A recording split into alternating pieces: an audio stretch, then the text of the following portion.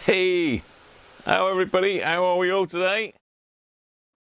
Another live stream. Another live stream. I made it roughly on time. Might be a couple minutes late, but you know. It takes time to push all these buttons, you know. How are we all doing? Got a few stragglers in already. Hopefully you all got notifications of when it was. And Sean, straight in. Super chat. Thank you very much, mate. Hair's looking, Mrs. Cruncher's giving it another go this morning. Got rid of the old cone head on top look. Got rid of the old mohawk look. Oh dear. So we got Michael in, Michael Hyde. Hi Michael. Rob Hall. Where's the week gone? Yeah, I know. Tell me about it, Rob. It's shot by this week, isn't it? Keith. Hi Keith. How are you? Man Cave. David Tagg. Derek Taffman. All well after yesterday. I'm not sure what I did yesterday. Hi Andy Beck. Petronics, Nick, Bretsky, Benji, Hilali. Hi Hilali. How are we all doing? So I got a bit of sniffles today. Just finished the remains of last night's takeaway. Mohawks are cooler than the other side of the pillow. I'll have to get one for Christmas, Sean, just for you, look. A Christmas mohawk for Sean. In red and white, I think. I guess the way to go, isn't it? A Christmas mohawk. Trev, my brother, did have a mohawk once. Didn't go down well, I don't think. There was a lot of people objected to it. But it was a good bit of fun. Back to the old punk days, eh? Well, we've got a bit to get through. Let's get Benji's banner up first, because I know he loves it. So we're Sunday and we're live again. Last week, it did go on a bit, to be fair, didn't it? We didn't actually get a lot done. We looked at a lot of stuff, but didn't do much, I don't think. Although I might have done stuff, I just can't remember. It's all a blur to me. It's all a blur. So this Sunday, today, we're going to have a look at the bits I didn't get a chance to look at last week, really. And I think we left with the low receiver, which worked very well, actually. I need to get that one cleaned up and maybe look at moving that one on. I don't think it needs a lot doing to it, to be fair. Just a bit of a clean up. I'll have a quick look at the alignment if I can find any info online in it. So most of this stuff is CB radio related, although there's a couple scanners. I hope you've enjoyed the videos I've been putting out over the last couple weeks. I've got 2 more parts of the Sony Air 7 airband scanner to come. One lot is out with Patreon at the moment. That's the longest one. It's over an hour, that one. But then that's not very long for me, is it? An hour? And I think the last one will probably come out end part of next week to Patreons. Might be middle of next week for Patreons. So you'll get this part 2 probably middle of the week, I expect. Unless you're a Patreon, of course, which means you can watch it straight away. So if anyone wants to join as one of my group of Patreons, then feel free to have a look at the link down below. Basically, you'll get previews of, well, you'll see videos a good few days before anybody else. And yeah, it's not many. I haven't got many patrons, but I do appreciate everybody's help. So everybody helps in their own ways, and thank you everybody for helping, because this channel is sort of supported by yourselves as well. So it certainly helps me to buy bits and pieces, like buy these job lots and that.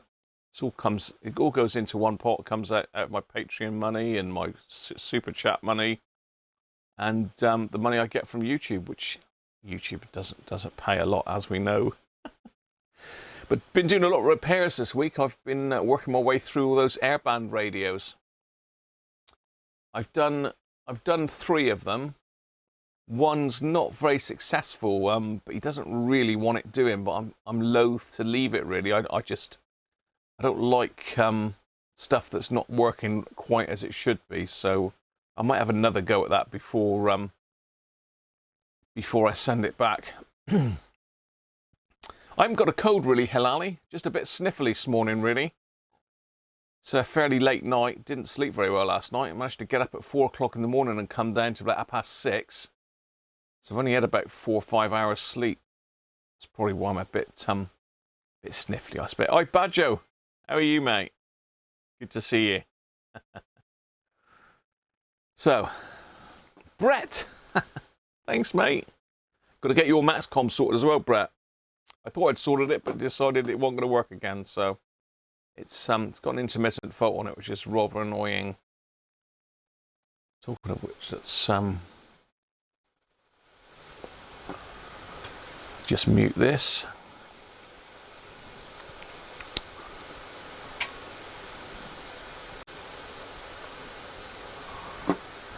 Yeah. Hi, Rob and Andrew, radio recyclers. Certainly, it looks like it. Certainly is the place where radios come to die. Well, where radios come dead and get to live again, really. Yeah, no worries, Brett. I don't. Did you pick up the power lead for that, Brett, or are you going to get that as and when I've sorted it? I might get a chance to have a look at that later this week. I've got to get these airband radios done. I've only got one really to do, and that's put together a kit of parts. I'm going to try and make one radio out of two here. So,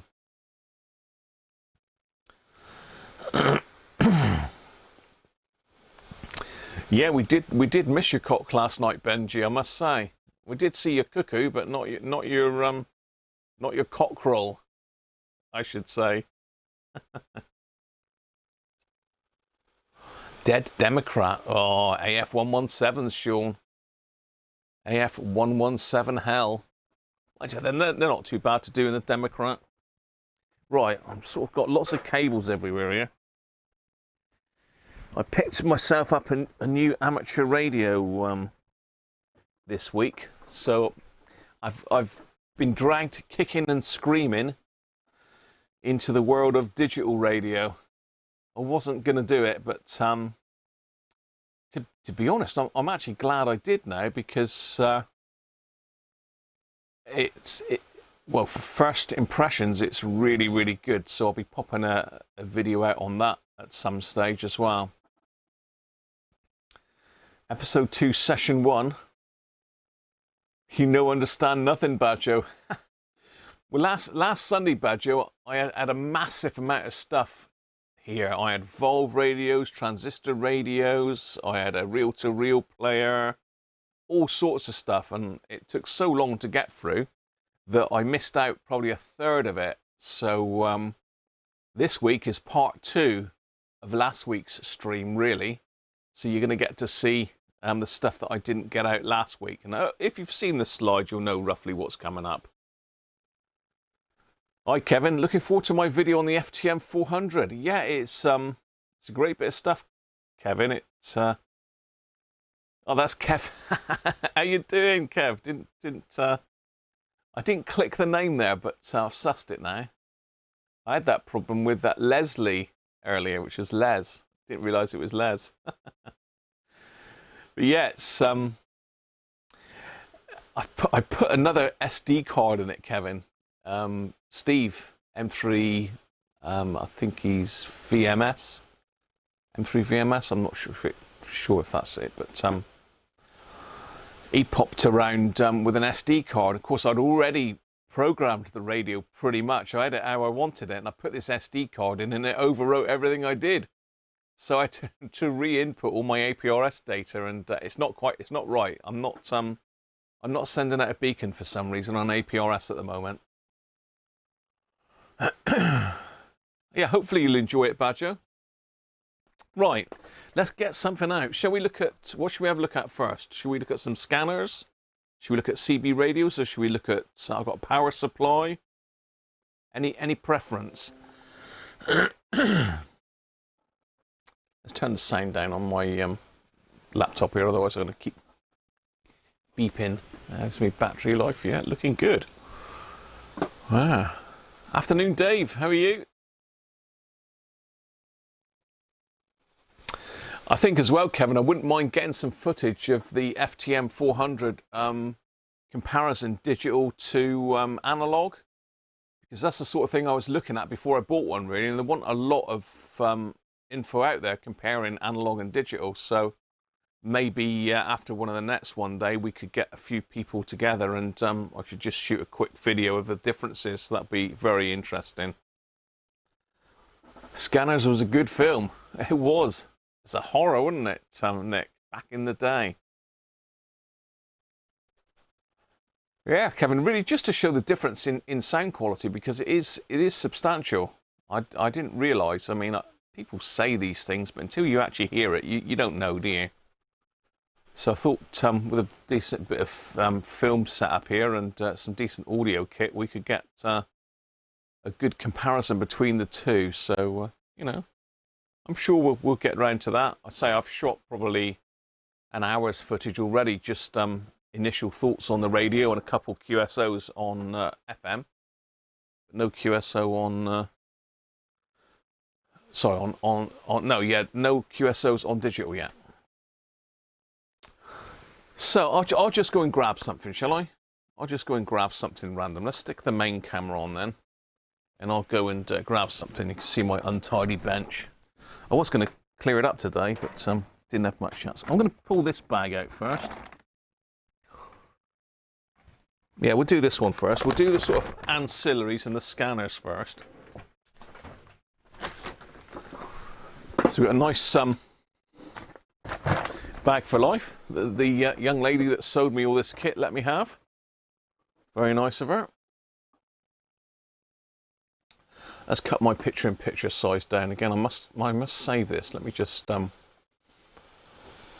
scale it down a little bit. It does get in the way of stuff else. My great big Swede gets in the way of it, doesn't it?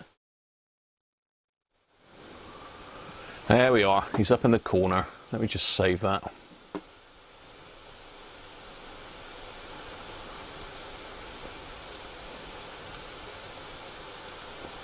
Hopefully it won't overwrite my stream and kick me offline. Afternoon, David. Phil, the power, how you doing, mate? The radio restorers drive Volvos. Now there was somebody talking about driving an old Volvo the other week, but I can't remember who it was now. But no, I don't. Right, let's get my hand in the bag and have a look, see what we got. So we've got some ancillaries there, so I'm not going to really look at those for a minute because we need a radio in order to look at most of this stuff. So let's grab this one out first. And it was raining when I photographed these this morning, so they've got a bit of damp on them, but I'm sure that'll dry out. So let me just sort that camera out, because this is a bit small.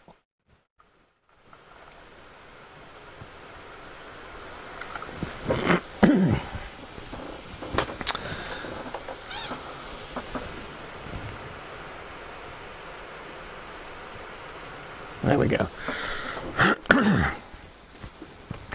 So this is a realistic Pro 26 Hyperscan. You can see that or not. Should be able to. It's a bit of a chewed up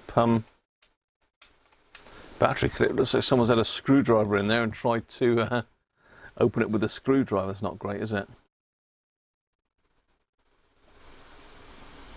Can't quite see the info. Let's just whip the back cover off a minute. The back clip, belt clip even, cover. Paul, Cody's, how you doing? I've got a chauffeur.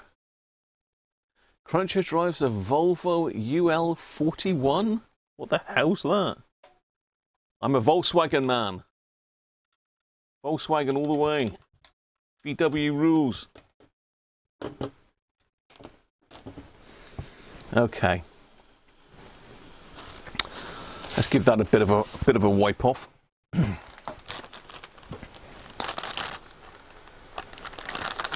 You never know what I could pick up off of these old radios, do you, really?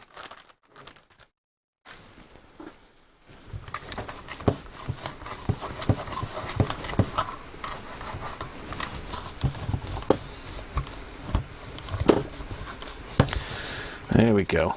Bit of a antibacterial wipe. You never know, do you?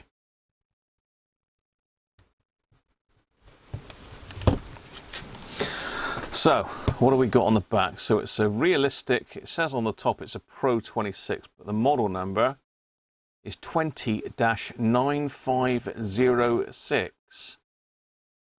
So, I don't know if anyone knows any info on those.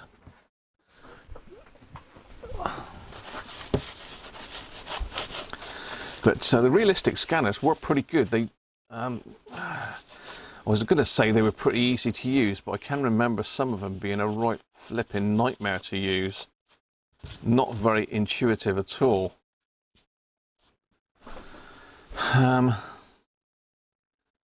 So it's got 9-volt DC power jack in the side and a charge socket.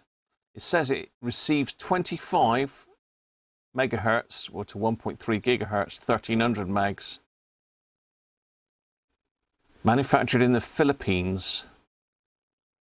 Imported for Intertan Australia or Intertan UK, West Midlands.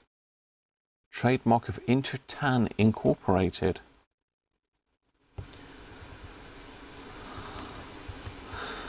So let's have a look. We've got all sorts here. We've got mode, step and data. Interesting. Let's say I've got no manual for this. I've not looked at this at all on the internet. Let's just get my other camera up because I'm facing the wrong way. You don't want to see the side of my head, really, do you? You might want to. I don't know. Whatever you're into the side of heads, that'd be great. There we go. I can see you now. So, we've got scan and manual. I assume scan just scans through your memories or scans through whatever band you're on. Manual, I assume it's manual input. Got numeric keys there. Got light, SS. Not sure what that is. Might be some sort of squelch, although we've got squelch on the top. WX.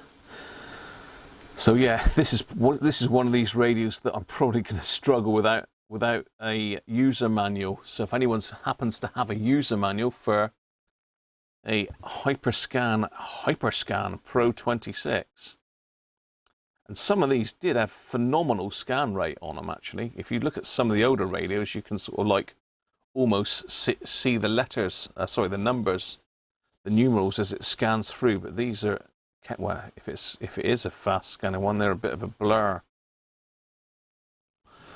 So let's have a look in the back. I think we've got some batteries in this one.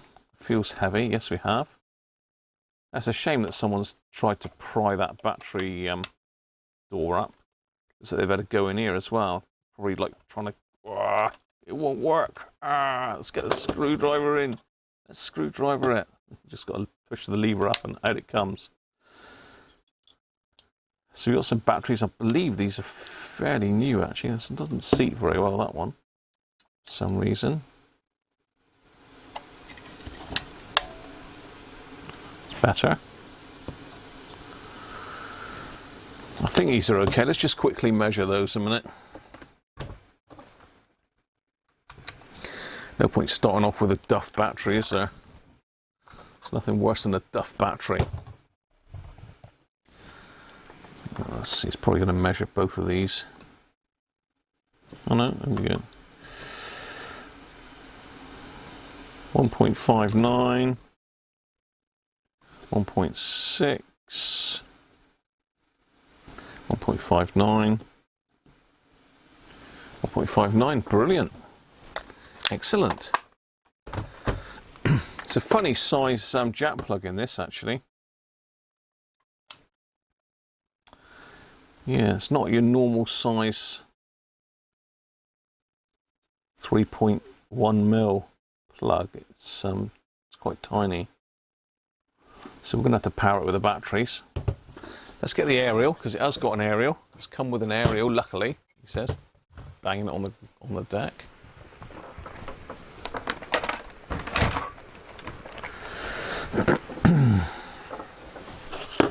Rubber duck type aerial. Again, that's a bit murky because of the rain.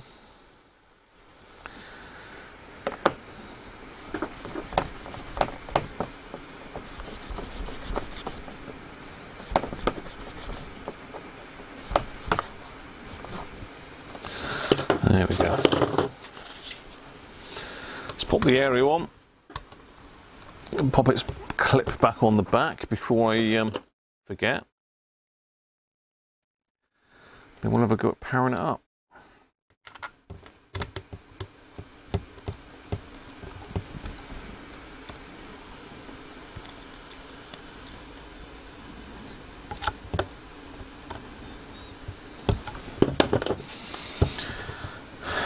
So we've got volume, which is also the on off, and we've got squelch. So turn it on.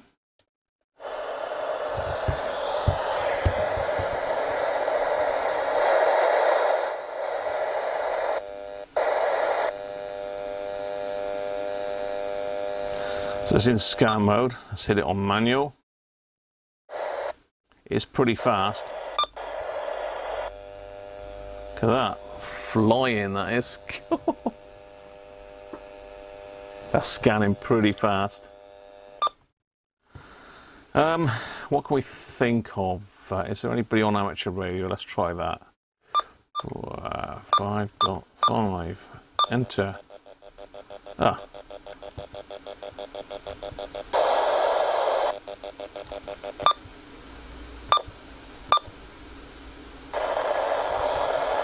I don't know what went on there. 145.500. Enter. That's bizarre.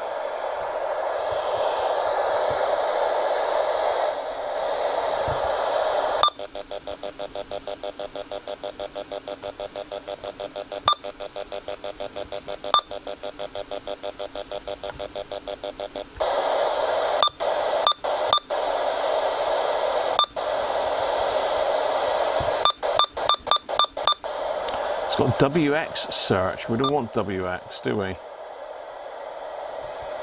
So, what's our shift mode? It's a shame there's no jog dial or anything else like that on it. We just got to go up and down with these buttons.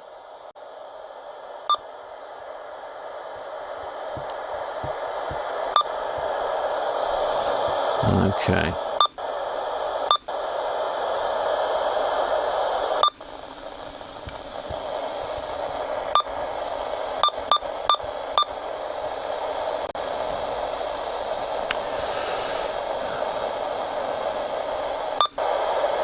No, that's putting weather in for some reason. Okay. So it looks like we've got shift. So I can't work a flipping thing. Anyone got a manual on this? Read something about the non-volatile memory being a bit dodgy. Oh, Paul's got it sorted. Big file. Who else have we got in? Andrew's read something about the non-volatile memory. Paul's got the service manual. Brilliant, Paul. Thank you. China economy, CE.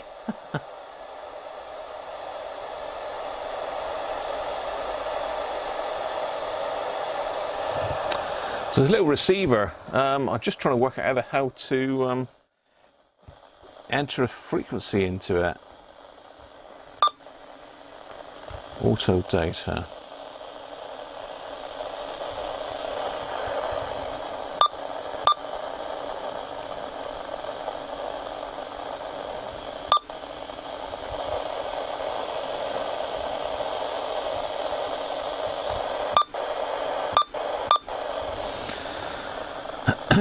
Right, so it's obviously in memory mode at the moment. We don't want it in memory mode, we want it in VFO mode.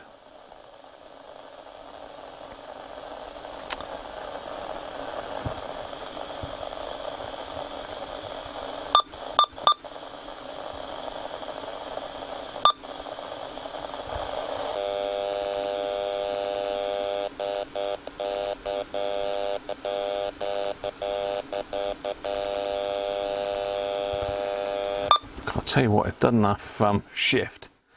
Right, mode 1 to 20, 21 to 40. So if we go 141 to 160. No, that's doing some weird weather thing there.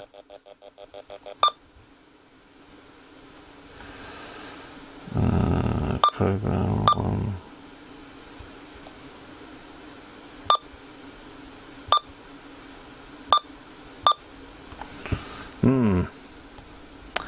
That's more that's complicated. Oh dear. Space Invaders.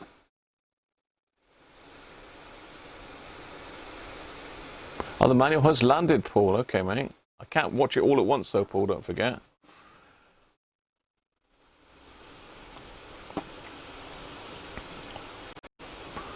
Pro 26. Thank you very much, Paul. Let's have a look at Paul's manual.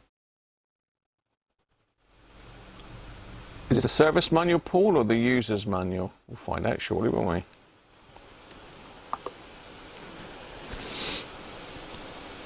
Service manual. Direct entry, it reckons. Let's stick you on the screen. Hopefully you see that. Yeah, there we go. So Paul's very kindly sent this through, so thank you, Paul. Let's go so I can have a look at this. Look at it together. Specifications. Block diagram. Yeah. Frequency range. So it does the broadcast band 81.175 to 107.95.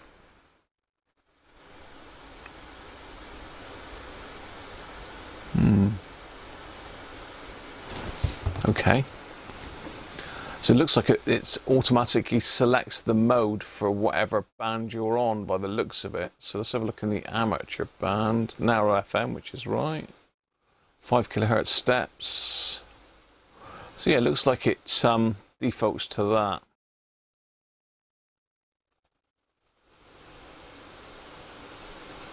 So it's got 10 banks of 20 channels. So it's 1, 2, 3, 4, 5, 6, 7, 8, 9, 10. Okay, well I can see the bands on the radio. It's just how to access the blimmin' things. So 0 to 9 is the numeric keys and E is the enter key. So really you'd think that you push the manual button, you enter a frequency and then push the enter button, but it seems to go into weather every time I do that, which is a WX channel.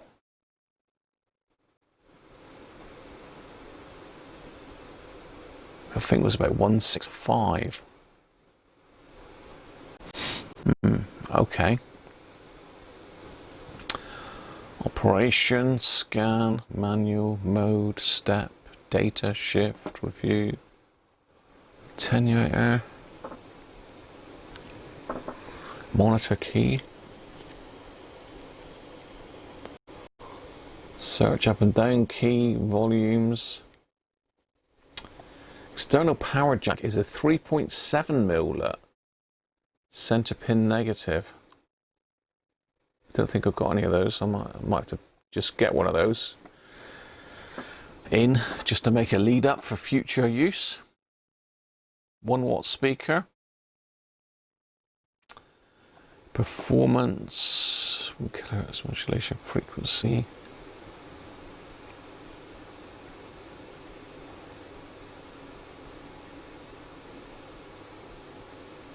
It's not got a high audio output, 50 milliwatts. It's not that not great, is it? But it's enough for a little scan. I mean, it's only got a tiny little speaker in it. Sensitivity, narrow FM's pretty good, 0.5 microfarads. Up to 1 microfarad up in the gigahertz range. Yeah, so that's comparable with a half decent CB radio, but it can be anywhere between 0.5 and 2. Look, 2 would be pretty bad.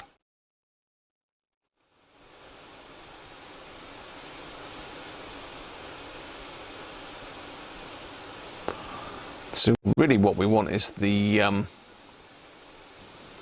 User manual, isn't it? I don't think this is working correctly, but I might be well wrong. So this is just going into alignment now, which we won't be doing any alignment on it today, but I'd like to see if we can get it going. So let's go back to the main camera and catch up with a chat.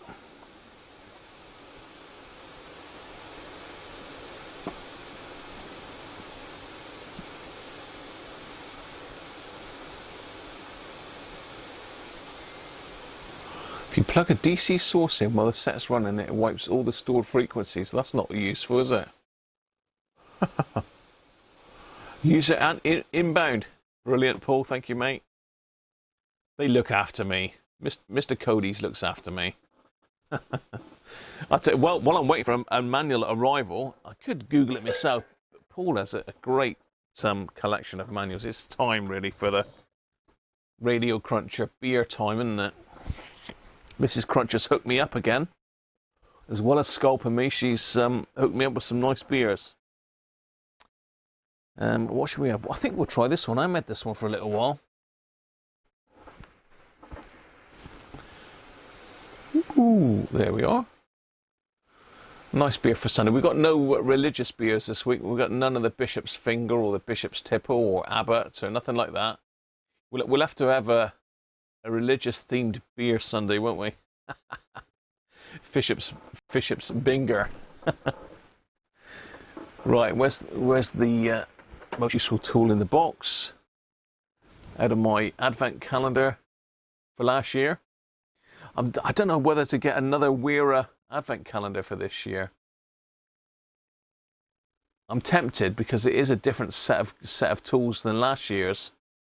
I think it's something like about 45 quid plus a VAT, something like that. So it's not cheap.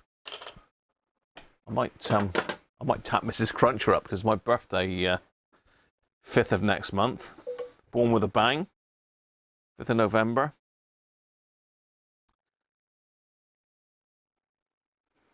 But yeah, got to start thinking about Christmas now, haven't we? All good stuff.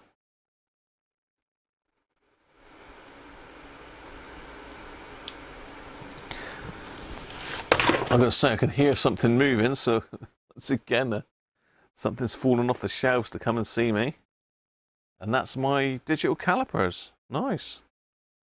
It's good for them to drop in. Dear, it's going to be one of them streams today, isn't it? Nothing's going to work and everything's going to fall off of everywhere. So, yeah.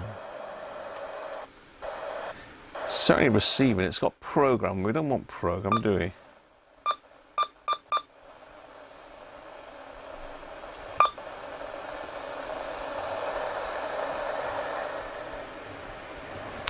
I'm sure it does work because the young lady that sold it to me did send out a video of it working, so it does work, but I've just got to figure out how. Christmas is coming and the wallet's getting thin. Yeah.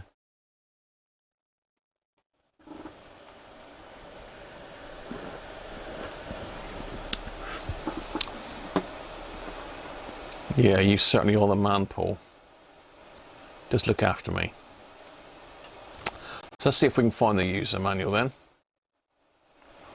Cruncher edition. Excellent. The Cruncher edition. I love it, Paul. You got a bit of a scanner fetish, though, Paul, haven't you? Is this another one in your sights? You never know. I'm sure we could do a deal on it. Swap it for something, or... Okay, let's have a look then. Let's pop on over to the manual. See if we work out how this thing works. It says, please read before using the equipment. Oh no, I failed already. I failed at the first hurdle. So cheers, everybody. Hope you've all got your beers and your cup of teas and your whiskies or whatever else you have on a Sunday ready.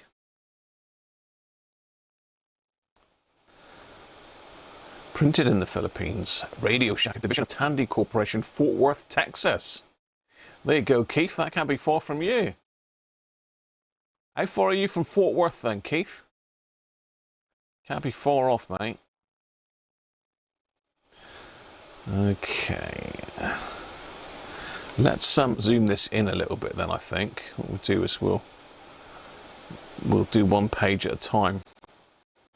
It's difficult. It's on a bit of a slant.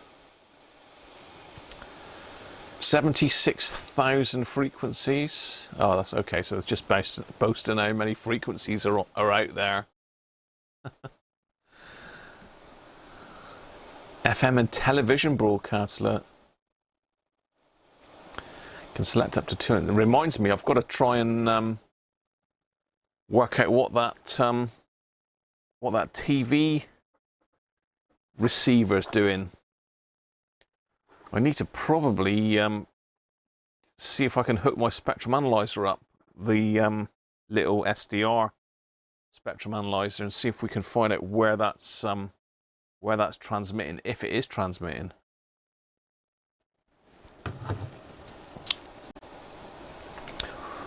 So you can select up to 200 channels. So basically, it's got 200 memories. I take it, hasn't it? Custom designed mini microprocessor, a tiny built-in computer. Triple conversion. Whoa, come on, triple conversion is good stuff.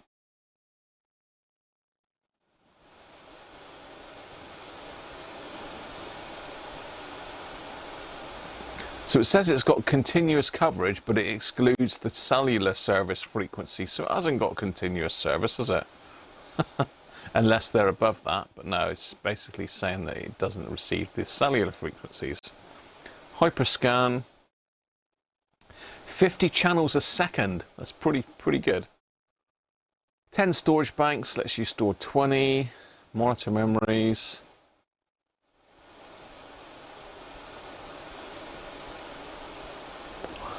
Lets you search from the current frequencies. Limit search. Okay. This is quite useful in scanners. Limit search. You can basically set your high and low frequencies, and it'll scan just between those. Very useful feature in a scanner. It's like if you want to scan the amateur band, so the VHF band, you can just set in the complete VHF band in a memory, and it'll just let you scan within that, or like you say, set the high and low limit, and it'll just scan between those.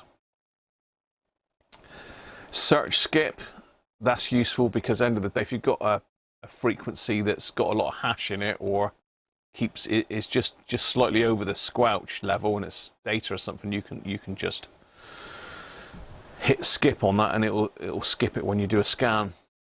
Auto sort lets you sort channels in order from lowest to highest. 1995, so it's not that old then, is it? So what's that, about 25 years old, isn't it? I suppose it is actually quite old, isn't it? Doesn't seem anything in the like 90s I don't consider as old really, but you know, I suppose it is now. Let's have a look up the other side then. Oh, where are we? Hypersearch. Oh, hypersearch is 300 steps a second. Hell. Auto store. Again, that's a useful thing. So basically you can get it to store every frequency that it stops on. That's useful. 2 or 4 second scan delay. Yeah, again, that's useful. So, you know, if you want to actually listen to the station and stop it scanning, sometimes scanners are so fast that they won't stop for quick enough. You hear a station, it'll quickly move on. So a 2 or 4 second delay will be really useful. Data skip non-modulated signals. Well, again, that's good if it can detect an unmodulated carrier. Lockout function, priority channel. Okay, right. Okay, so if you're monitoring, say, the calling channel, then on on, say, 145-500, the 2-meter calling channel, you can put that in as your priority channel. It'll keep checking back every 2 seconds to see if anyone's on it, rather than waiting for the scan to come all the way around. Auto modulation mode, yeah, we saw that in the thing. So you can change the modulation mode. That's good, because sometimes some of these scanners you can't. It locks you in. Let's just turn that off for a second. Just running the battery down. Weather band key. I think this is what this WX key is the same as the enter key, I think. And it's just fires you straight in on the weather band. It's got an attenuator as well. It's got everything in it. Oh yeah, I can see it. ATT attenuator. Low battery indicator, memory backup. Keeps the channel frequency stored in memory for up to 3 days during a power loss. Well, it's obviously wiped because there's no memories in there now. And it's had the batteries in it ever since I've had it. So you can even charge your rechargeable batteries in the scanner, as long as you plug into the right socket.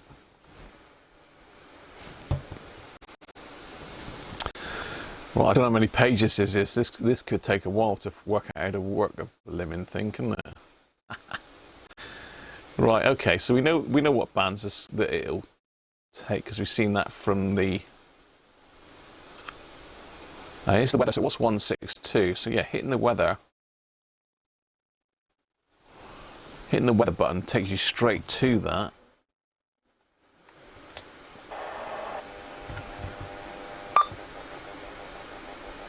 Yeah, it's scanning the weather channels there, really.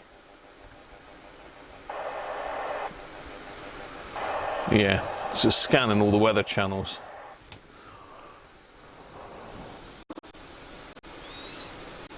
Serial number.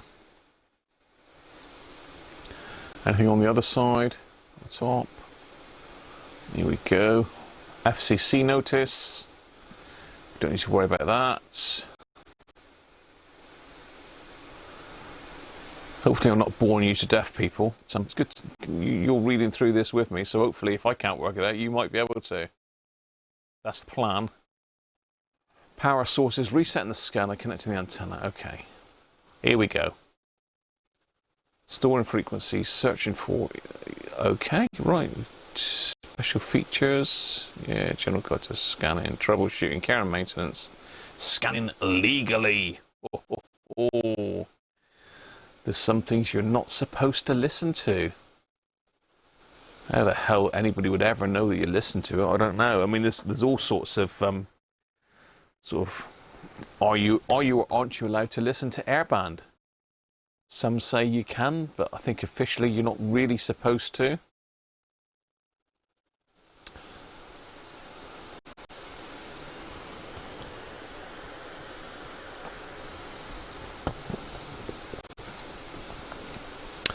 Right. Hopefully now we'll get into some serious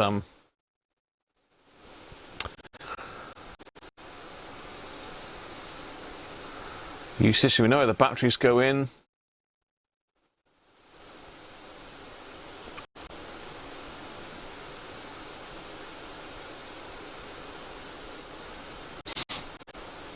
NiCads.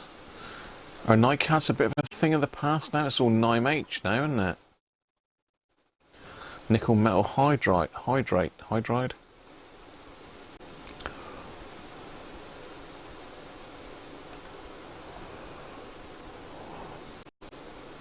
Charging NiCads.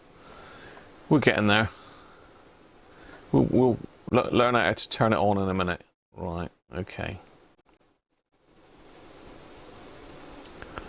Let's just go a little bit smaller than that. I don't know, it depends. If you're watching this on the telly, then it's going to be pretty huge on your screen, isn't it?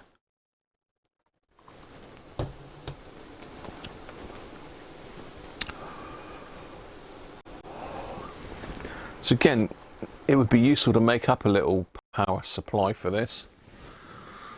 Ideally, you want one with a transformer, a linear power supply, rather than one of these switch mode rubbish things like they show you. But saying that, some of these larger ones have got transformer in them.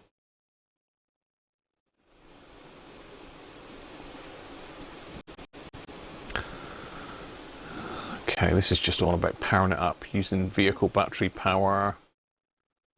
You've got to use a DC adapter.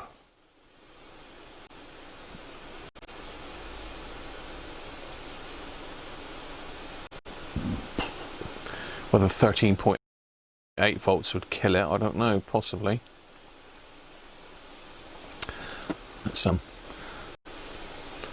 Let's just get my chat up a minute so I can see what I'm slacking the chat. Hey! Happy 50th to Jess for Friday. Oh, Jess! You're 50 on Friday, wow.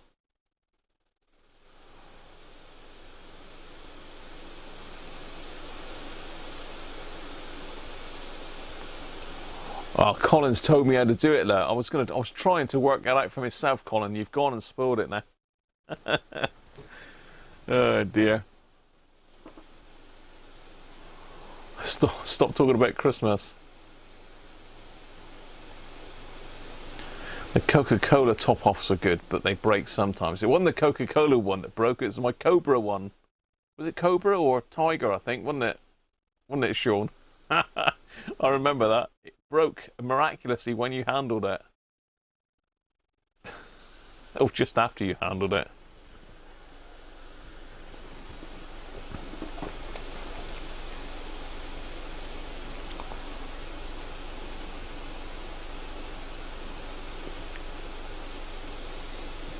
Oh, here we go. We've got. Do they know it's lockdown time at all? So we've got the feed the world. We've got the feed the world to new lyrics by the looks of it. You don't use the Bearcat. Why is that, Paul? You had that going quite a lot, didn't you?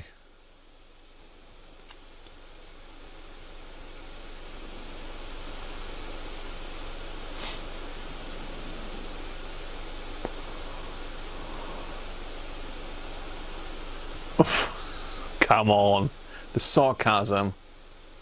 You need another skip. Afternoon from Jess. Hi Jess, how are you? Just had your dinner. Nice haircut from Mrs. Cruncher.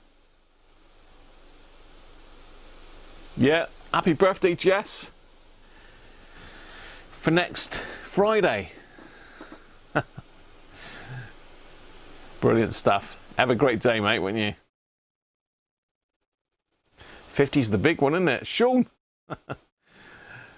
Happy 50th to Jess for Friday with the super chat.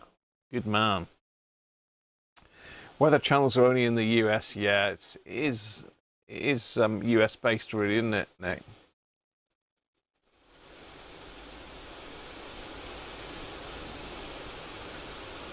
Hi Daniel, how are you? I think I'm up, nearly up. Did Keith come back? Keith? Mr. Keith Brandle. Come in, Keith. He was there just now, wasn't he? Just wondering how close to Texas he was. You've been locked down for nearly 5 weeks now. Who's going to feed us? Feed the world. We'll have to get what's he called? I forgot his bloody name now. The Boomtown Rats. Come on, what's he called? The lead singer. It's just totally gone. Should know it. Was married to Paulie Yates, wasn't he? What the hell's he called? It'll come to me in a minute. Right. Let's have a look then. The scanner displays locks up. You might have to reset the scanner. This clears all the information, so we'll do that anyway. Turn off the scanner when you press and hold down 2 and 9 key. So I'm going to do that in a minute. 2 and 9. And turn it on. Well, you think that would make some sort of beep noise, wouldn't you? So I think it's already been reset by somebody anyway, by the looks of it. Connecting the antenna. Yeah, we know how to connect the antenna.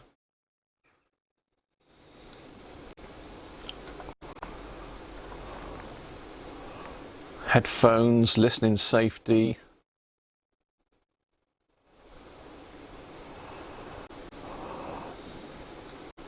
Let's get to the bit on how to actually get a frequency in it. Bicycle? Extension speaker, yeah. Belt clip, we know how to use a belt clip. Let's keep going down. Okay, I think we've missed some information there, so.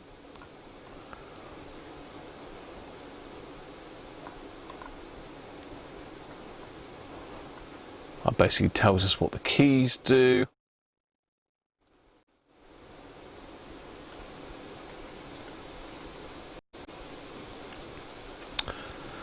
Stops scanning and lets you directly enter a channel number. Okay, so it's a channel number, not a frequency.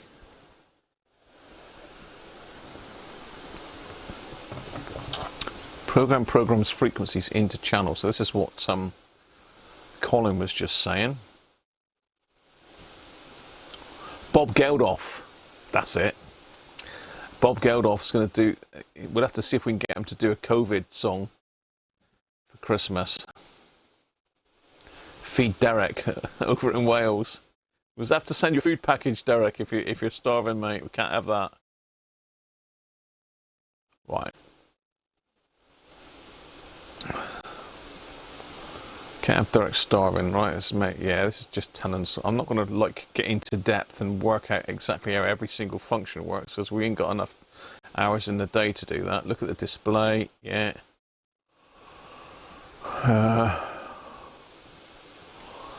Flashes when you override the default mode. Okay.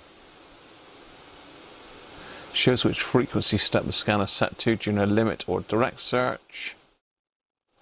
Battery when the battery low is display. Yeah, okay. We're getting there.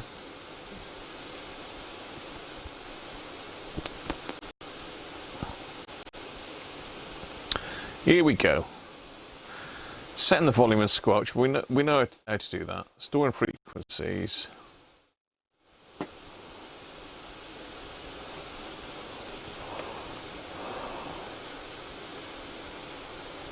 Okay, press manual, press program, enter a frequency. So let's just get this camera in a bit closer.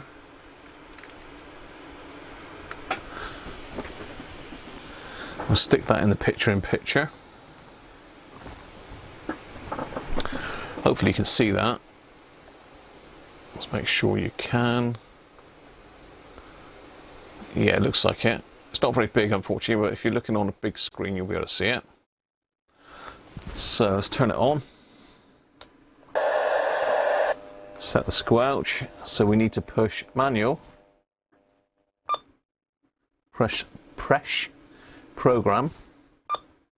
Enter a frequency. So let's try 145.5. Press E. There we are. Oh. Simple, Colin, isn't it?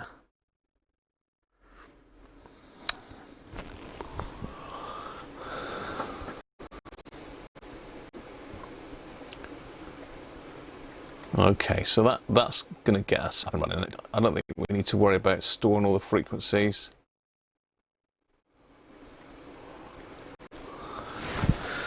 So let's try that again. Let's try classic FM then, shall we? So manual. Program 100.0.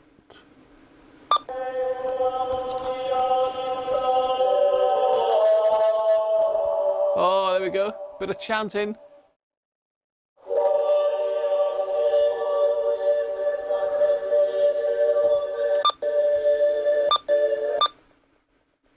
Okay, we can search up and down there. That's quite useful.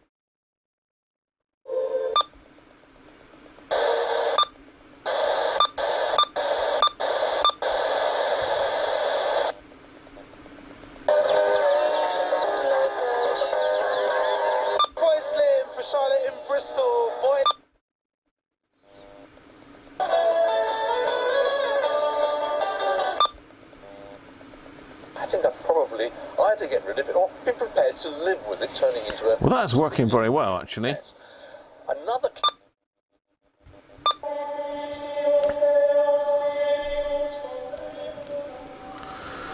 Let's see if anyone's on the amateur bandstand. Let's go manual program 145, enter, and then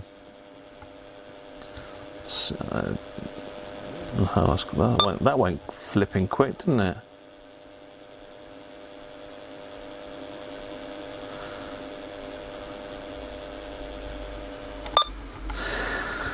So, what about airband? Are we likely to get any airband, or should I connect an external aerial to it? Let's try program 125. And it's got narrow FM, but it's jumped to AM. Look, 12.5K steps. It knows. It knows. So let's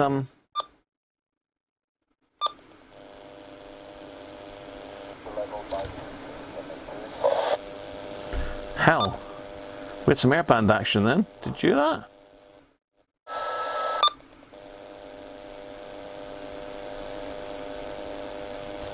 That's pretty good.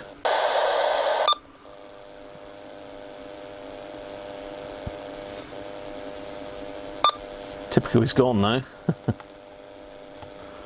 It's not particularly loud. I think you'd need an extension speaker or earphones.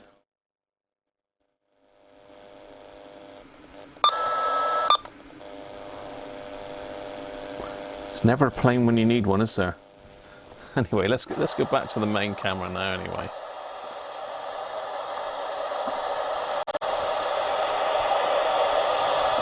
I think we've sussed it. You've been waiting for what moment?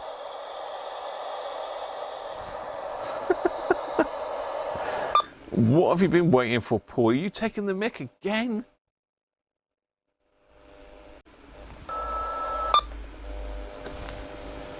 Typical. One came through just now when I wasn't really paying attention.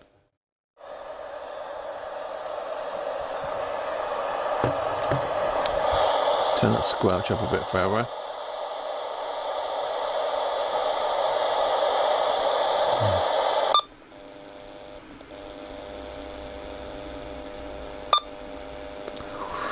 No.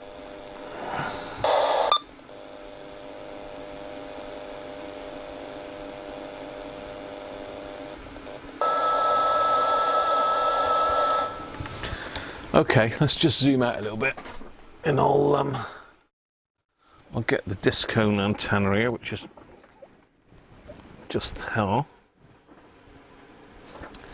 So I need an adapter to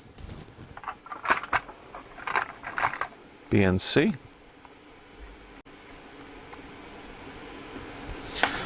Let's connect the disc cone up to it and give it a bit of a fighting chance of hearing anything, because the chances are in here with a scanner antenna we ain't gonna hear a lot.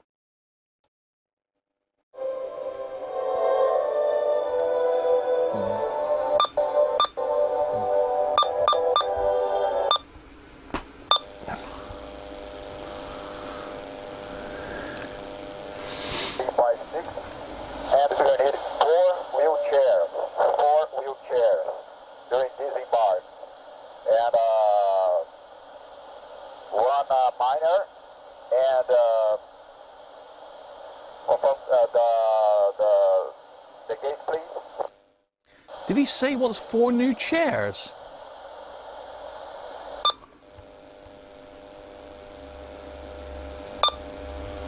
Bit of airband action.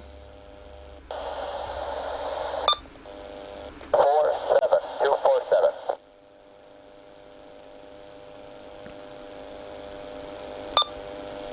This is where you want it to stop, really.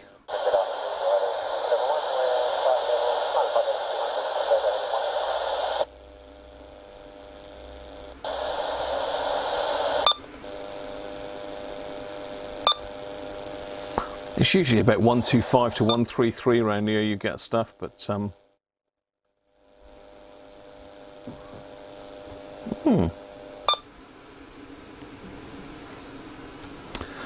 Well, that certainly works. Let's try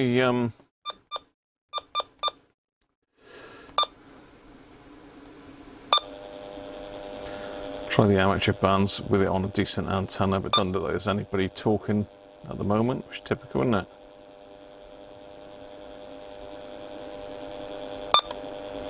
It is a fast scan rate on this though, and if you can see that going, it's going like the clappers. That's 4 wheelchairs, was it, Derek? Okay, so that's enough of that. I think we've discovered that that is working. So not a bad little scanner actually, in all. It's one of those ones I think you need to probably just get your head in the book and work out all the memories work, get it all programmed in, get your memory banks put in, and then it once it's set up, it'll be the dogs. But just as a manual input, it ain't my favourite, to be honest. I mean, I've got a Upatero over there. All I do is put the frequency and push the button, and it's there. And I can click through the channels with the jog dial, much easier. But say not a bad little scanner, that. Fairly modern, 1995 I think it was, that service manual, the owner's manual. So I assume that the radio came out around about then. So there you are, and thanks Paul for the manuals, mate, much appreciated. One down then. And we've got another one. We've got another one. So I'm sure if you've watched my recent video that I've just put out there on repairing the Sony Air 7 airband radio, there's another 2 parts of that coming out soon. One is in the pipeline for middle of next week, out with the patrons at the moment, and the other one will be probably next week or the end of this week. So I really like these. They're really built strong. It's a really tough bit of kit. You know, you'd have to drop this one from a pretty high height to break it. The issue is the volume and squelch pots. They've got a little tiny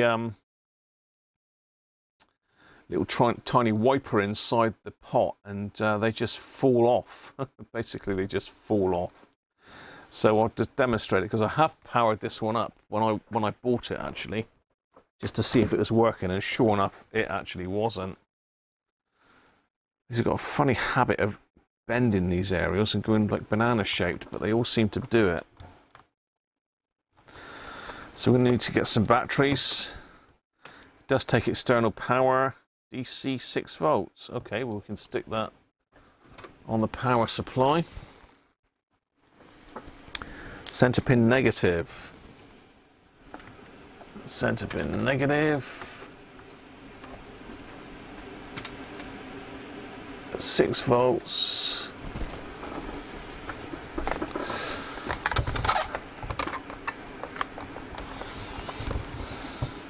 Four in a hole. Nothing.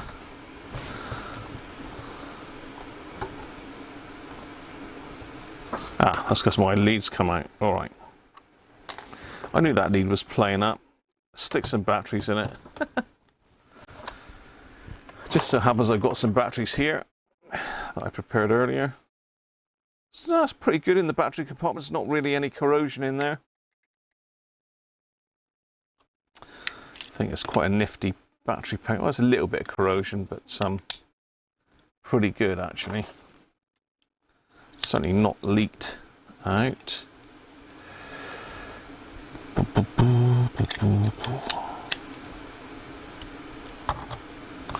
it's got a little switch inside for steps, 9 kilohertz or 10 kilohertz steps.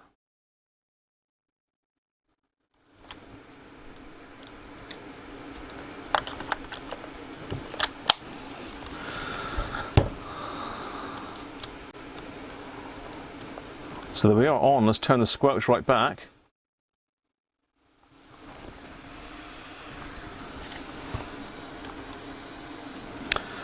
Okay, direct 100, execute. So that's a nice straightforward. So that should be really loud. It's maximum volume. Squelch is back right back, but you can just hear it.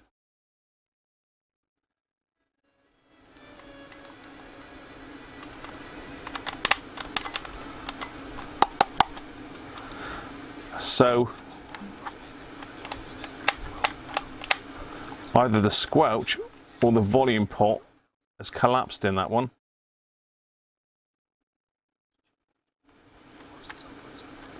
It's really, really quiet. You can just hear it.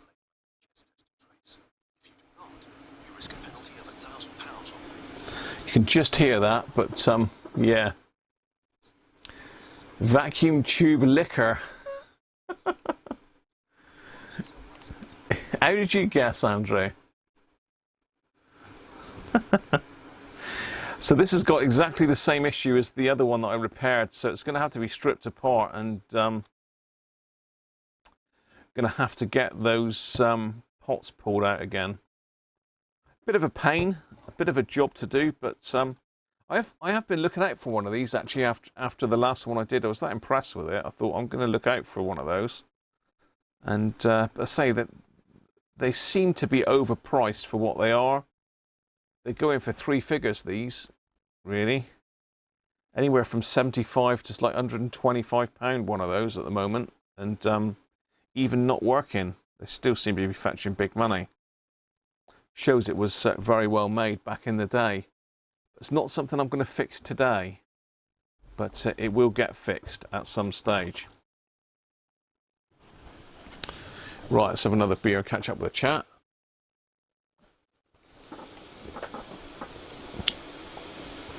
You're a bit of a Sony man, Brett, aren't you?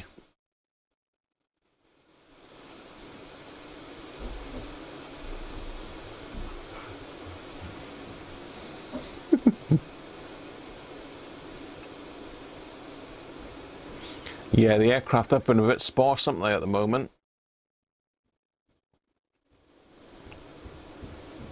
Bob Geldof, that Irish Egypt. Yeah, nice, George.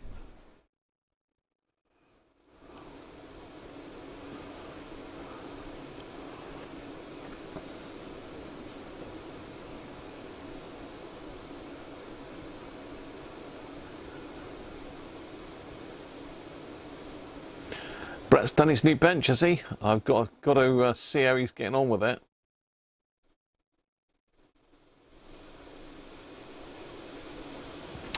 Yes, quiz last night was great, Paul. Shocking result from me, but there you are. I like a bit of music, but I'm more into the older stuff than the newer stuff, so I struggle with that, to be fair.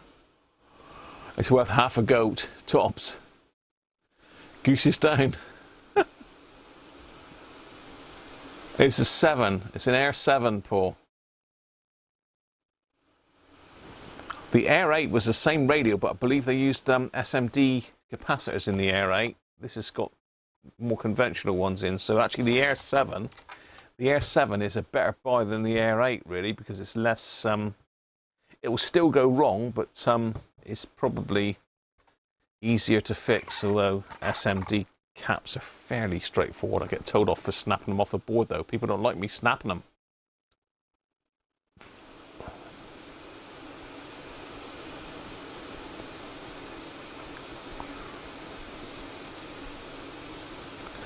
Does it smell of plastic? Ping. You pinged me again, Paul, have you? I'm still catching up with the chat here.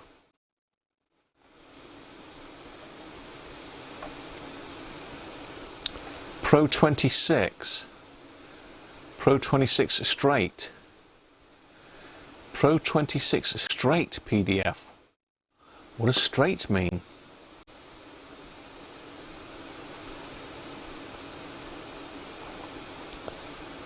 Oh, I see.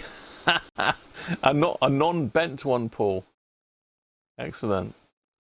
It's good that people take the time to scan these things in it, because you know, the manual could get lost and you wouldn't have a clue how to work a flipping thing. I mean, it took me a while to work that out, and that was with the manual and with Colin's help. So cheers for that, Paul. Bin job, no way. I Ninja, are you? 3 figures, yeah. Let's have a look, see if there's any on eBay at the moment. So join me. Let's have a scan on eBay for that scanner. A scan for the scanner. That's Paul's manual. He sent me the straight one, so thank you for that. No, we don't want YouTube. We want eBay. eBay? So it's Sony Air 7. There you go. 104.99. 100, or buy it now for 150. 169. So you know, I'm right. You may not like the prices that I say sometimes, but it ain't far off.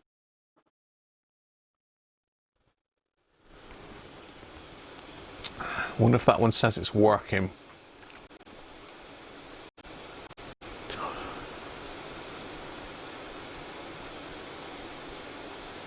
Damage to frequency select switch.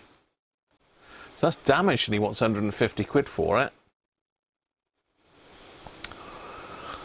104.99, buy it now. Let's have a look at that one, see if that one's damaged.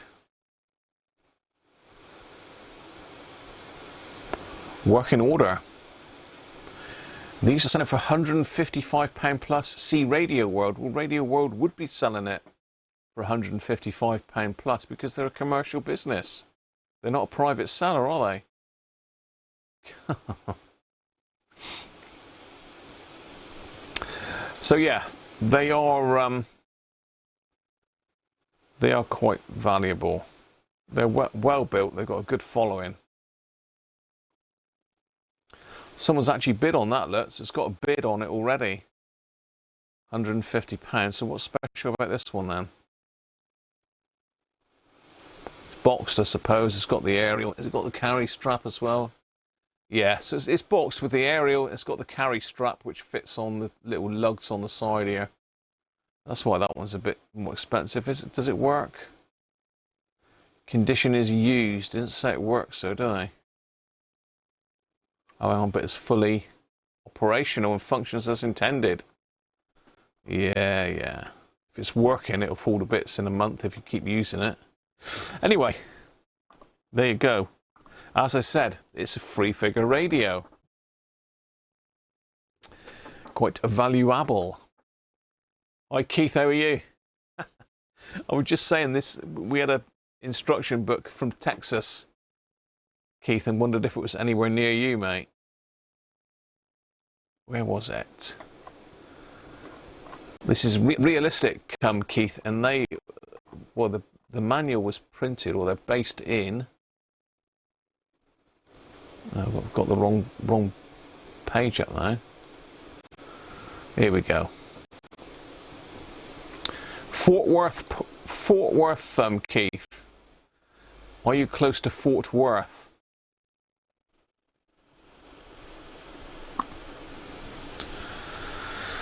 Because I know you're in Texas somewhere, Keith. I don't know where Fort Worth is, so compared to where you are, Texas is probably a massive place, probably 10 times bigger than England, so it could be hundreds and hundreds of miles away.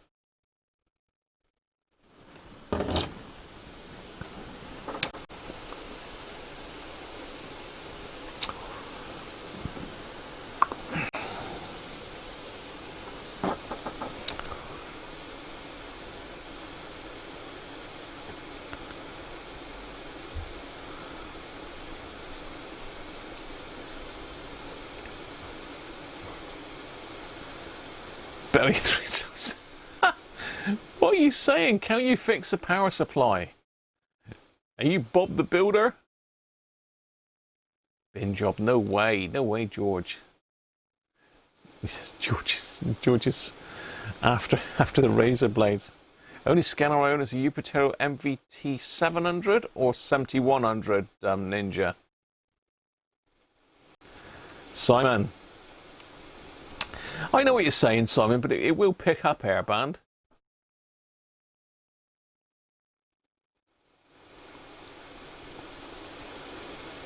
How you doing, Simon, anyway? Cheers, mate. So yeah, they do fetch big money. It's a very sturdy receiver, very sturdy.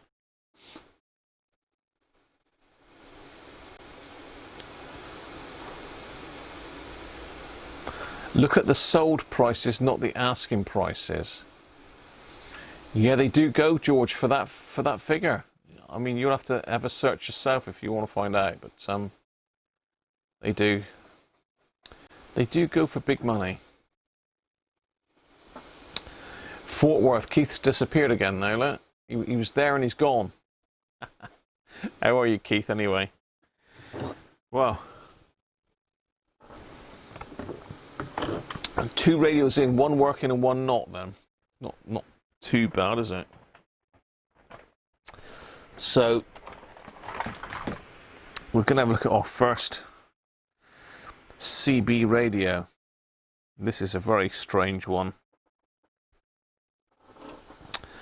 Never had one of these before, but I have watched some of Richard's videos. That's another Maxcom, Brett. It's the Maxcom 7E. It's sort of... You'd have a job to use that. But, I mean, the idea of these things was that you stick them in the car. They came in a kit with a little mag mount, cigar lighter socket, plug, cigar lighter plug.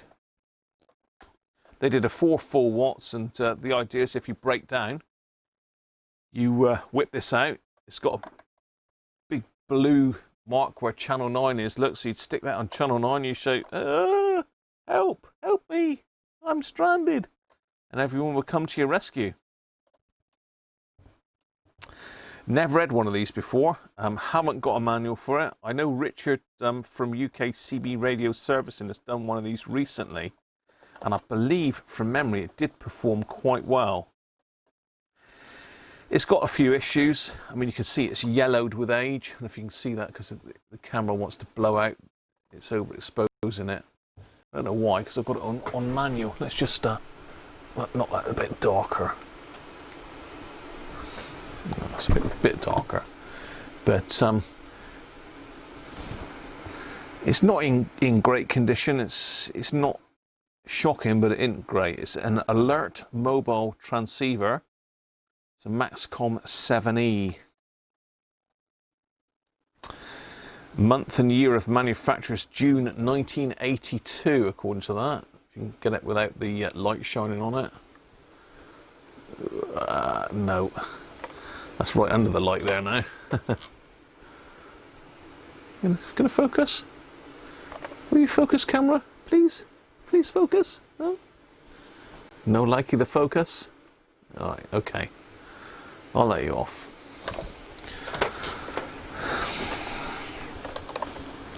It's got a very strange antenna connector on it. It's like a stud mounting antenna. I have got the antenna for it, but luckily for us, there's an antenna jack underneath. So I can plug an external antenna in it or the test set from here. It's got 12 volt DC power jack. It doesn't say whether it's center pin positive or negative though. So we're going to have to be very careful with that and stick the power supply in on a very low voltage limit. In fact, if I stick it on 6 volts, set the limit right down, we should be able to tell. So this is at the moment center pin negative. Oops. Oh, I can't because I've got flipping things packed up, haven't I? Oh, I'll tell you what, this is a pain, this power lead. I've got another one somewhere with a decent... No, it's not that one. I've got some of these somewhere with connectors on. I'm going to have to get one and stick on the end of here because I did solder a normal jack plug on the end and it just kept shorting out and it's rubbish. Oh well. So I'm going to have to make up a jack plug to test this one. I thought in my head that this actually took batteries, but I don't think it does. I think it's only the handies that did. It's got a little chip up here, unfortunately. So a bit of epoxy putty will fill that in. But yeah, as I say, it came in a job lot with that big receiver. It's next to Dallas. Oh, you're next to Dallas? So how far are you from Fort Worth then?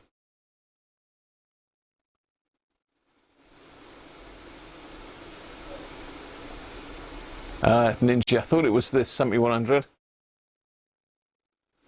Your goats are in season. What are you going on about? Hi Gary, how are you? You didn't get a notification. It's pretty much every Sunday though, Gary, at 1:30. Thereabouts. Makes a good signal tracer.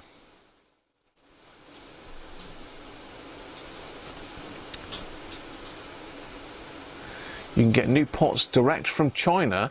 Can you? I'd be interested to see that, Keith. If you've got a link, you'll have to stick it in the thingy bob for me. It's hot over there, is it? It's not that hot here, but it is because Mrs. Crunch just got the central heating on full whack. Paul, you sent me another one? Maxcom Cruncher Edition PDF. What's that from them, Paul?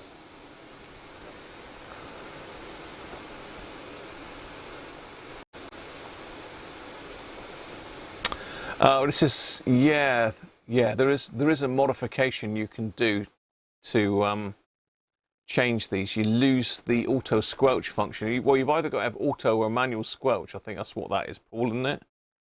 Let's just stick you on my screen a minute. Paul's just sent me through that image. Can I zoom in on that?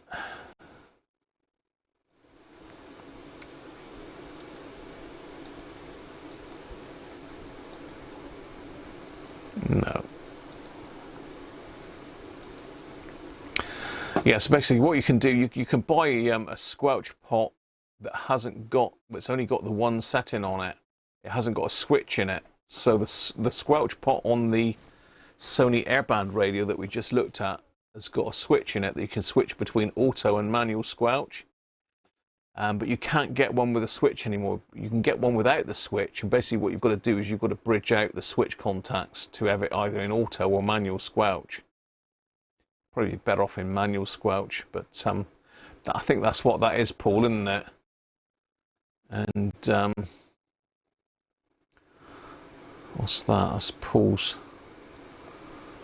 adapters.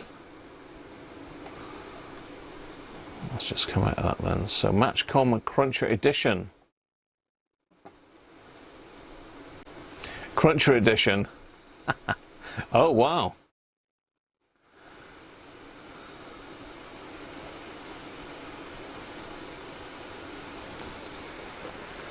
DC power cord. Well, that looks like it is center pin positive, look. That's a good, very good schematic. That is, Paul. Look at the quality of that. Well, that's brilliant. Excellent. So yeah, DC power cord, cigarette lighter, adapter. So yeah, it is center pin positive. So we'll swap that back over if I had the right plug for it. Let me see if I can find another jack plug for it in a minute.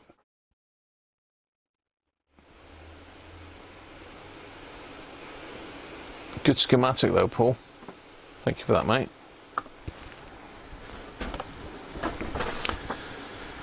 Right, let's get back to what I was doing. Oh, hello. It's supposed to be on the bench. There we go. Let's get rid of me, picture in picture.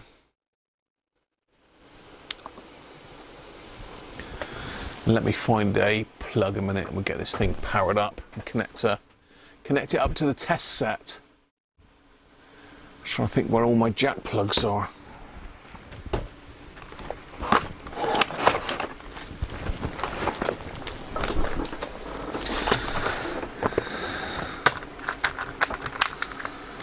I think that's the one.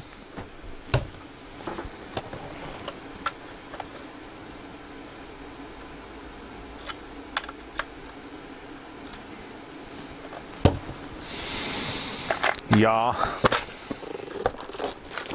Let's just wire that up then a minute. Yeah.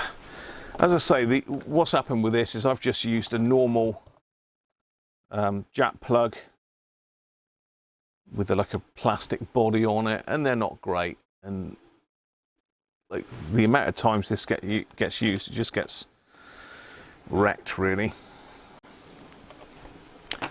So just cut this off, and I'm going to just wire this one on it. Positive and negative, I'm not sure which way round that is.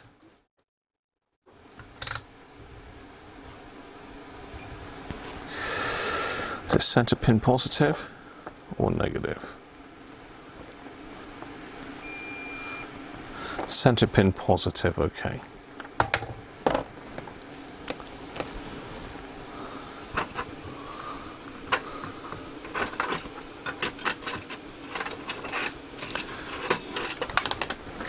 So we might have a chance to have a look at the Fidelity reel-to-reel player.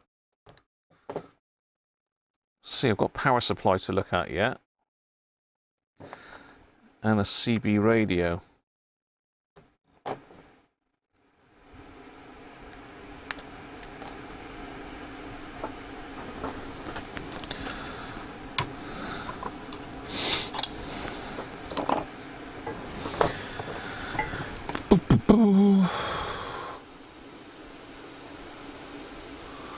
You need to rebuild your front end on your Suburban. It's in direct sunlight. Cooling off next week, might have a go at it later in the week. 31.1 degrees C. Wow. That's hot.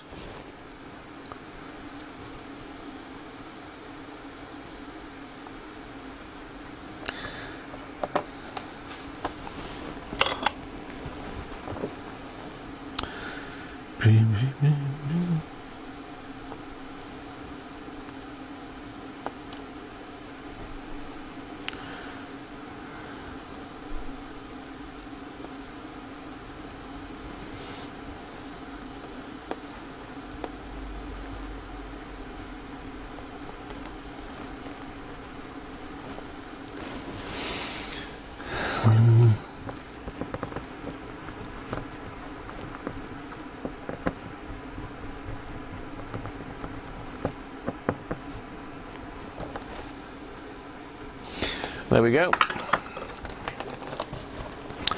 So the next thing's going to be to try and connect this thing up. Now, is it a Motorola lead? Yes, it is. Okay. So we got that, so we can connect that to the test set. So let's do that. Have we got a headphone socket? No, we haven't. That's a pain in the neck. So I can't check the sign out on it unless I open it up and connect it manually. Right.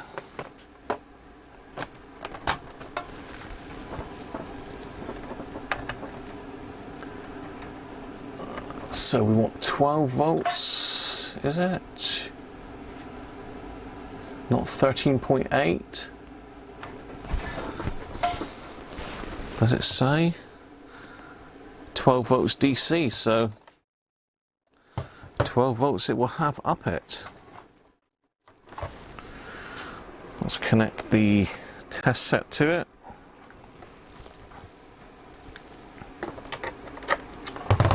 Hang on, got an adapter in there. It's all go here, you know.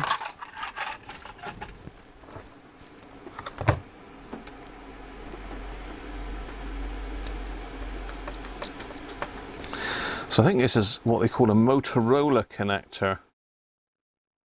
Is it the sort that you use for your car aerial?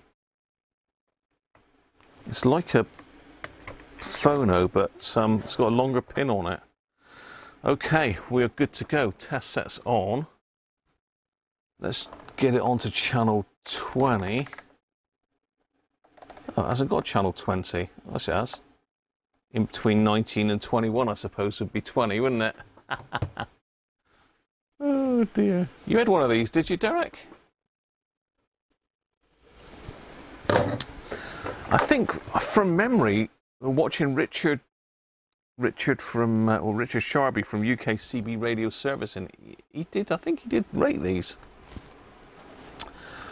So let's turn it on. Oh.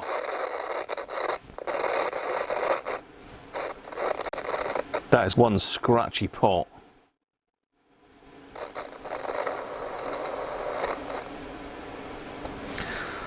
So let's pop frequency into it. 27.79125. Whoa. That's because I got on 400 microvolts.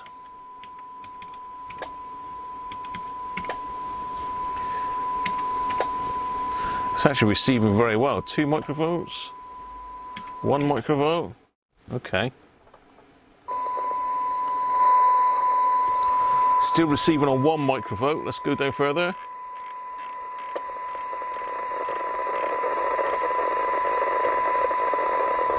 Half a microvolt.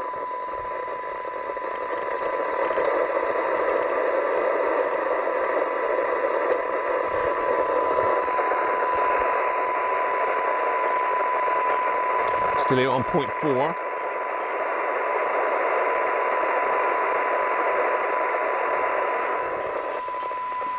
I can hear it down to 0.35. So let's key it up.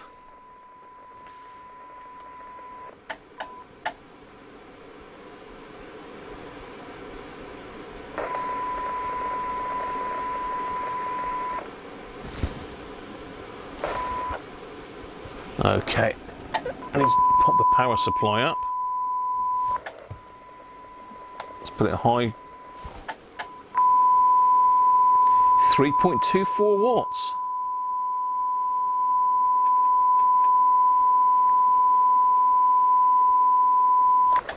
Pretty good. Let me just get you over to the camera. Let's stick you on the overhead camera for a minute and I'll get you over to the test set so you can have a quick look.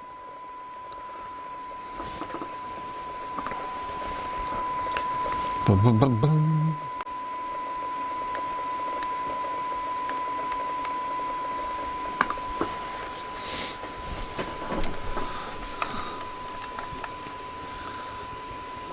Okay, what's in the way? Me.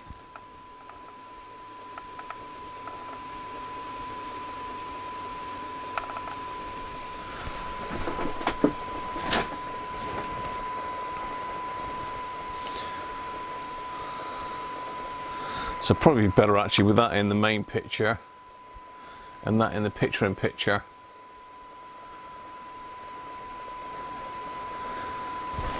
So you can hear I'm on 0.6 of a microvolt on the RF generator at the moment. You can hear that clearly. So if I push the PTT, 3.24, I've got the audio generator on. Let's turn that off a minute. I've got that turned on because I've got it set up to put a tone directly in. So 27.79115. So it's only 0.1 of a hertz off, look. So no, actually 10 hertz off, isn't it? So that's probably within the spec, I expect. But I'm sure we can pull it in. Let's check the audio on this one. Wallow. Hey, you like that? I can't do it like Richard.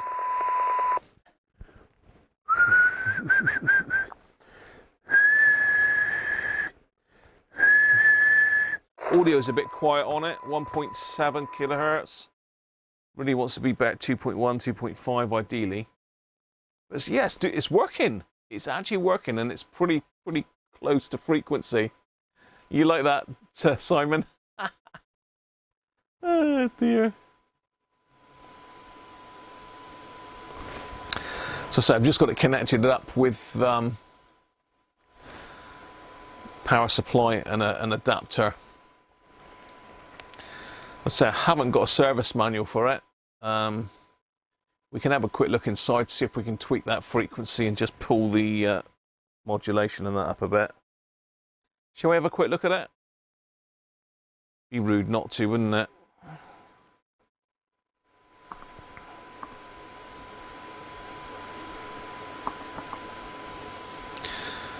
Let's go with that one. Let's get this one back down on the bench.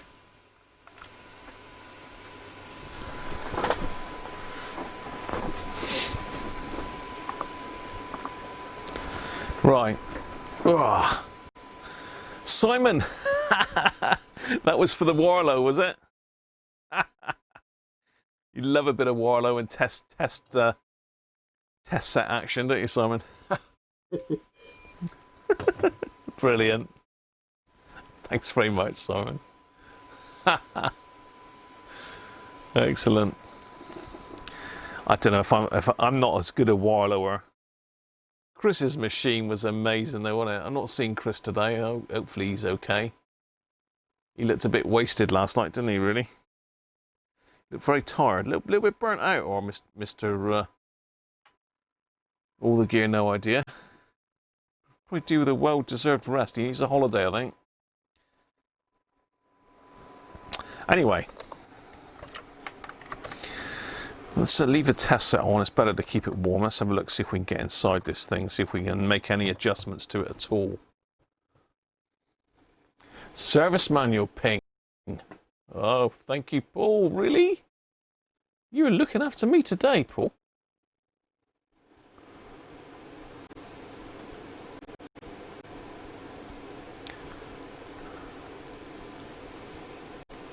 Oh, right, okay. Good old radio museum. Block diagram.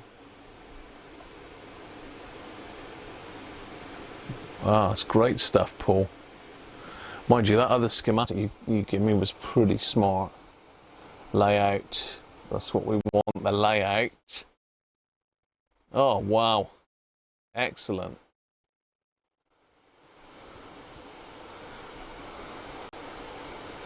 Parts layout top view. Parts layout bottom view. We probably want the top view, don't we?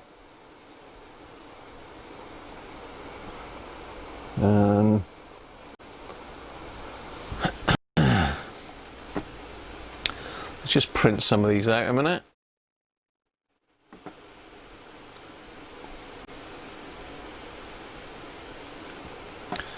Print that out. Let's have a look at the block diagram. Tell us what the adjustments are.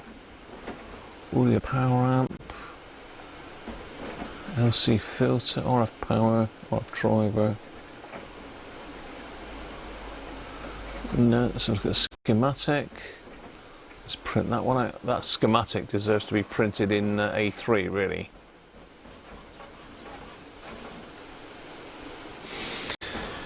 Right, let's whip the back off a minute then while that's printing.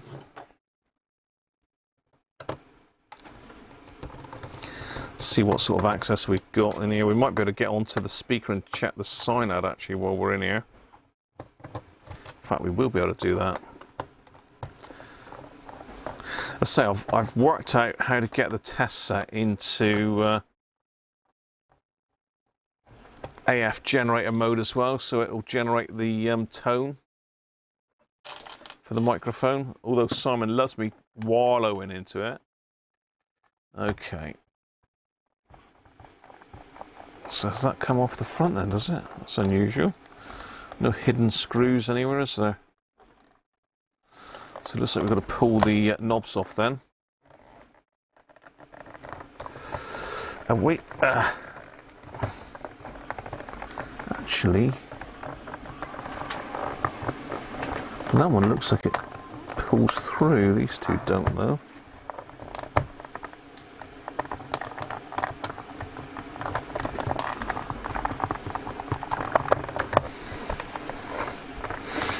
Right, there's something else. There's something else stopping this. What is it?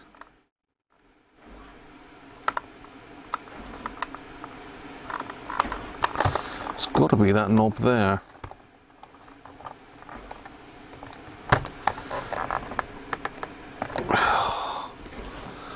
Spudger time. Spudger and my bit of plastic, my sturdy bit of plastic. I can't see what you're watching here actually because I'm on a different screen. Oh yeah, you're okay.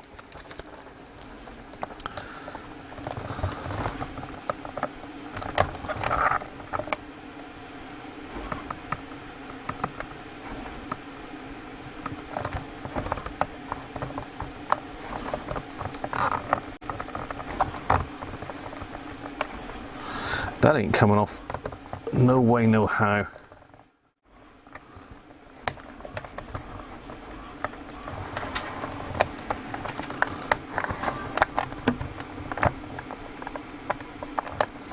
Am I missing something here?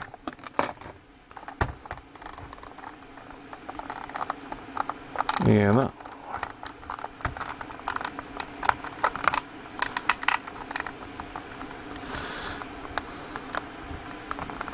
That's definitely stopping it.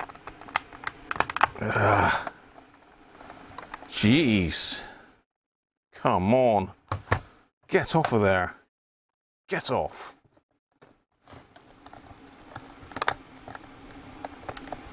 I think it's someone's. The problem is sometimes when these get a bit loose, people for some bizarre reason think it'd be a really good idea to pop some flipping super glue in there, and they never come off again. Not sure on that. Anybody got any ideas on whether that knob needs to? I think it's got to come off, but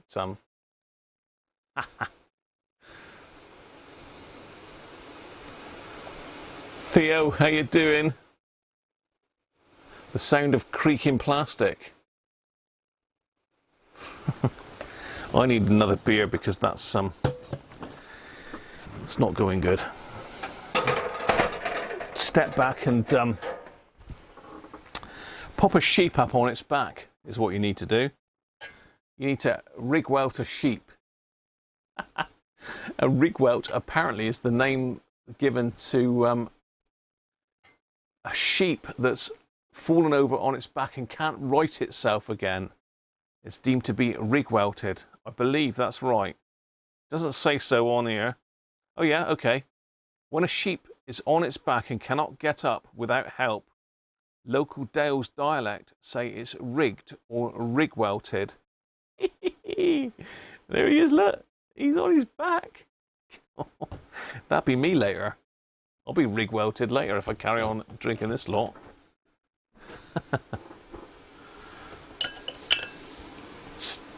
A bin job. It does need to come off, Derek, does it? Oh, I know, it's a pain. Where's all my CB viewers when I need them?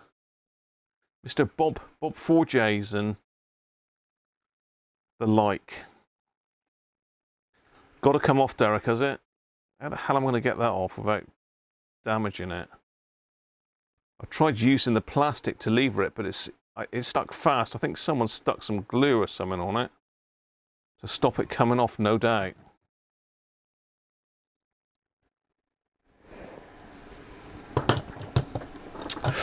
Cheers. Oh, that's a nice. Cheers, everybody, again.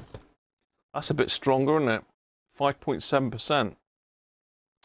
Good stuff. Put the hair back on my head, that will. Mohican for Christmas.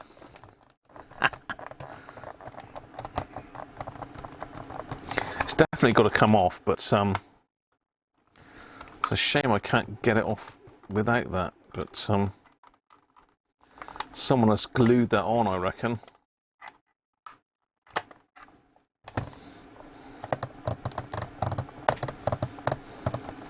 I mean, to be fair, that is a pretty... I'm not going to get much better leverage than that. I don't want to put a screwdriver in there.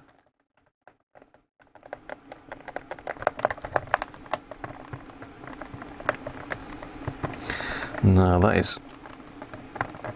God, that's glued solid, that is. That ain't coming off in a hurry.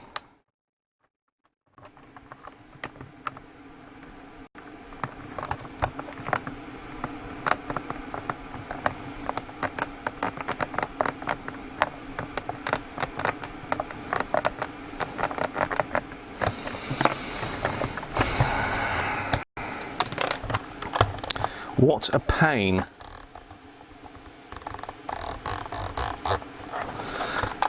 Yeah, it definitely is not going to come apart without that coming off. And I'm trying to sort of, I was trying to prise it off with the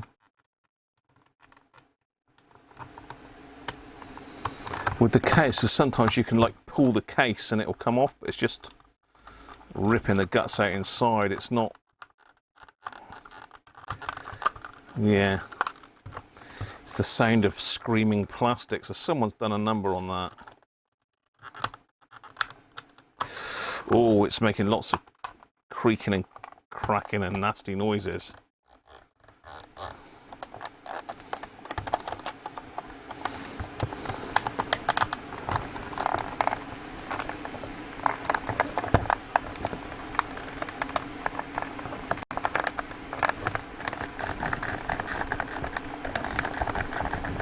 Well, I've got a pretty good grip, but I can't budge that. It doesn't help with this aluminium skirt around it really, because I can't get right in underneath it and give it a good yank because that's in the way. I'm just going to bend that skirt up. I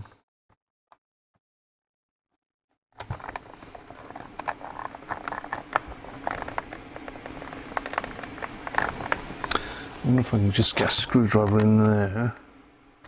No, that one.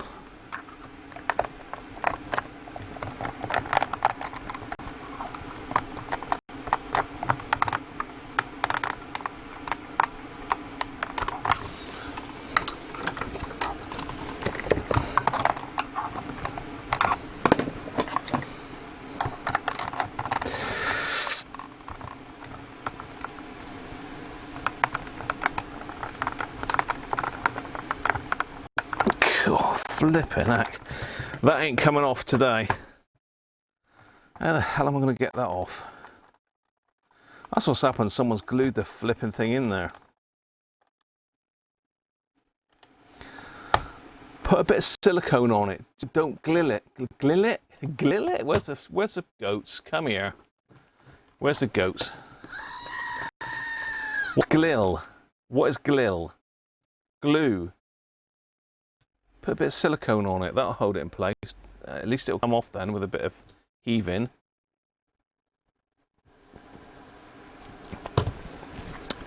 God, Mrs. Cruncher's got a fire on downstairs, it's boiling up here. Run it under the hot tap. We can do that. I've got a hot tap here, look. That's a hot tap, isn't it? Oh, very hot tappy.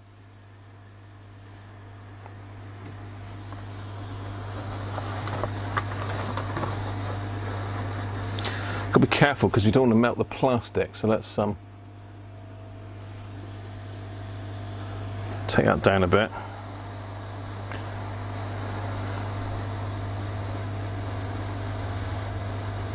It is plastic, isn't it? Yeah.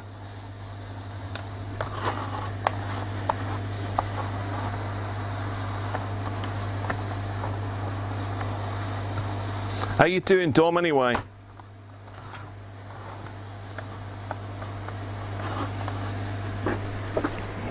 Gonna have to grab something to use to pull this off now because that's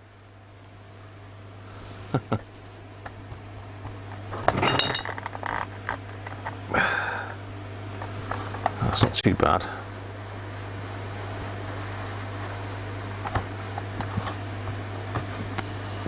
I think someone's glued it on though, Dom. That's the problem. It's you know, any splined knob would come off with that sort of pressure normally. Sure, someone's stuck it, or they've spread the spline open, if you know what I mean.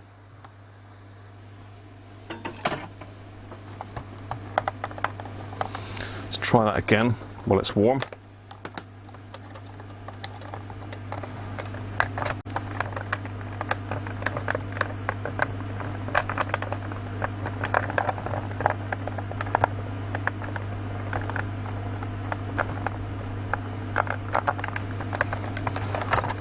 It literally is not budging, not even a millimetre.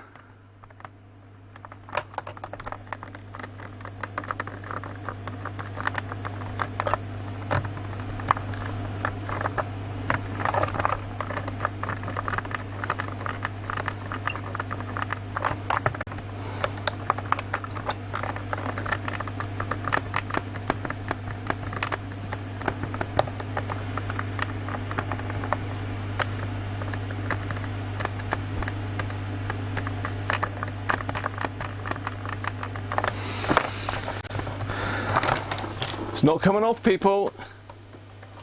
Warm the mallet up. Angle grinder. Blowtorch and a good whack. Sean's mallet.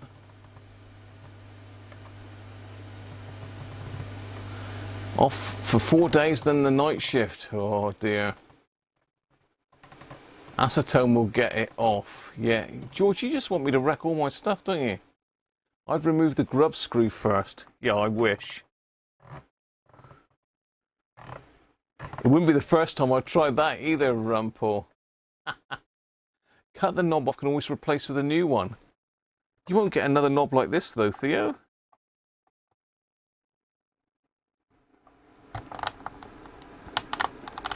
It's definitely, I can sort of see the gap in the spline if I wrench it enough.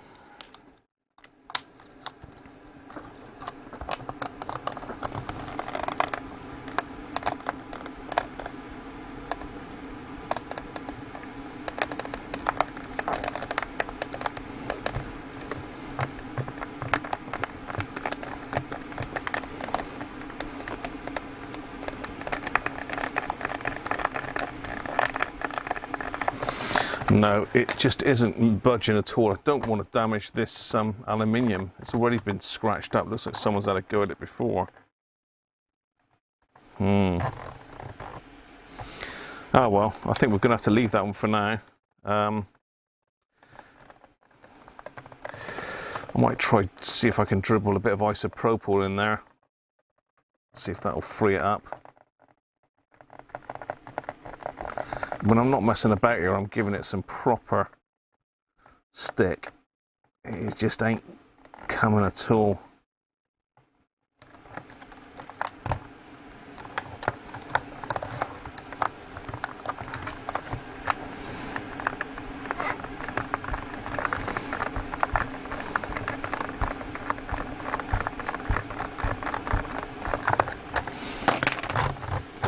Nope.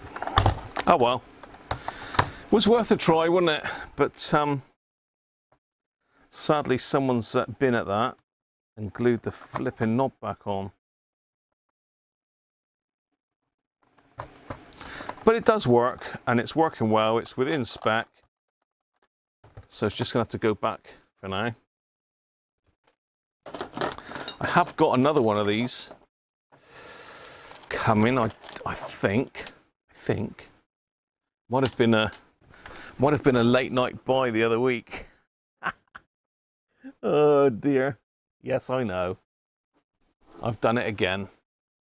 I've got another Maxcom 7E on the way. And I think that one's got the mag mount and that with it. So I don't want to destroy this one though. So we tried a bit of heat, we've tried severe leverage. I think those knobs are sort of metallized plastic, so the plastic with like a metal film over them.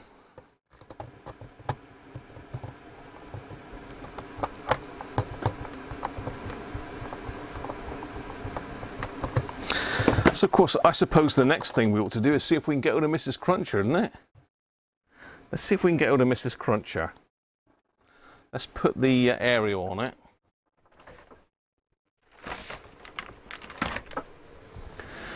And I'll go and present Mrs. Cruncher with a radio.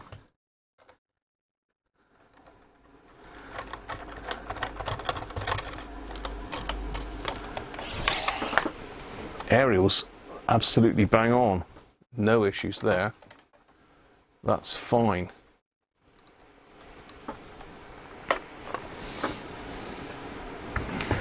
So let's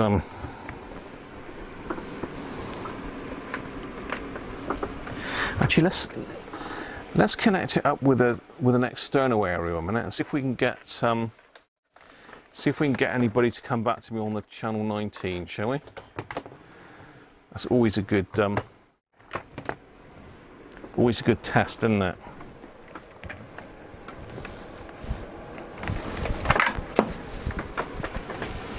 Right, where's my adapter gone?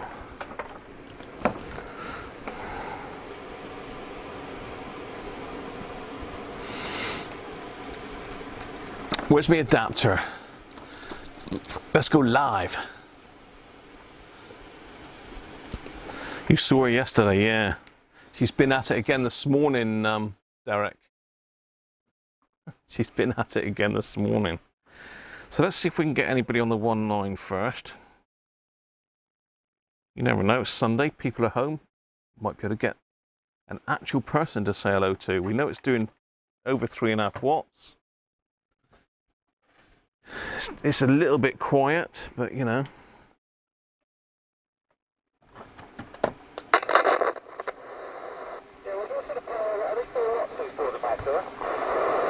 Someone on that.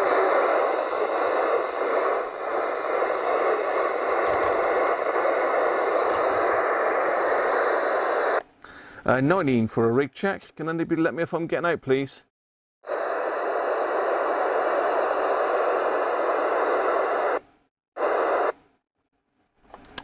19 for a Roger. Anybody out there?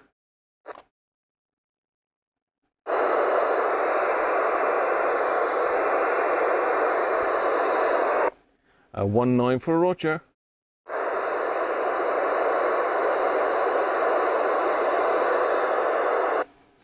Nobody called Roger on the air at the moment.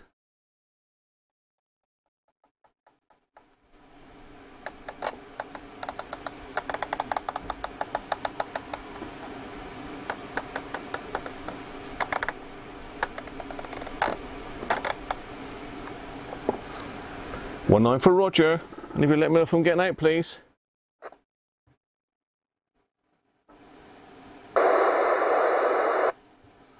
Typical. Let me see if Mrs. Crunch sounds like she's just going out with the dogs, actually.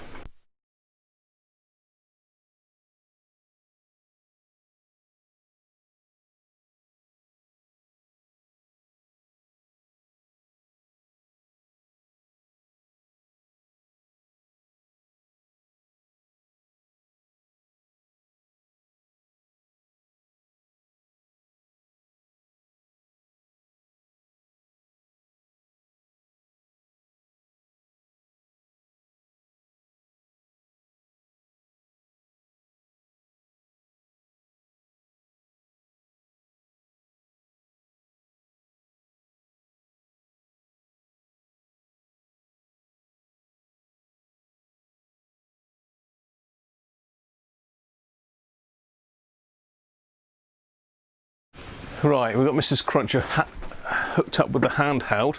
Let's just pop it on low power. Channel 20. Mrs. Cruncher, are you there?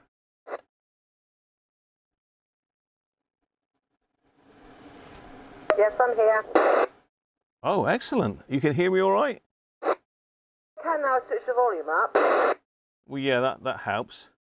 All your fans here are all congratulating you on a good hair ripping. That's okay then. A bit of a U-turn after last night. Yeah, they were calling me Conehead last night, Carol, weren't they? Cruel. They're cruel to me.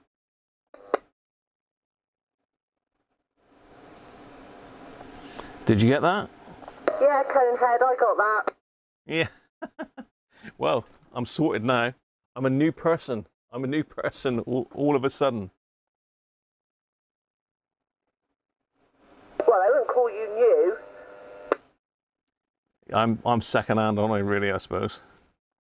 I won't be that rude. I'd say vintage.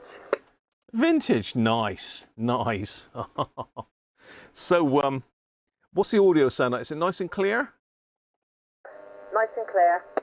Loud and proud. Just like you. Loud and proud. 10-10 till we do it again, good buddy. Ciao. Yeah, bye-bye. See ya. Mrs. Cruncher live. Right, let's try 19 again. 19 for Roger. Anybody on the 19? Let me know if I'm working. They don't want to speak today. The other week when we did this, we had someone on Lundy Island come back to us. Remember that? And we had a trucker just going through as well. 19 for Roger. Anyone out there? Hello, hello, hello.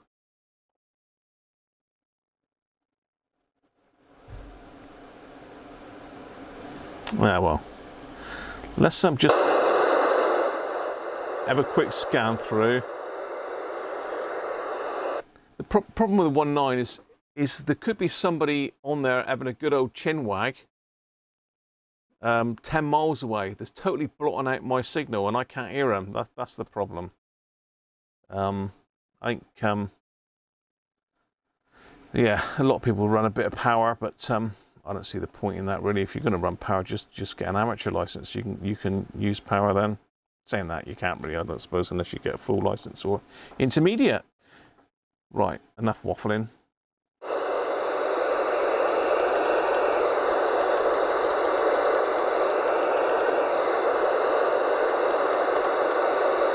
No, nobody on, but we got Mrs. Cruncher as a backup, didn't we, eh?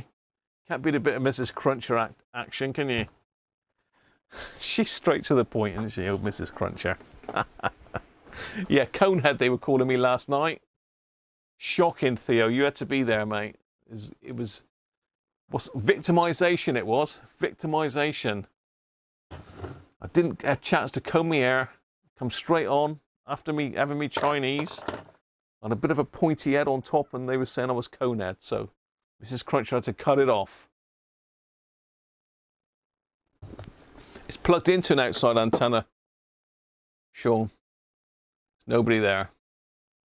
Hi, Michael. Sit outside the church and ask for a Roger. Surely you'll get a good reaction. Oh, dear.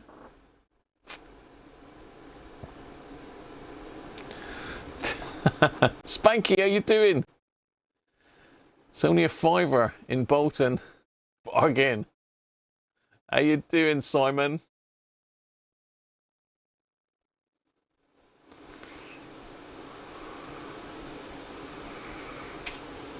Separate go. Hot air, make it expand or melt.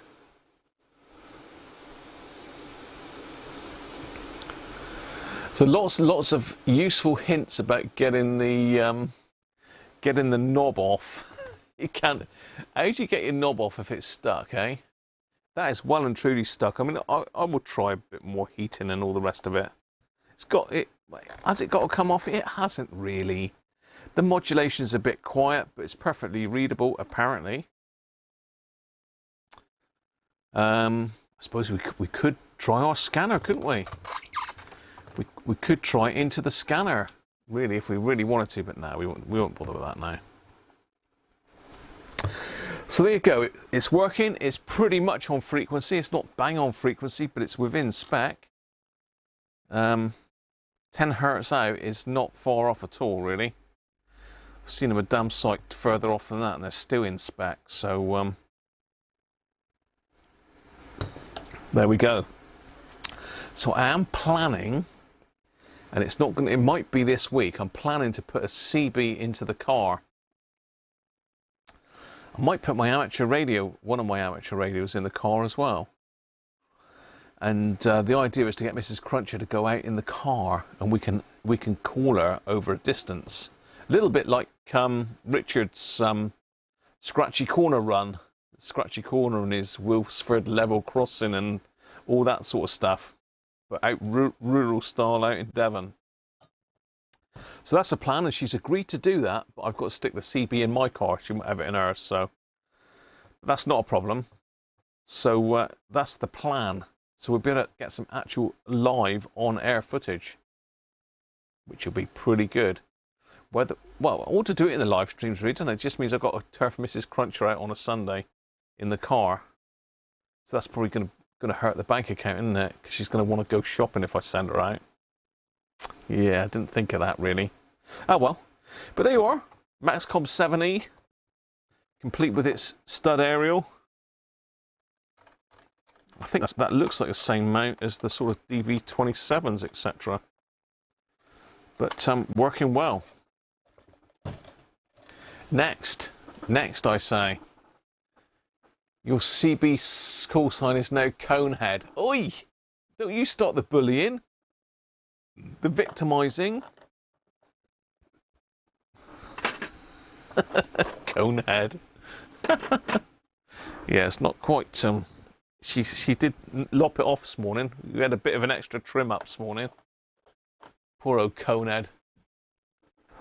He was very short-lived. Right, let's what else have we got? I think we got one more. Is it one more? No, we got the power supply. Should we do the? We'll do the power supply next, and then we'll have a look at this other CB last.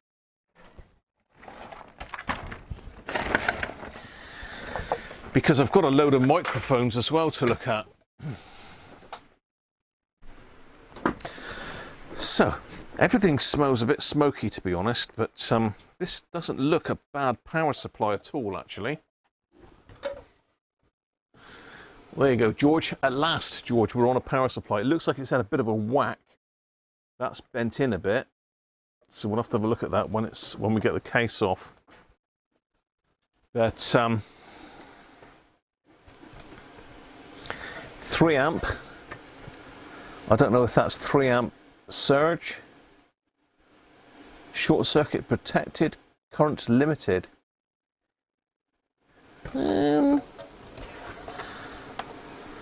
It doesn't say regulated though, does it? It doesn't actually say regulated. It just says it's short circuit protected. It's even got the original little label on there. Let's have a quick look, see what fuse we got in it.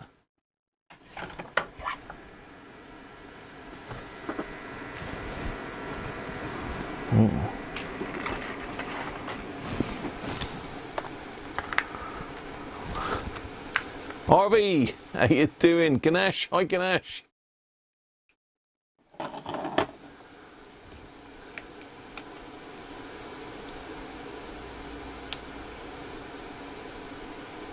Oh, you got it though, Harvey, did you? So what have we got there? That looks like a 5 amp fuse, is that right? Yeah, 5 amp.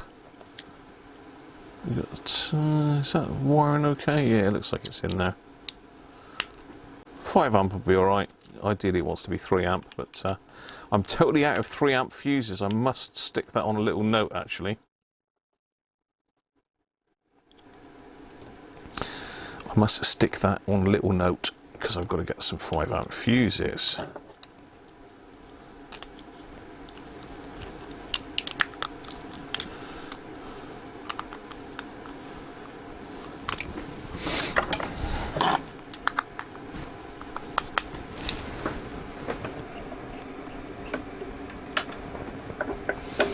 So I'm going to stick it in my Variac.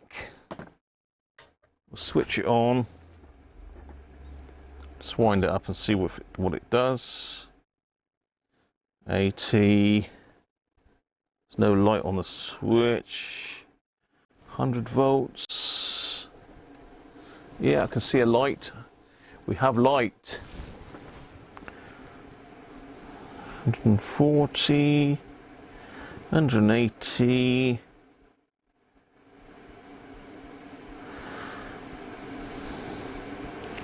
Well, it's drawing 90 milliamps with no load. Okay. So it is working as such. Let's turn it off again. Let's have a little look inside. George wants to see inside her, don't you, George? He wants to see inside him. Are you working on one of these, George, or did you do one recently? I think you did one recently, didn't you? It looks a well-made supply, though. It's not one of those cheapy ones. Just want to have a quick look inside before we connect anything to it. I'm interested to see whether it is actually regulated. It doesn't actually say. It's 13.8 volts DC, so you'd think, being it's specifically 13.8 volts, that it would be regulated. Normally they say it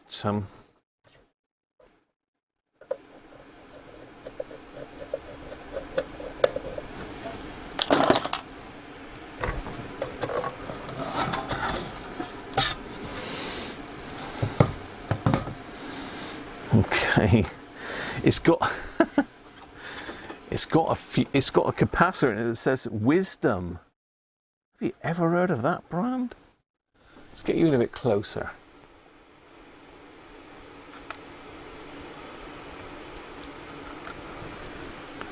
Wisdom, look. Is that Norman? One of Norman's capacitors? I need another swig of beer after seeing that.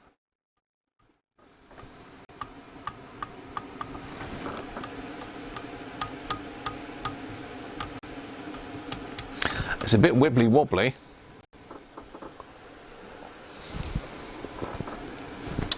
There are spiders. There are spiders, Brett.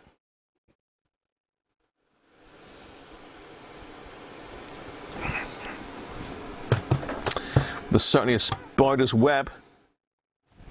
Look at the spider goodness in there. Spidey. So we've got a 4700, 25 volt smoothing cap.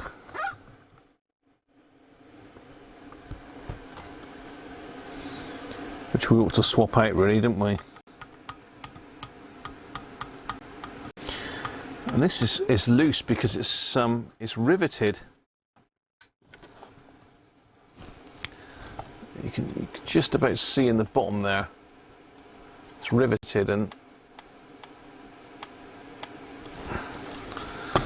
onto like two little L brackets there.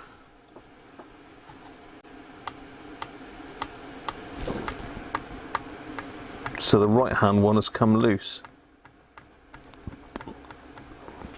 But really overall it looks okay. All the wirings sheathed, which is very nice. Our fuse is on the live supply, and that's got sheathing on it.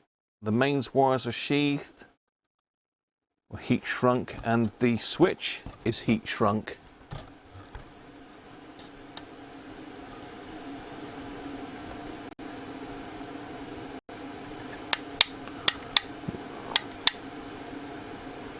A double pole switch by the looks of it, live and neutral on it.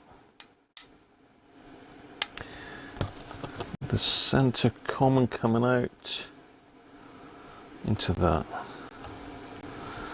To be fair, that looks okay, and I mean I'm assuming that it is regulated because that looks like a regulator on the board there on this big heat sink in underneath there, which we can't really see. We can sort of now.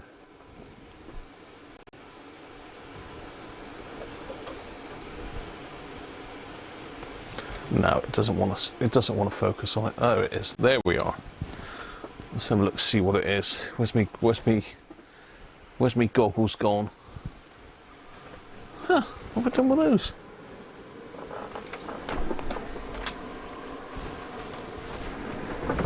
Wow. Someone's beamed up my magnifying glasses.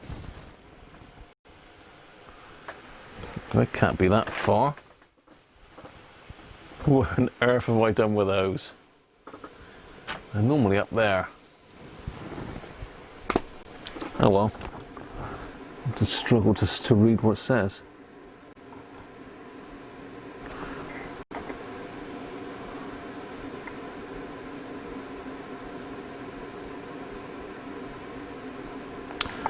Let me have a look. Let me have a closer look.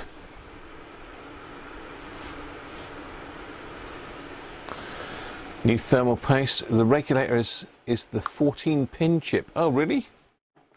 Okay. Well, that is...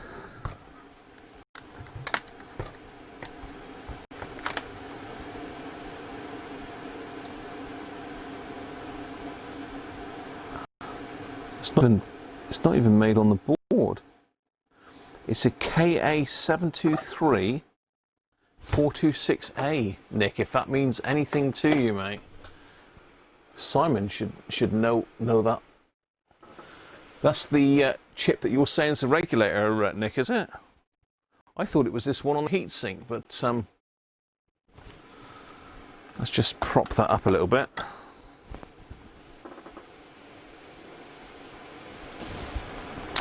That's got to go the wisdom.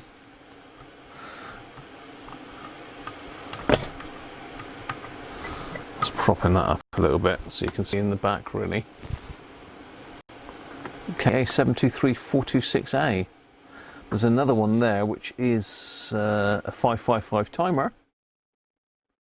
2 variable resistors. Ah, confusing. Looks like we've got no fuse where it says fuse, which is unusual. I suppose we've got a fuse built in to the supplier, haven't we?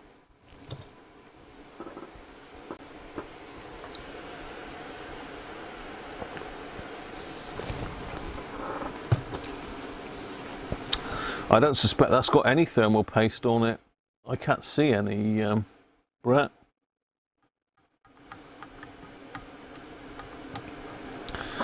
That's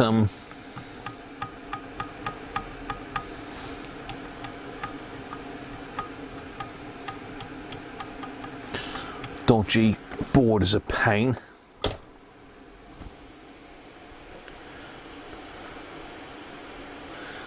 Andrew's saying that the variables are likely to adjust the K723, which can go up to 37 volt-ish. All right, Andrew. Thank you.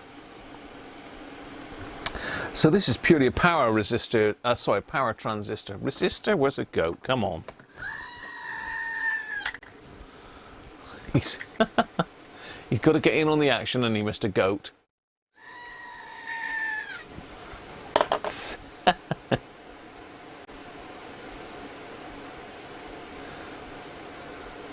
Oh, so the thing on the heatsink is a transistor to increase current handling. All right, I don't need to find my magnifying glasses, although I would like to find them at some stage because I use them all the time. I've had the microscope out on a radio yesterday, looking at it. I've got another one of those Sangean 909s in, which I'm looking at. It's got noisy audio, or distorted audio. I think it's caps, but I'm not 100% sure yet. Right. So we need to just change this one a minute, I think. Let's see if I've got a 4700. It's one of those sizes. I don't keep a lot of the bigger caps because I just order them in as I need them. It says I've got some 4700s at 63 volts here. But that's 68, it's 2700s, 22, 22, 22, 68, 68, not looking good.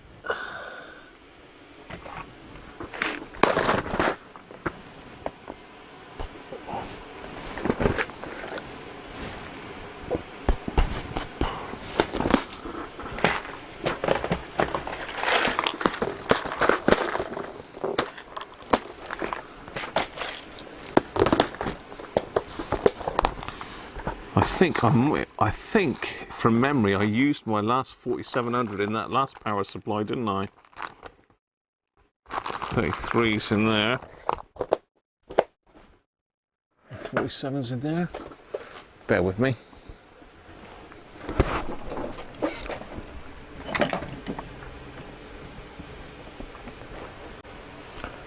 No.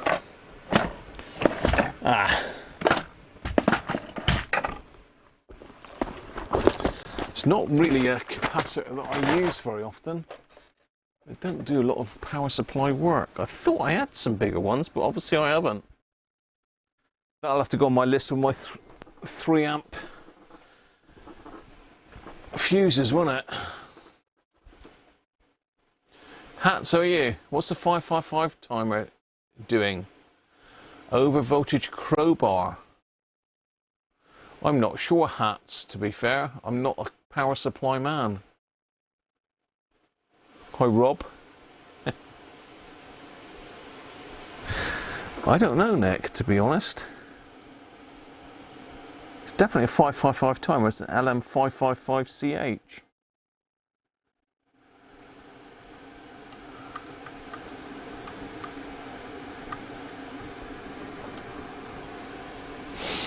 Oh well. Let's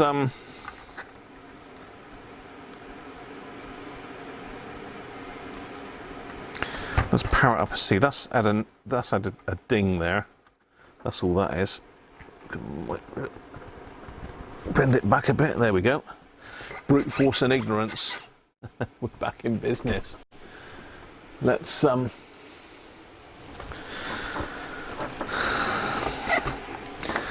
a look at what it's doing then.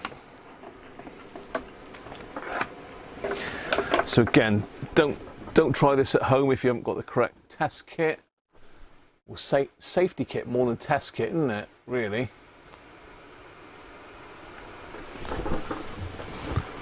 I've got it plugged into a variac and isolation transformer.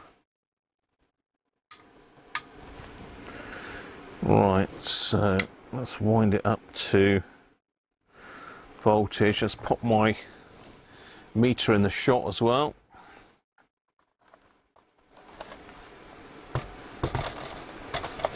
Let's take it off the ohms scale though.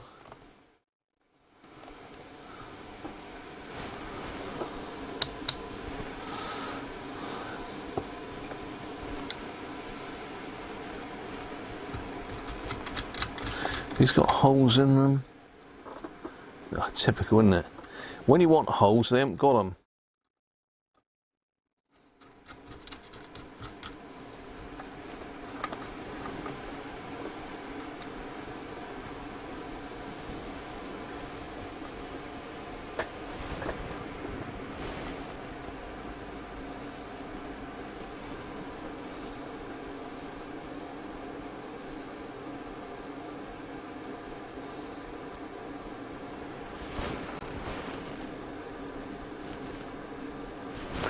So I'm up to 150, 160, 180, 220.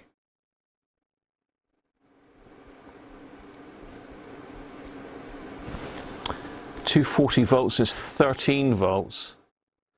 It should be 13.8 really, at least. So it's a little bit low. Let's pop it on AC, just double check that incoming supply a minute.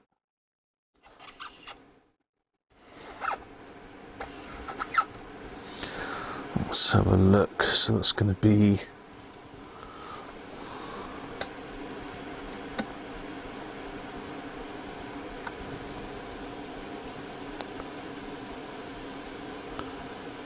.236. Let's ease that up slightly. 240.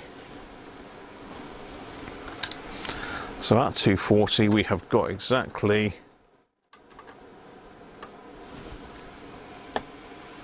13 volts coming out of it. So I'm going to adjust. I would say VR2 is the obvious choice. So I'm going to use an insulated tool, just because I'm near the mains transformer. So let's see if that one makes any difference. No, this one, VR1. Ah, there we go.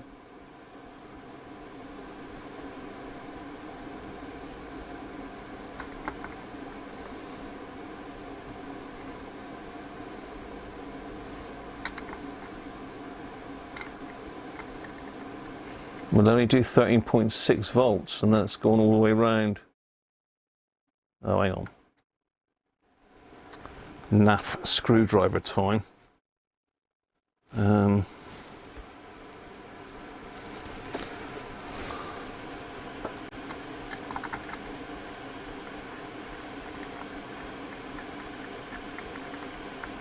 That's actually seems to be jammed. That's jammed that pot. Bear with me. I'll go and get some. Actually, no. I can do one of these. Just gonna be careful. No, too big. So big. Let's try that one.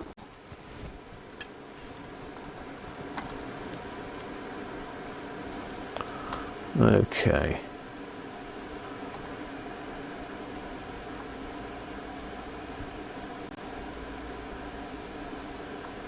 Get back.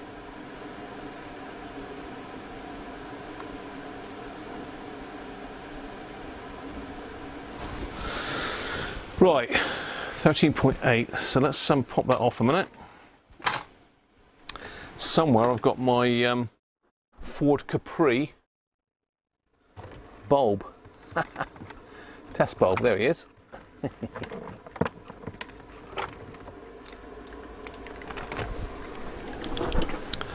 There he is.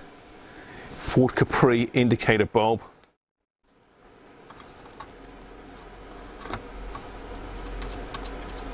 Classic.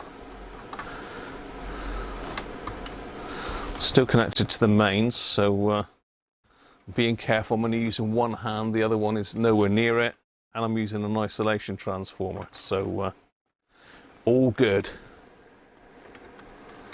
Let's see if I can just connect this back up. You can have a look, see if the voltage drops off under load. So we should be able to see the bulb light up, and hopefully nothing will go bang.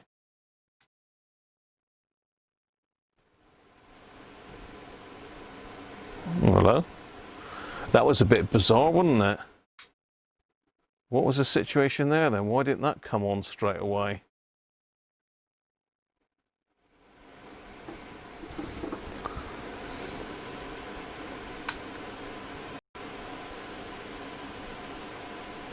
That's bizarre.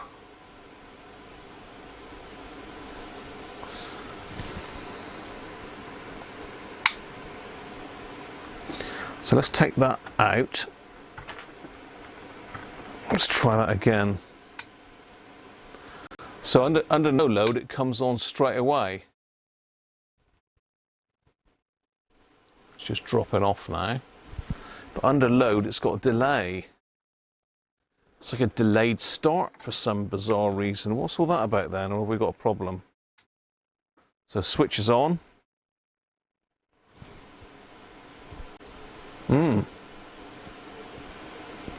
I don't know, Andrew. It's a bit bizarre, isn't it? I mean, it's drawing 230 milliamps now, according to my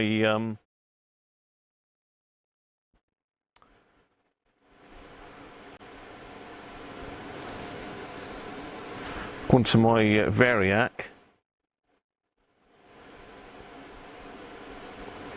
I thought that was a 2 amp load though.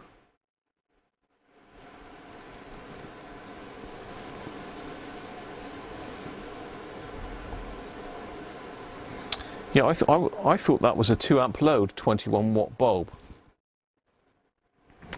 I'm not measuring current. Let's have a look at current then. Let's just swap this out. Let's put that into the 10 amp current. Yeah, I know, yes, shush. 10 amp current. Let's go in the positive supply.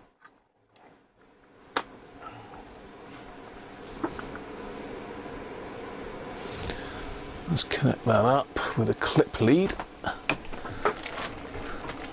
So I don't really trust those readouts on Variacs for current, to be fair.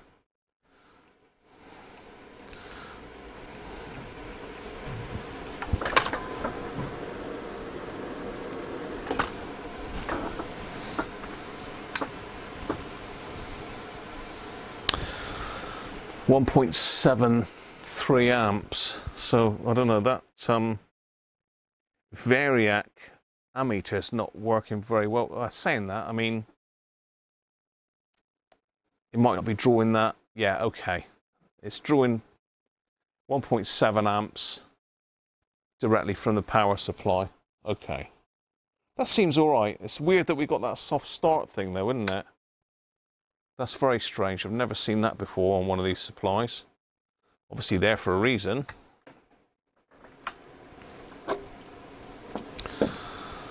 It does take a little while to discharge as well.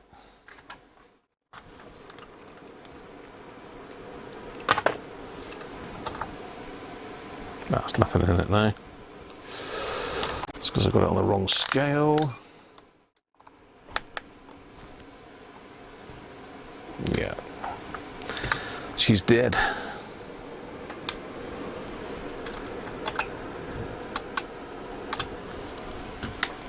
Interesting. It's current fold back. Normal, try a 6 ohm resistor. I haven't got a 6 ohm, Simon. I've got a 5 ohm, I think.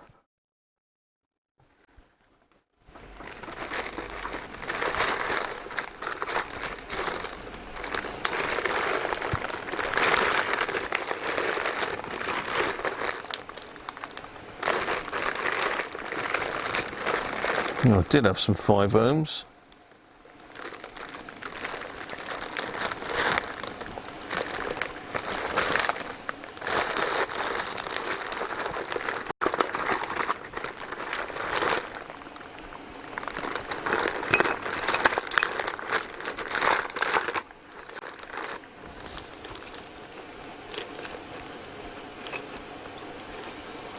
It might smoke a lot. I don't want any smoking.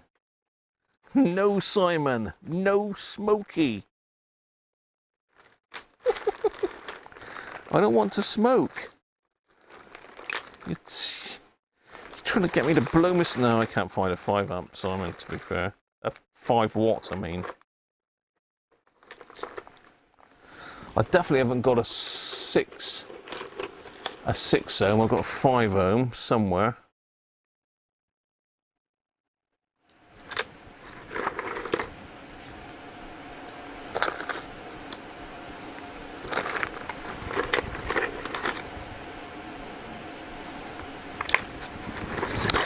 Ideally, you should have a DC load to test these things, but I haven't got one. I don't know. Father Christmas might not know what a DC load is. I was thinking of asking him, but he may not know.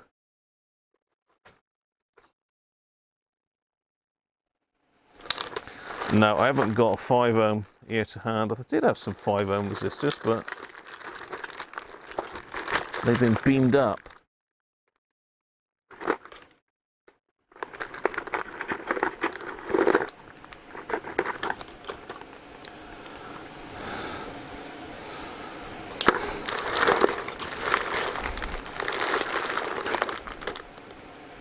No. It's no, I haven't got it. I mean, end of the day, I'm going to need to order some caps and get that cap done. So I'm going to stick that some... I've got me post-it notes, look now, I've got some post-it notes. I like post-it notes because I can stick them on stuff and they don't get lost. I write stuff on these little bits of paper and they get moved around the workbench and eventually they get lost. Got some nice lime green post-it notes. So I need 3 amp fuses, 4700, 25 volt radio caps, 105 degrees. There we go. Capacitor bingo. That's weird, soft start. I've never seen that before on one of these. Well, it's strange. Someone said it could be current limiting, but yeah. Pull one leg on the output capacitor and test it. Yeah, we'll do that. We can do that. We can do that. Of course we can. Of course you can. Of course you can, Malcolm.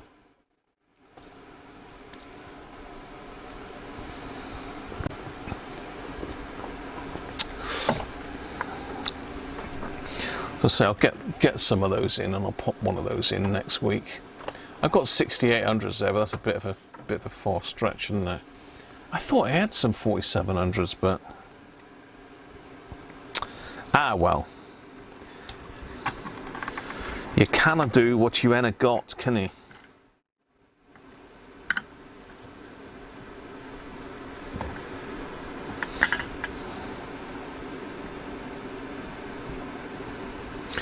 This is disconnected from the Variac now, by the way. Oh, that smells of old circuit board. This is one of these, what do they call these boards? Is it phenolic? I don't remember. Not phallic. Phenolic.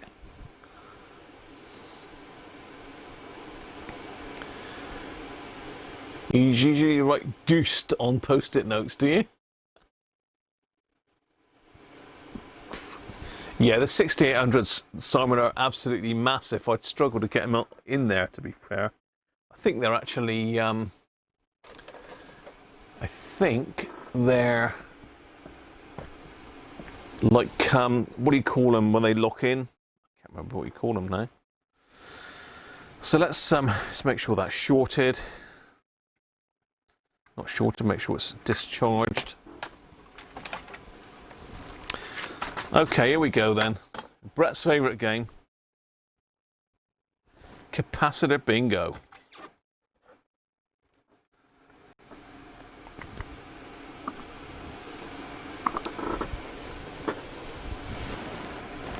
Place your bets. We're going in.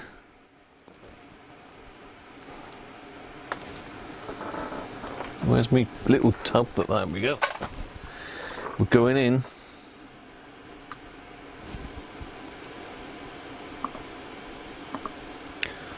Let's turn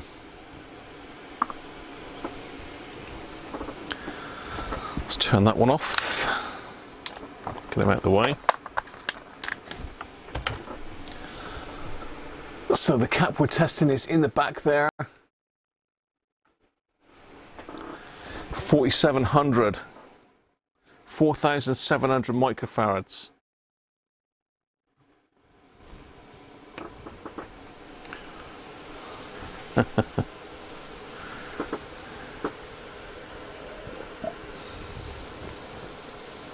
Hey Andy, how you doing?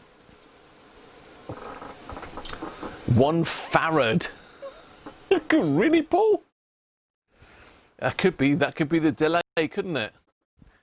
That could be the delay all in one go. Just zoom in a bit closer on that one.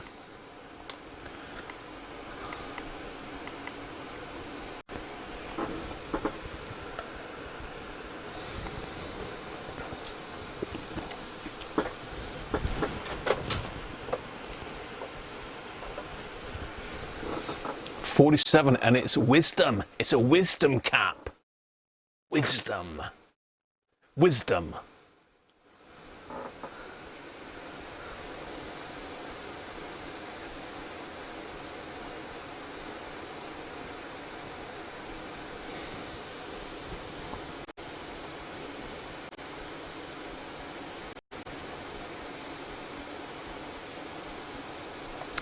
Trev's latest review, Theo. I haven't seen it, mate. Particularly good. I shall have to have a look. I know he's been working on his FTM 400 makes a good load. I think I can't remember what the idle of the FTM 400 is now. It says it needs. I can't remember what the power supply requirement is for one of those, but yeah, that would stretch it, wouldn't it, Hats?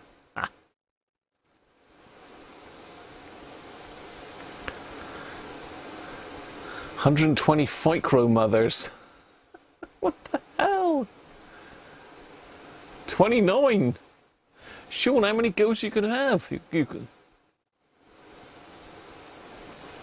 Are we ready? Shall we push the button? Go. It's thinking. It's thinking. Monitoring. Oh, will it? Will it work? Can't even find it. Hey.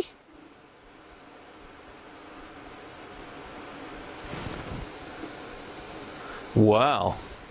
Is that because we're not quite making connection? There we go. Try that again. What?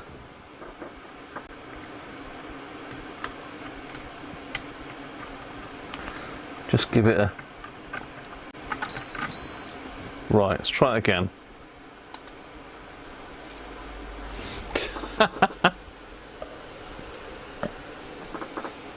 Leads around the wrong way. No, Simon, it's not polarized. It's just that I've just swapped these leads for another one. Here we go. Right, just dirty leads on the cap. 4,002 microfarads. It's gone low. Normally they go high, don't they? Who had near 4,000 then? Anybody? Oh, Doug, 3,905.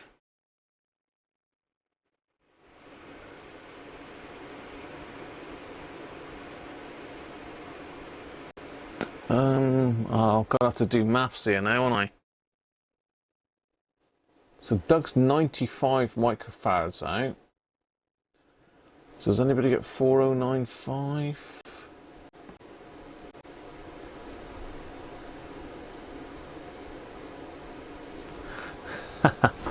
Yeah, the leads are not polarized, Simon, there. So just I've got other clips in the end of them, that's all. So I think that was Doug. We think it's Theo. What does Theo say? 4,008. No.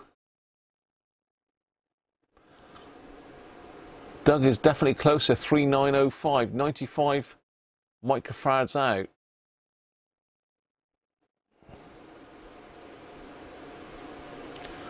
$200 for passing go, Doug.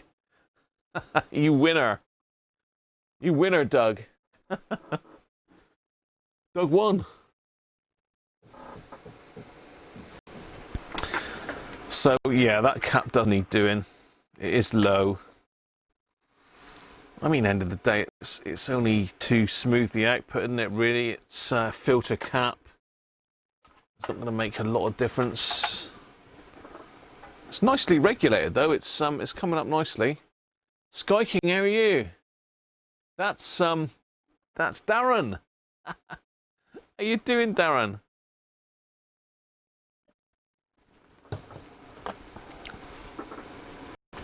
You missed the Sony Air 7 earlier, Darren. I'm sure you got one of those, haven't you?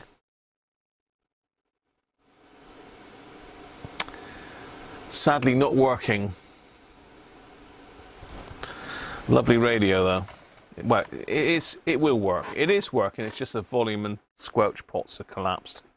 Common issue. So I've got to order those. So I've got to sort that wibbly wobbly board out. It looks like it's had a bit of a ding, this one. It's been dropped because those brackets are bent as well. Unless it's deliberately bent at an angle.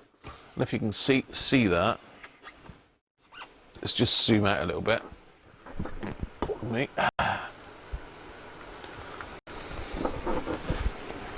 You see that board is at an angle. That looks like it's been bent in as well, but yeah, board is at a bit of an angle there. Those brackets are better. Whether it's supposed to be at an angle, push back that way, I don't know, but I would have thought it would have been upright. Those little metal brackets in there might have been bent that way, but there's nothing really. There's no weight to that as such, so it might be deliberately angled back like that. It does put it quite close to the actual case though, doesn't it? So not a lot of clearance there with the case on. I would have thought it's got to come back this way a bit more. So you think the case is pretty close to that. Also, it's got a little cable tie, but that's fairly close. Wouldn't take much moving to touch that.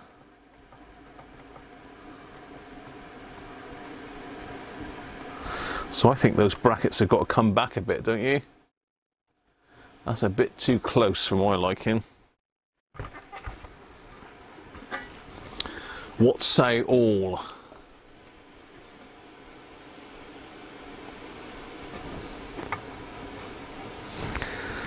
I'm just saying I've nearly done your radios, Darren. We could have a quick preview of Darren's radios, couldn't we, while we're here? I've got one more CB radio to look at. So we'll have a quick look at Darren's radios while he's here. For those of you that don't know Darren, he's the chap that manages the RAF Fairford website and collects the vintage airband radios. So if anybody's got any vintage airband radios, and we're looking at stuff really from the sort of what, 60s, 70s, possibly 80s, but more likely the 60s and 70s. Shorrock, Gowers, Parker, anything like that, Darren would be interested in. So if you've got anything like that, then drop me an email.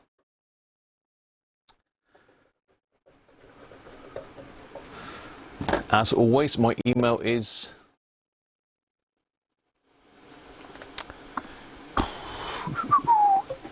graham@radiocruncher.com. Right, so that one's laid to rest for now. Good little power supply, that. I like that. So I've got a couple really good power supplies now. I've got one, or three really, because I've rebuilt one. I don't need any of them. I could do with one, to be fair. What I want is a power supply dedicated to CB that I can leave set up on the test bench, but it's got to have a current and voltage readout, and none of these have.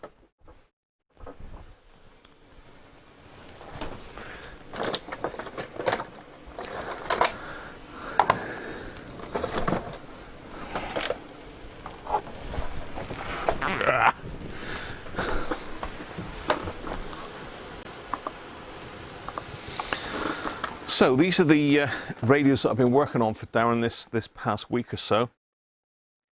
First one is this one. I think everybody fell in love with this one when they saw it first. It's a Gowers Informant 2. Now I've recapped this and I've tuned it. I've tweaked the IF, was miles off on it. It was really insensitive. It's a lot better now, but it ain't the best, to be fair.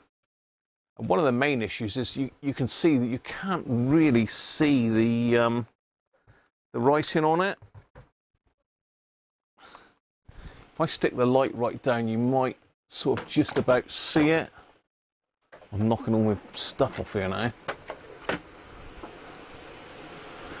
You might just be able to see it if I zoom right in.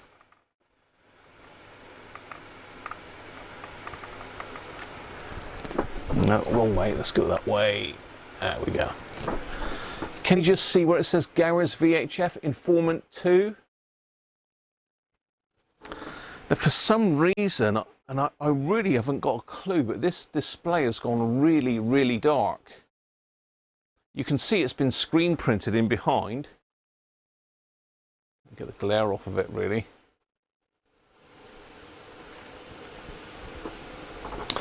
Can I brighten the camera up? There you go. If I brighten the camera up, you can just about see where it says Gowers. No, the camera doesn't like that at all, does it? That's, So yeah, sadly, it's gone very dark for some reason. It's gone very dark for some reason. I'm not sure why, but let's zoom back out again. So I have got that one working. It's took me a while. It takes 6 AA batteries, which is why I've got them out, but I've pulled all the battery connections out and cleaned those because they were all corroded. But this one does work. It's got airband, VHF, and long wave, medium wave, which is unusual because these have usually got airband and medium wave or long wave. There's not any sets that I've seen that have got VHF, like the normal FM broadcast band as well. But you can see they've made this this Perspex top. The only way I can think you'll get that sorted, Darren, is you'll need to find someone with a laser cutter that can cut you a sheet of Perspex and cut all the holes in it, and then you'll need to do either a water slide transfer or printer transfer onto acetate. What do you call it? Like overhead projector film, and then stick that on the back of it. That's the only way you're going to get the display back on this. It's a real shame because it's a lovely little radio. Everybody loved this one. It's like a RFM3 size. The aerial's pretty knackered, but the aerial is really quite badly kinked, but it's usable still. It is usable, but it's a bit wibbly wobbly, and there's a bend in it somewhere here as well. I'm not going to pull it right out because it'll jam, but there's a kink in this section as well.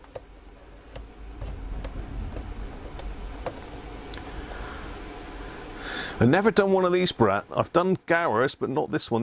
I've never seen another one of these actually. But I think that would be a good idea, Darren, would be to have a go at that. So let me get the batteries out and we'll just power this one up here. You can have a quick listen.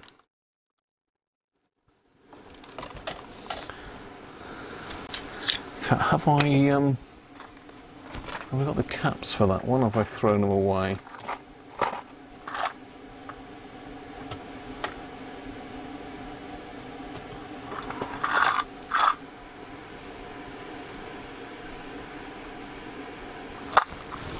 I've got the capacitors for that one, look. Capacitor bingo. Capacitor bingo, here we come. Capacitor bingo. Let's just get that a bit lighter. Is that lighter or darker? I should put this... I don't like putting the camera on auto, really. I prefer to have it on manual. I can do what I want with it then. Let's get some batteries in this. So the only one I've got left, really, Darren, is the Gowers VHF to do. That's actually mine at the moment, but will be yours once it's done and we've sorted it out, so to speak.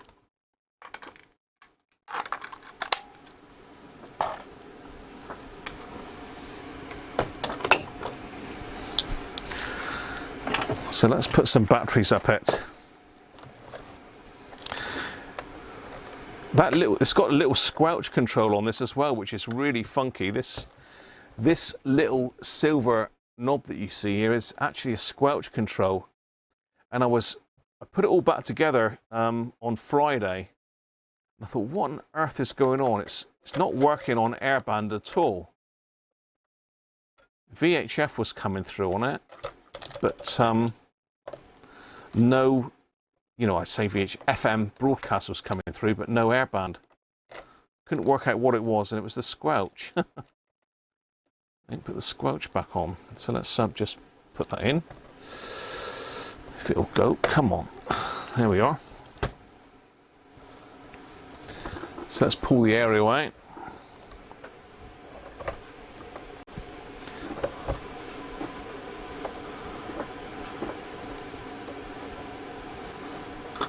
And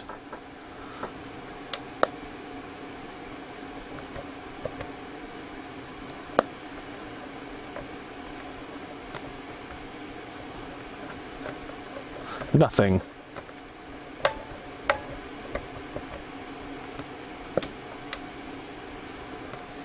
And absolutely nothing.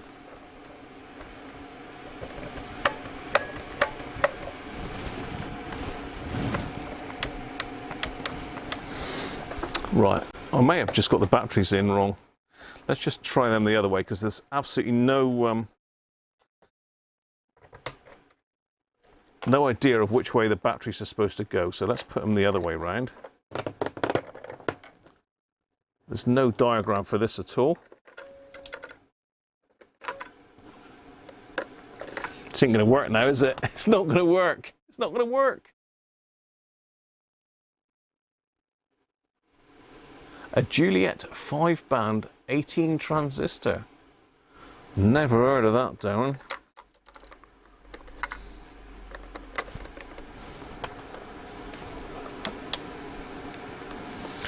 This better work now, otherwise it's going to get a beating. Oh, hello. Again, there's nothing to hold this top piece on. It just clips in there. It's not great.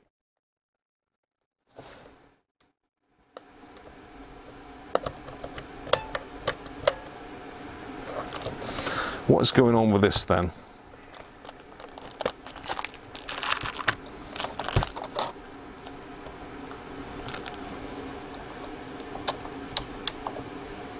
How bizarre. I had that playing yesterday, and it's not playing now.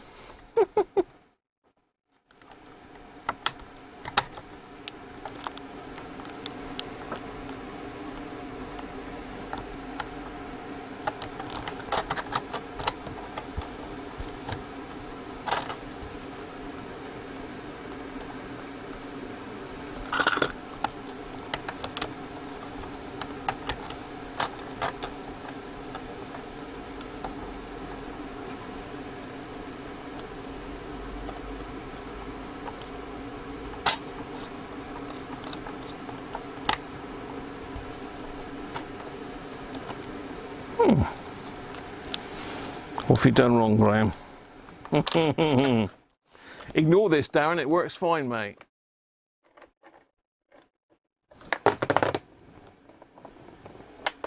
I'm sure it was that way around.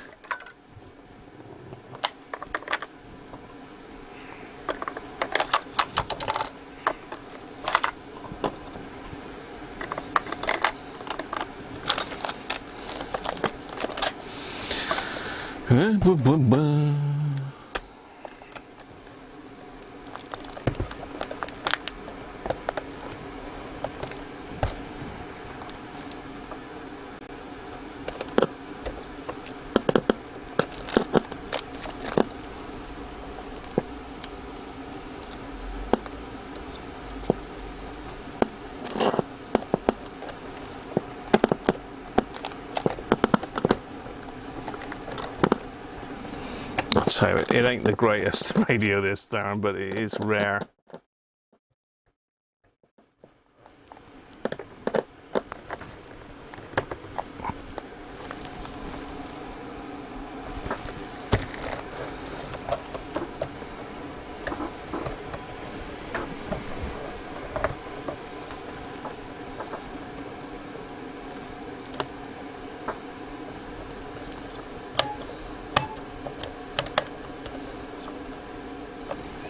Yeah, well, for some reason,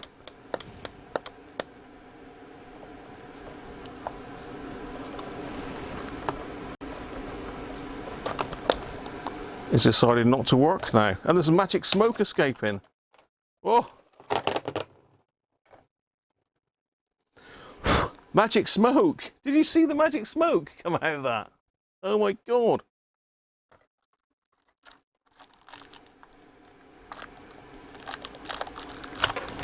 What has gone on there then?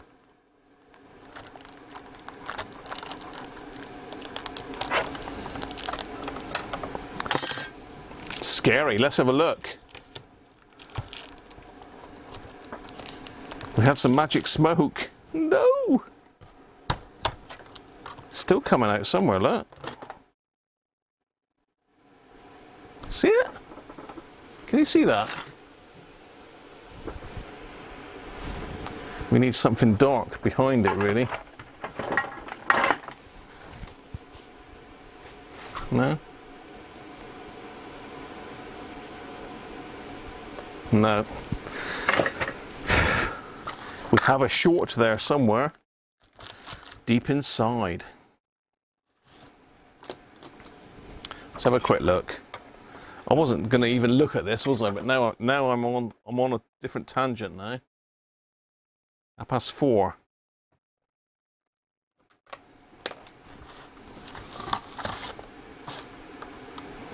What is going on there? This is bizarre. So I had this playing Friday for quite some time, actually.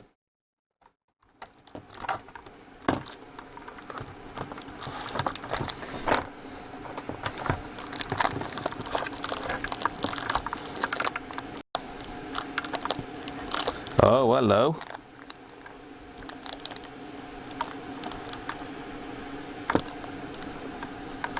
It looks like we've got some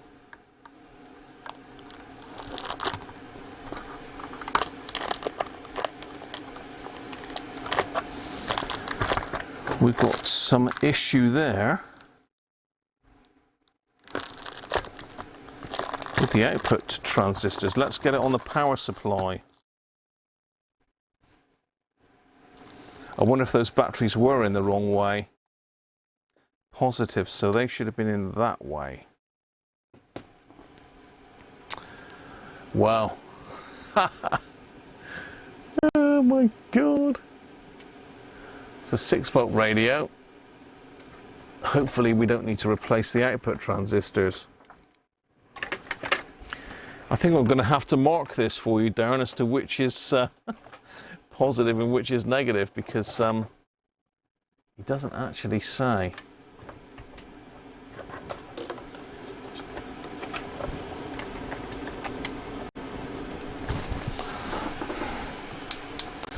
Right, let's get some leads. Clip her up.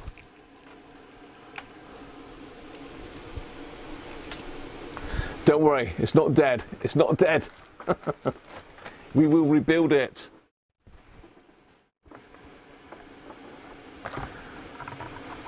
I've certainly got some melted sheathing on the output transistor, so it's pulled a whack of current for some reason.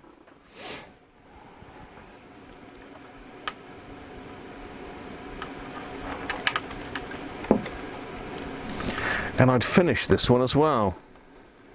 Flipping heck.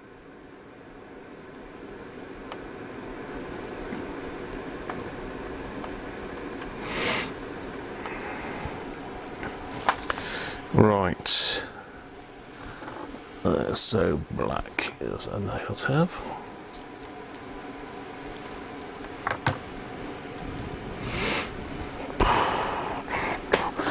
Live magic smoke.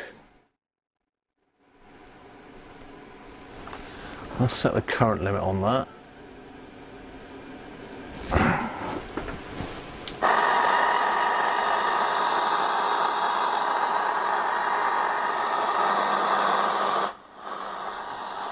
We're okay.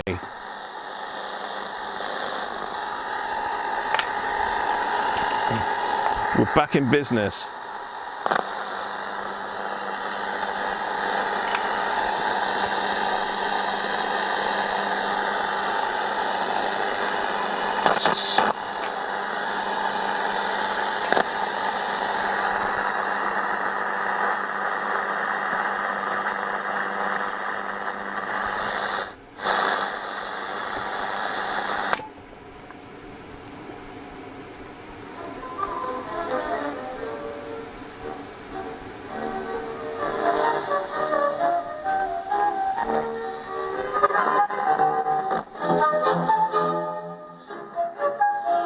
We're okay. My heart's already been sold. You are living like hell, living like hell, living like hell. My diamonds leave with you. And bright is a supernatural delight. It's surprisingly powerful, actually. It's run knocked right, so it's been one of those during lockdown. I've tried to. The psychologists who talk about.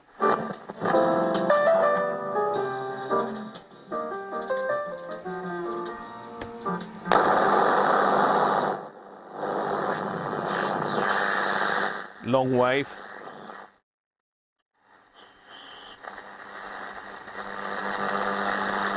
Which is not going to work in here with all the lights and everything on.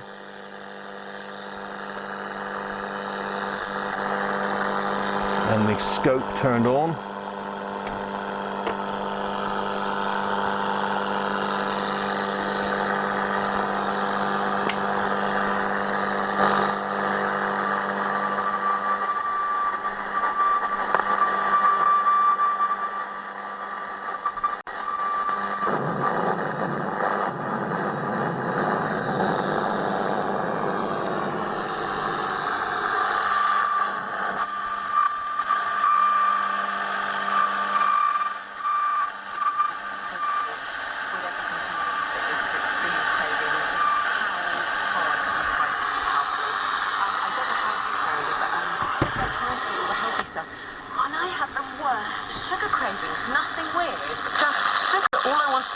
Long wave, radio 4. How do you find it?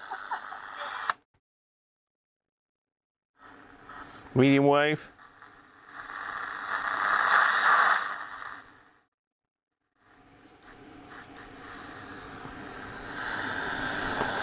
You give the husband as an essay on Keith's idea that using truth, and it's also just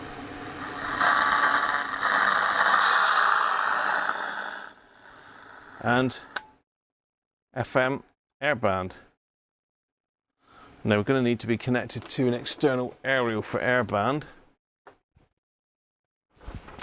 So what have we got here? Let's have a look. Let's connect it up to the disc cone. But the problem is there ain't no planes up there at the moment. It's a pain in the neck. It's a pain in the neck. No plane, no gain.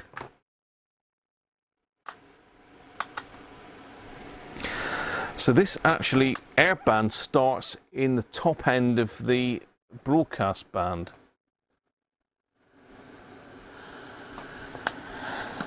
Over here. Had you other memorable moments on the telly as well in terms of my So the VHF airband on this starts about 106, I think it is. Where does when your little baby those moments? So you've got a couple channels up in the local FM broadcast band. And then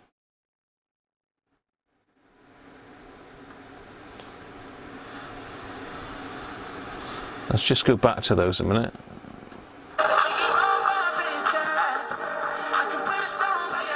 No, signal's too strong to cut it out with the squelch.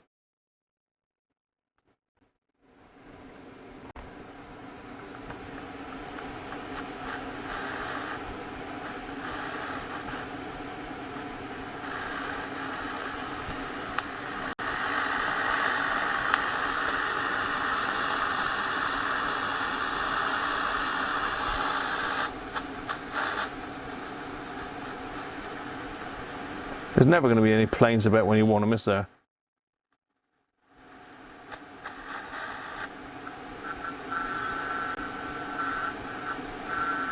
I think that's ACOS frequency, possibly.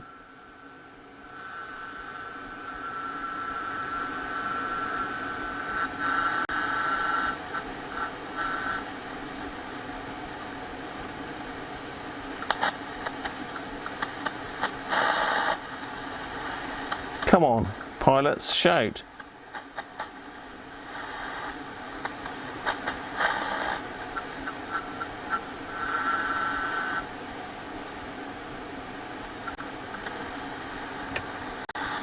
No planes in the air over Devon today, people.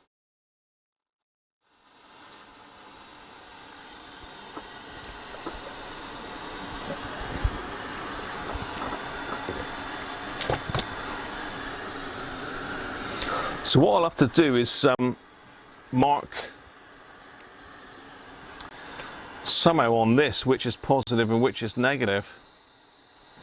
The problem is that can go in either way. It's strange.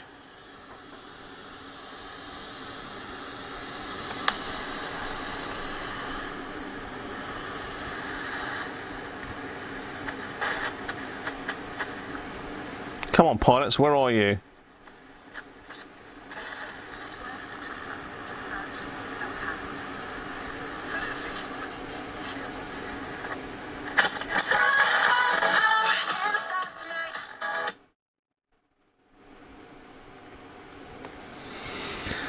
There we are. So it is working. I'm going to have to just redo the sheathing on the on the output transistors now, because I've got it a bit hot and it's melted. But all good.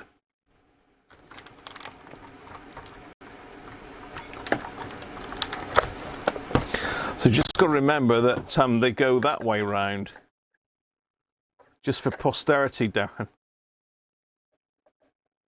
That way. So positive is there.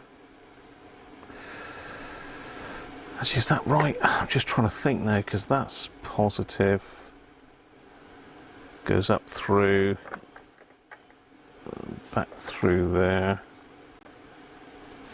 Yeah, I believe that's the way. Like that. But what I might do, someone suggested putting a diode in there, and it's bizarre that they haven't put a diode in there.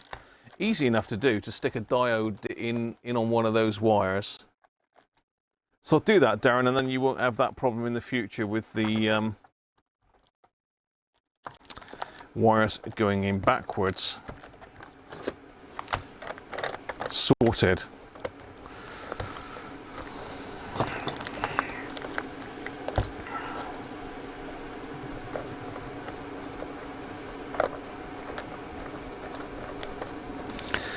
But there were some pretty shocking capacitors in this one, I think, from memory.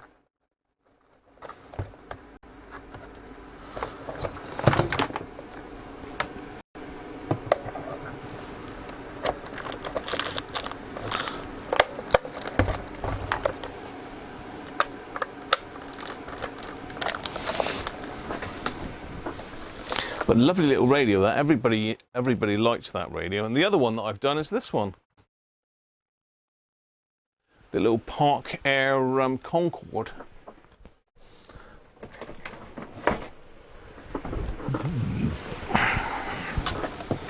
Nice little compact radio, and I think someone did point out, and it did say on the back, that it's a Panasonic RF610 that's been converted for airband. Hopefully this one will work there. I mean, oh dear. I'll just see if there's any external power, but there's not.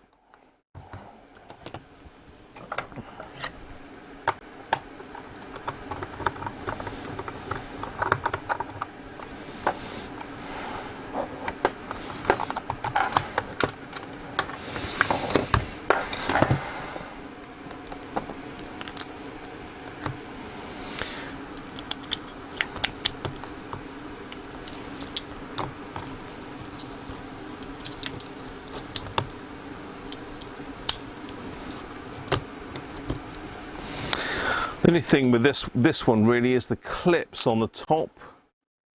This just clips on, but the clips, the plastic's very worn, so it's been well loved, this radio.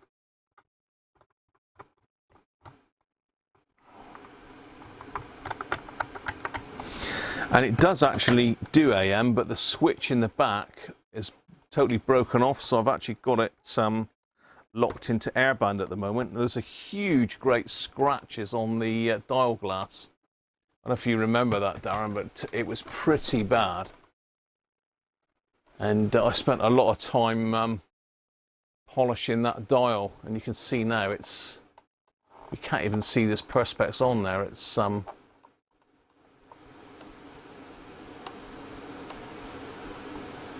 it's like brand new. So yeah, there was a really big scratching around this area, really bad. So I had to wet and dry it. So I had to use various grades of wet and dry paper to actually get it back, and cleaned it all as well. It was pretty bad, but it does work. But again, there's no aircraft about, which is a pain. It's actually pretty sensitive, this one. Let's see if I can get any airband on this one.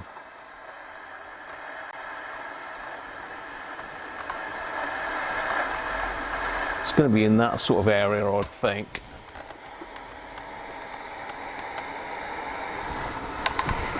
Let's clip the outdoor area on it. Give it half a chance.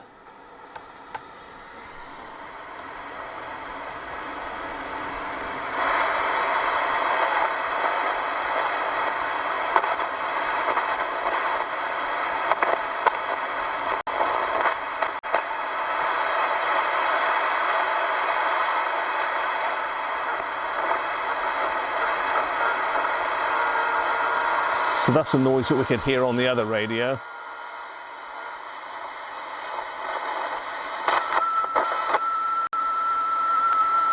It's aircraft data noise.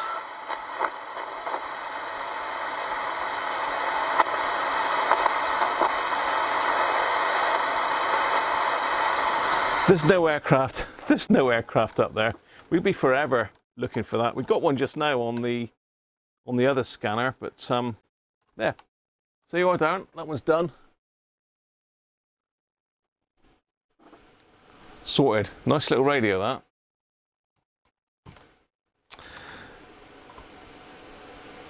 Again, these are quite rare. They just don't come up for sale, and if they do come up for sale, Darren normally gets them pretty sharpish. Anyway, we digressed again, didn't we?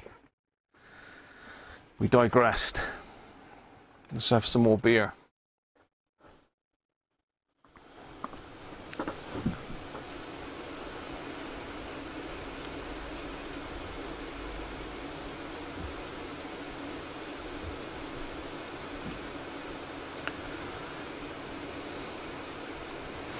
Yeah.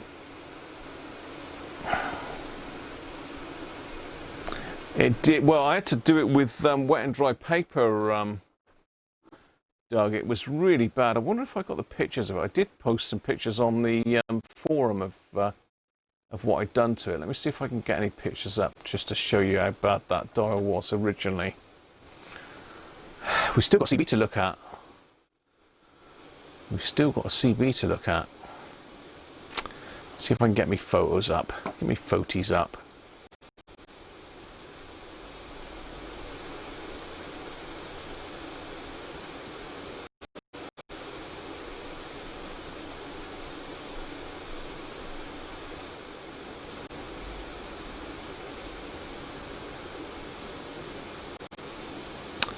There we are.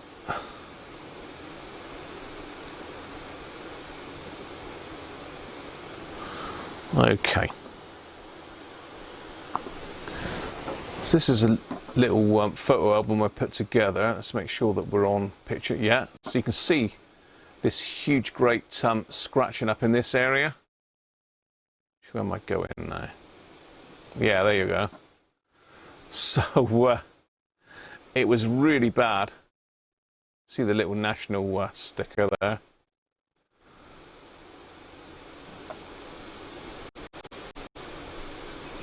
So this is in preparation for wetting down. So you can see I've wet and dried it there. It's looking pretty dodgy. It's like, oh no, what have you done?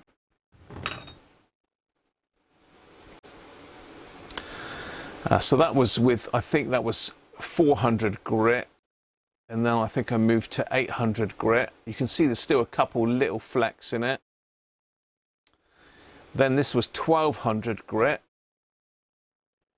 Was it 2000? No, 2500 grit.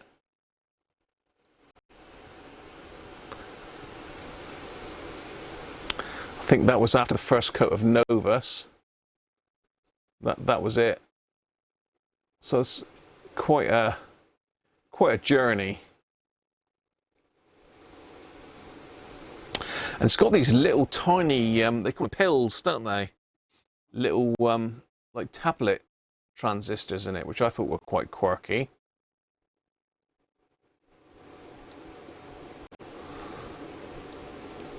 And you can see the broken switch there.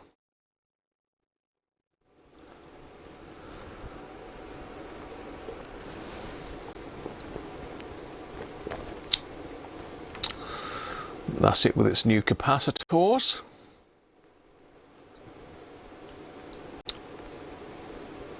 Actually, no, this is the one, yeah, of course it is.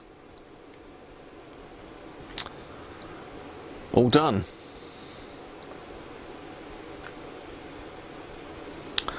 So there you are.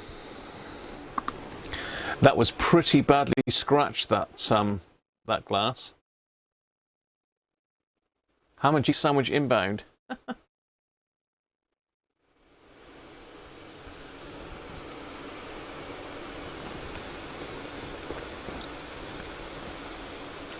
They were very expensive. I'm doing fine, mate. Pick on Facebook.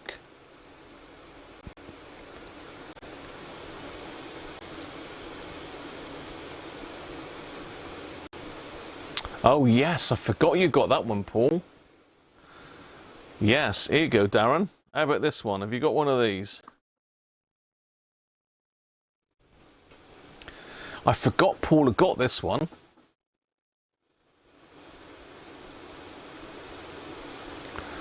Let's get the chat up as well. You're going to time me out. I'd be good if you could time me out. I had another Chinese just literally minutes before I came on, Sean. Half 1, half 2, half 3, 4, 5. I need to eat again by 6:30, Sean. 6:30 I need to eat again. You've got one. Oh. Have you got one, Darren? I didn't notice that one. Oh, well, Paul, he's got one. They're well made, these little garage radios, though, aren't they? It's a shame about the dial top on that one, but if you can find someone that does laser cutting and they can laser cut your perspex, then I reckon you can restore that one properly, Darren. There you go. A Minerva Perfect. Right, well, you can see the Radiocruncher beer is empty again. So let's go up in strength because, you know, I've got CB to do. Champion. Chris is on it for you.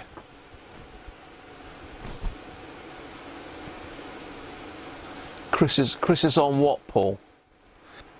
I've lost you there. Nice little radio that though, Paul. What is Chris on, Paul? We haven't seen Mr. All the Gear No Idea today, have we? The ADF disc? Oh, the direction finder, yes, yeah. That's right, yes, I remember now, Paul. That was a little while ago, that was, wasn't it, that you managed to get that one?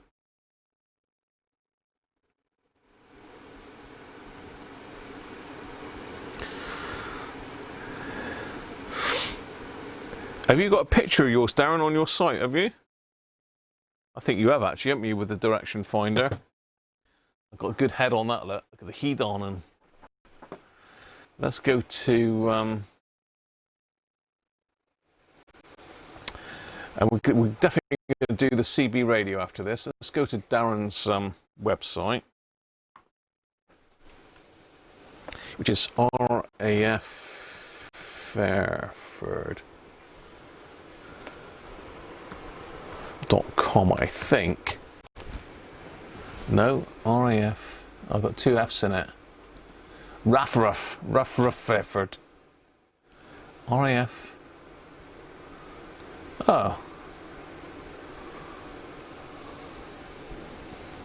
You're gonna have to give me the website address, Darren. What's the address? What's your website? I thought it's raf-fairford.com.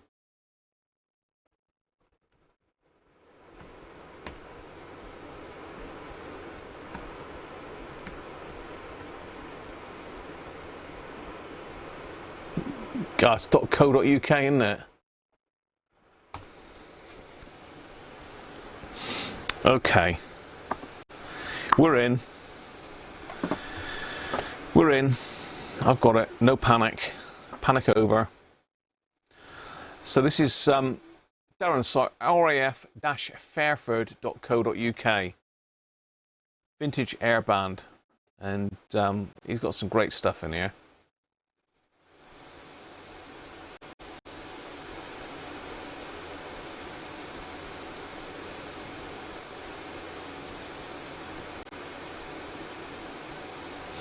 So look this this website up.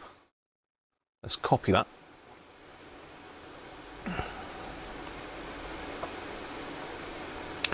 Let's pop that into the text for you so you can have a look yourselves.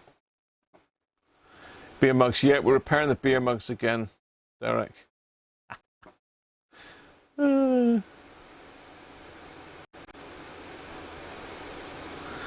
a nice little story about Gareth in here as well. Let's just click on Gareth for a minute. Yeah, there's a bit of information there on Leonhard Gower. I take it that's how you pronounce it. It's basically like a cottage industry, really, making these radios. Gower 6220. I don't think I've seen one of those. That's the one that I did for you, Darren, isn't it? I think I 3D printed new feet for it. Did all sorts to that one.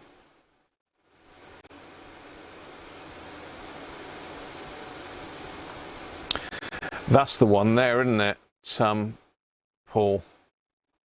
That's the boy. So that's the bit that Paul has got missing from the top of his. That's the bit that Chris was going to make for him.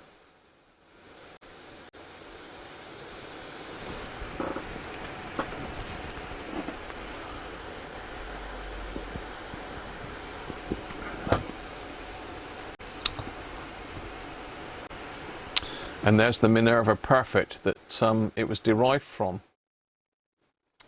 He did pick some pretty good radios to convert, didn't he? They were well-made radios. Is there brights missing off the top of them?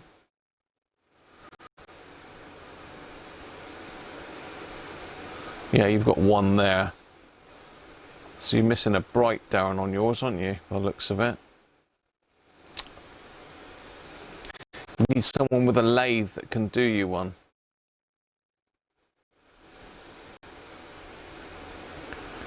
And there's the original advert for that radio by the looks of it. £37.15. That's owed money as well. Is that 6 shillings 9 pence postage? Cash on delivery 10 shillings. I don't. So £37. This, I don't know what age that one would have been, but it's an old radio. Derek, thank you, mate.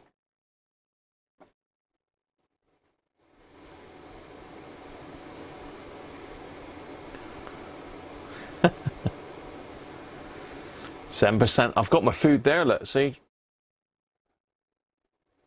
Yeah, 6:30. I'm going to need to eat something probably. 5 hours is about max in between meals, really. I did have some prawn crackers here, but I don't know where they've gone. So yeah, there you go. Bit of history for you. Right. So there you go. Check out Darren's site, and if anybody else got any old vintage airband radios knocking about, let me know, or drop Darren an email. His email address is on his website.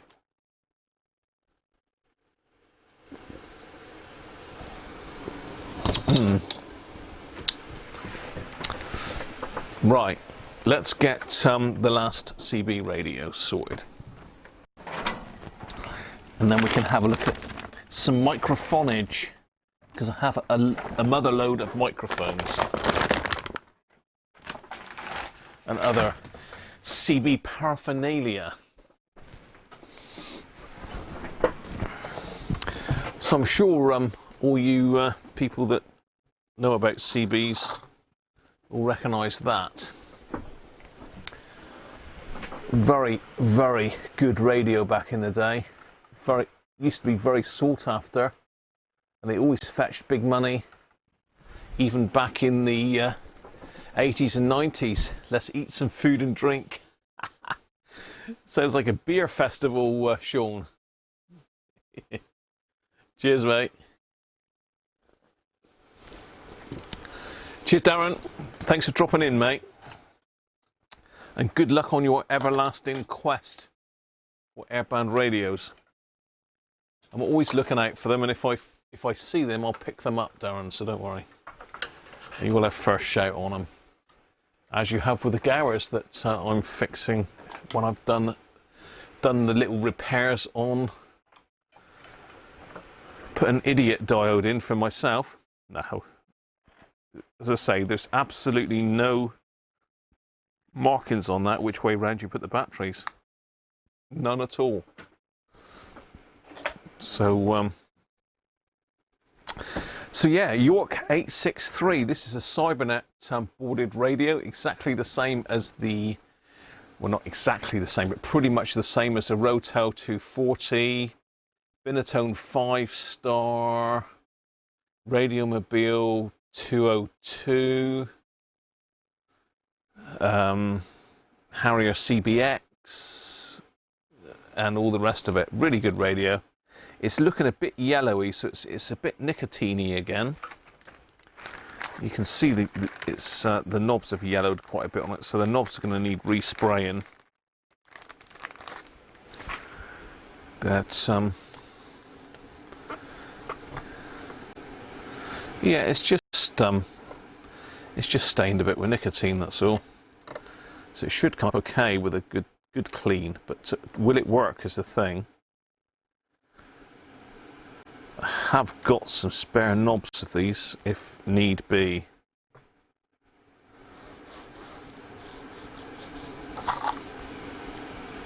So yeah, it's just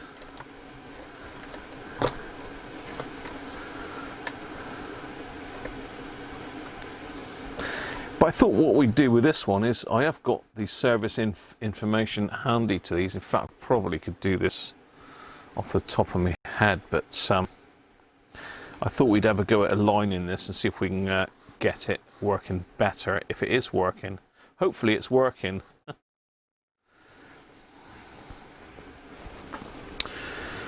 So let's have a look. Power lead.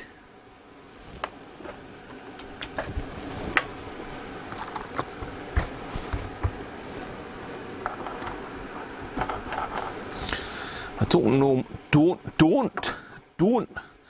Is that a bit of a... Someone's decided to drill a massive hole in the side there. I don't know what that is. Whether that's for feeding it breakfast or something like that, maybe. I don't know. 800 quid, yeah, I bet it is, Doug.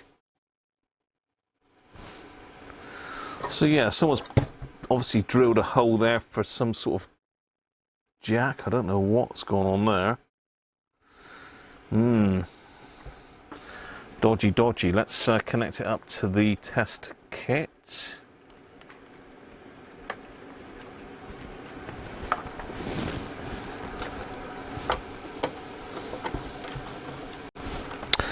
So this is pretty much the same as your Rotel 240, Simon, if you're still there. Yorkie.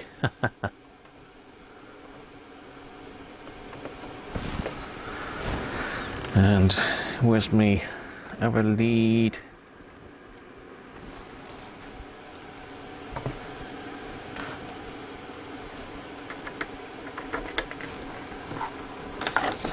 Okay, we're good to go.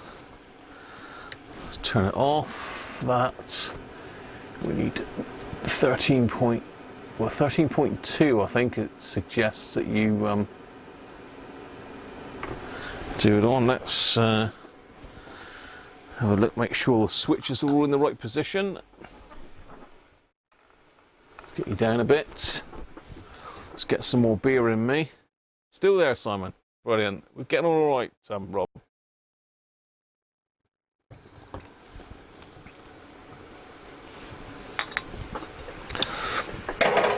Get these bowls in my little caddy. Okay, let's prop it up a little bit so you can see it a bit better. And let's actually I need to meet, we're in CB, delta tune middle, squelch that way, RF gain that way, direct mic gain all the way up, tone, it's got high, medium, low tone.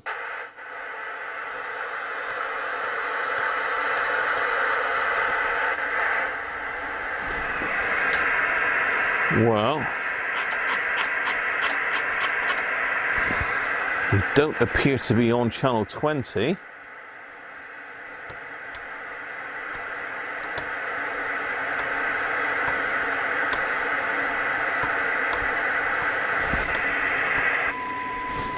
Okay.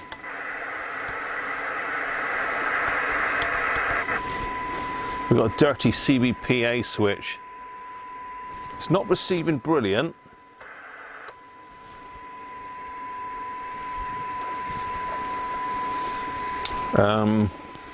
Let's have a look. Let's do a bit of camera changing because we're going to need to get on the test set now. So let's use the webcam for that.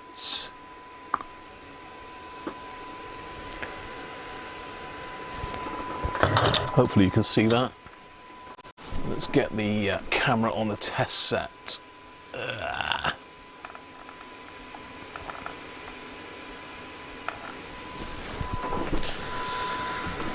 So let's go, that one make webcam picture in picture. So we need a microphone in it. It's not going to work properly without a microphone because the microphone completes the audio path on it. So somewhere in here was a microphone with a very knackered. I think this happens a lot with CB radio stuff. What happens is the microphone lead gets a bit dodgy where it goes into the microphone. I'm in the way of the camera now. I'll show it over here. The microphone lead gets a bit dodgy where it goes into the mic. And what they do is they cut it and move the microphone lead up inside it, so you're like right on it with the thing. But this is quite handy because I haven't got a Rotel microphone, but this microphone came with it, so hopefully this will work. But now my other one's uni-down wire, so if I plug this in, it should increase the receive volume. There you go. So let's just go to low power and see if that keys up.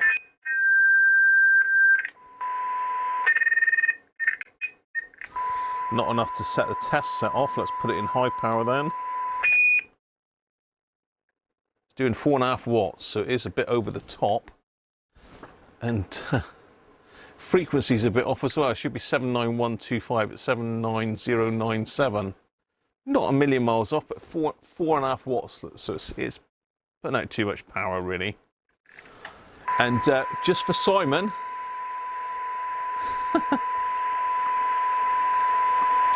just for Simon, here we go, Simon. Whoa! 4.4 deviation. Whoa!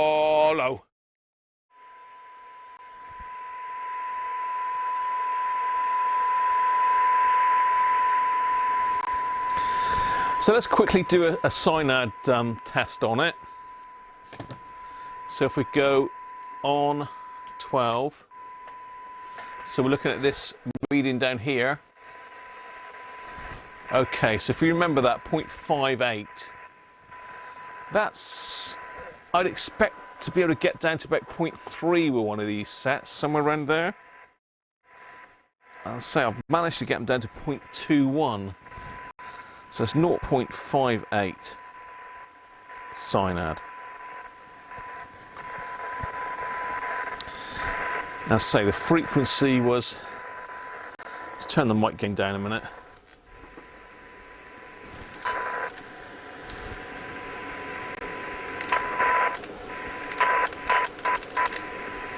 It's now not transmitting, and we've got a dodgy mic. So 79094.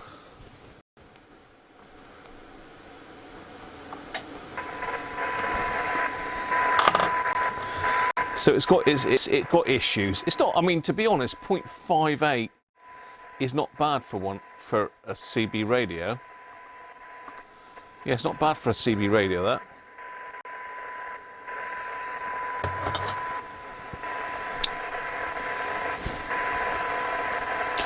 Right, so let's go full screen with that one. Let's take that one off for now.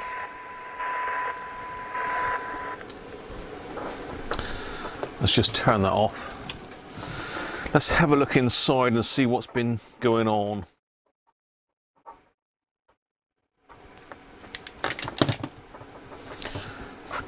Does smell a bit smoky. Smoking. Got a little bit of a ding in the speaker grill there, but that's nothing that can't be sorted.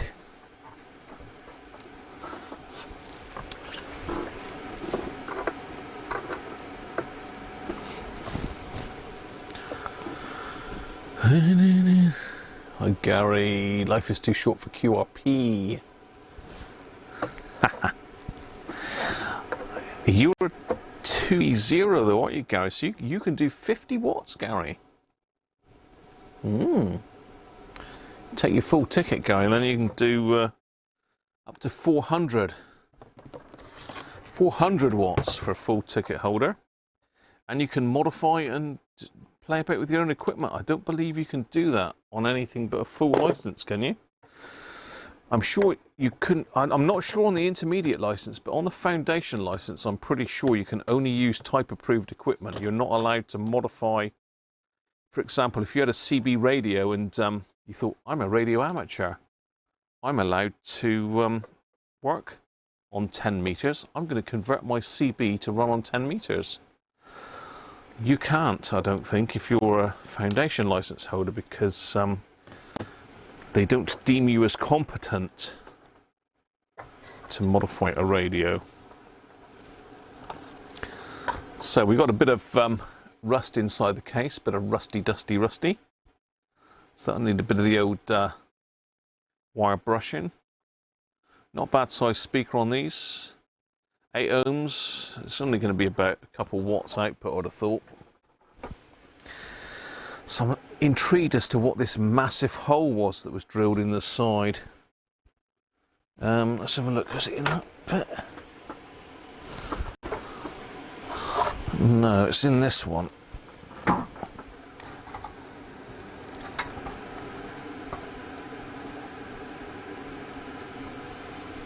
I don't know what they've used that for, but I don't know if you can see that, but there certainly is a screw missing from there.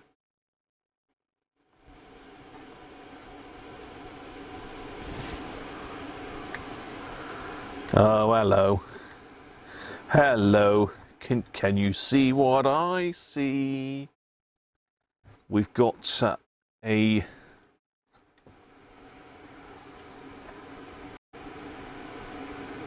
channel mod here. Now, where have they put that? Because I tried that. Let's get the overhead camera out.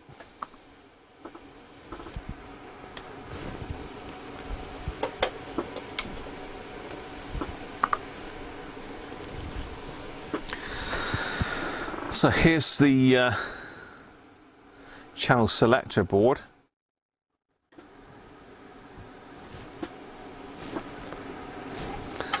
And just down in underneath there, I don't know if I can get that in the camera, you can see that that's the PLO and it's up at an angle. And we've got this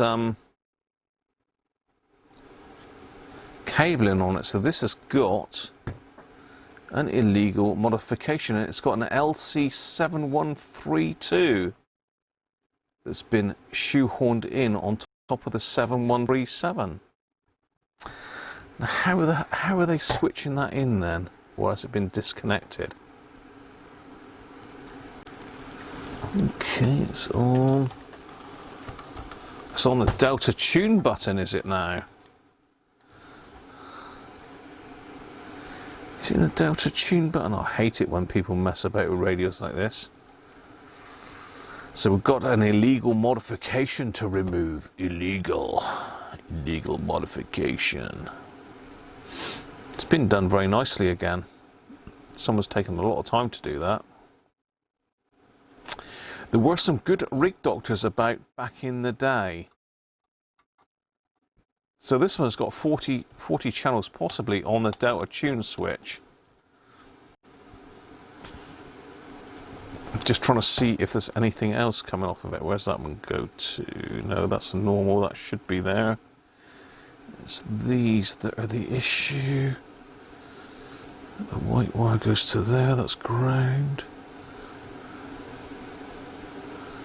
Grey wire.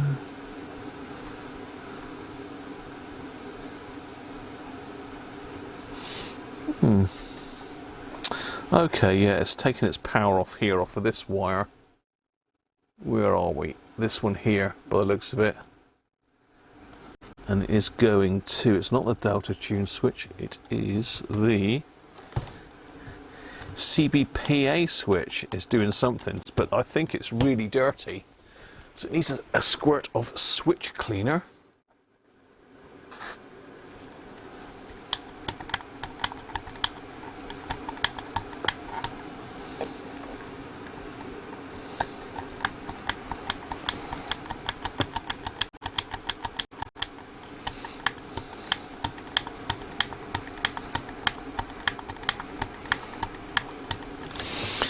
Right, okay,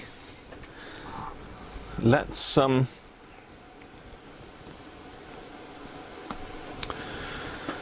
get back to the test set and let's see what it's doing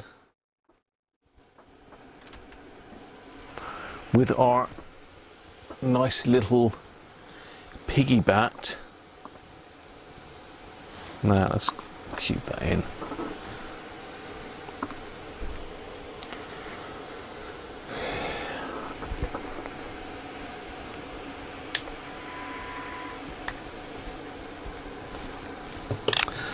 Let's get the microphone plugged in again.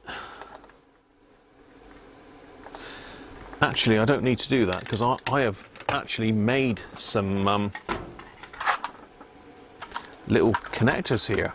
I've made a receive plug and a transmit plug. So if I plug that in the side,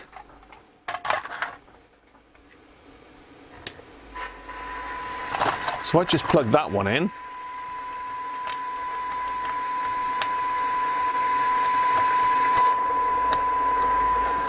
That's a receive plug. If I plug this one in, it goes into transmit. So we can see with 27,79095, we can trim that in. We should be able to, but they've pulled the VCO frequencies to actually get this to transmit on dodgy frequencies. But we can pull that probably up a little bit. So it should be 9125 going. No, it's not, because they've added this mod on. It won't quite go to 9125. Look, best I can get it on is 99110.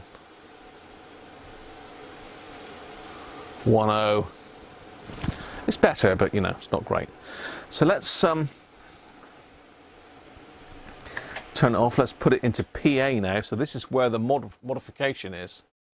So you can see what we should have frequency wise should be that. So let's turn it on again. So we've now got 27206, which is in the mid band.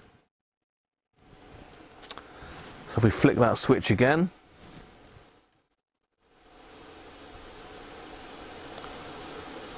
that's our UK FM mid band. So you notice as well that the wattage is down in the mid band.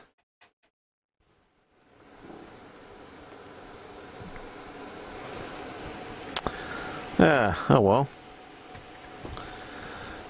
So really not a great deal we can do. I can see if I can get the receive. We can go through the receive, but I'm going to end up having to take that out.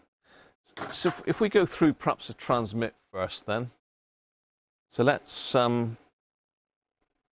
put the main camera picture in picture, and let's go to the overhead camera for the alignment. I think that needs to be bigger. Bigger.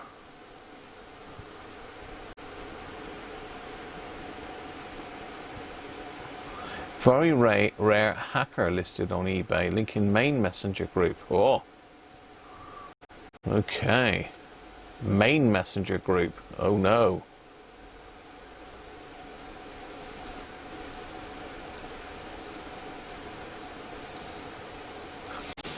Have a quick look then. Very rare. Let's have another beer while I'm contemplating what I'm going to do to this poor radio. Let's turn it off of transmit a minute. Be useful, wouldn't it?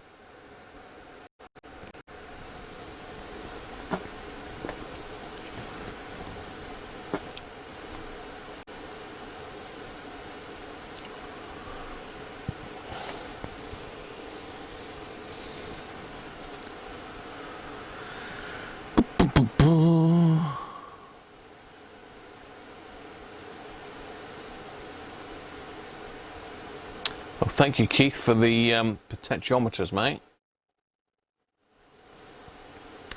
Oh, Golden Sovereign. Oh, lovely. Is it? Oh my God, 225 quid. They are having a giraffe. Well, I suppose to be fair, that's what they deem as being worth, isn't it? How are we?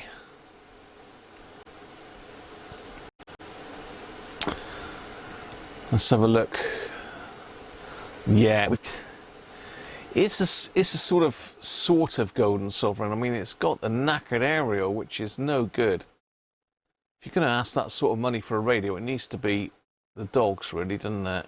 It looks like it's let go here. This is looking original.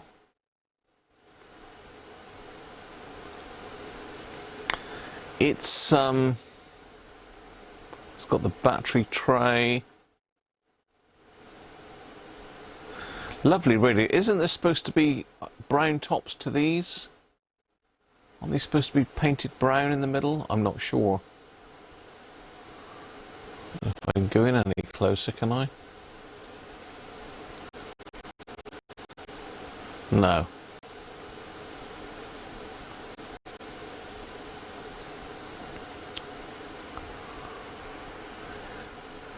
But it's got a knackered aerial, so I mean, is it worth 225 quid? You're going to have to find a donor radio for an aerial. So your cheapest donor radio for an aerial for one of these is going to be a Sovereign 3, which is going to set you back 50 quid on top of that price to buy a radio for a donor. But nice radio though, I'd love one. I would really love one, to be honest, but to pay that sort of money, it would have to be mint in my view. There you go. Right, let's zoom out a bit, and let's have a look at sorting this transmit out. Let's have a look. We're going that way.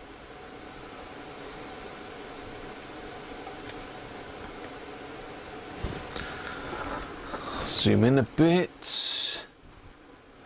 Get the light on the situation. Okay. So, transmit on one of these. We really need to be doing that on the oscilloscope, ideally. So let's pop this scope on, because we've not got any more radios to interfere with it. Now, where's the other end of this? That needs to go in there. So I'm just connecting up my, let's get the picture-in-picture off. I'm just connecting up the box that I made a while back. I don't know if you can remember me making this up. I was really, really pleased at making that. I was chuffed. It's been really useful for tuning up these old radios.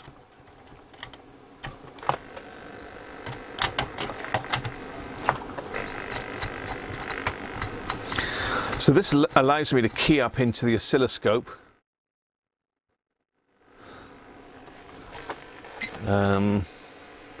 Where's our webcam?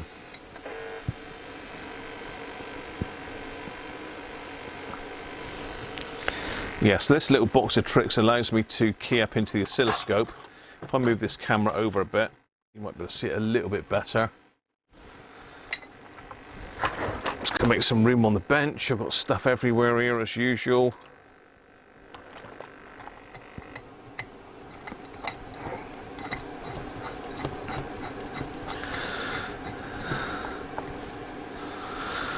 There we go.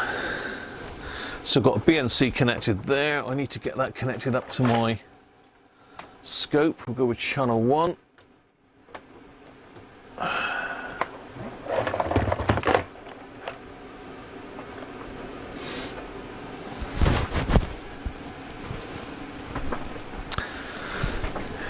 So there we are.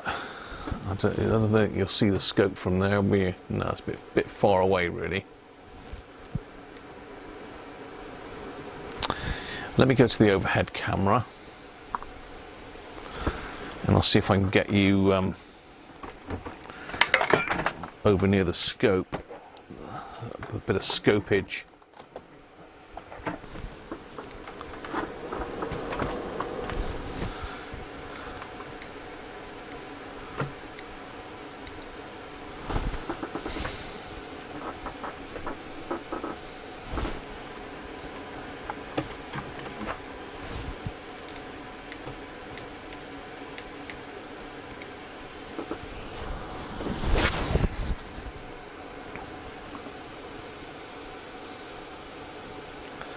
Can you see that?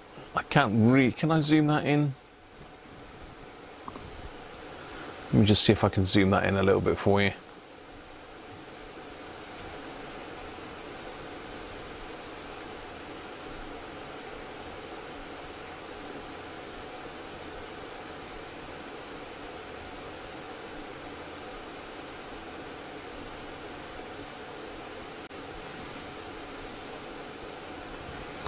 What's happened?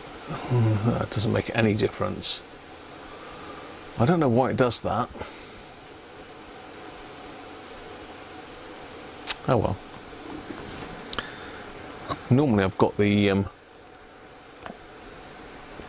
main webcam on it. But you have to let me know. Can you see the scope all right there or not?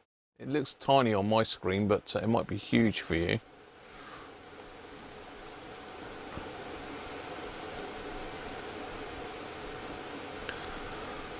Well, you can see it better there. Unfortunately, my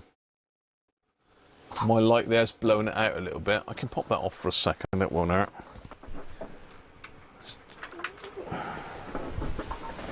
Okay, that should be better. That better?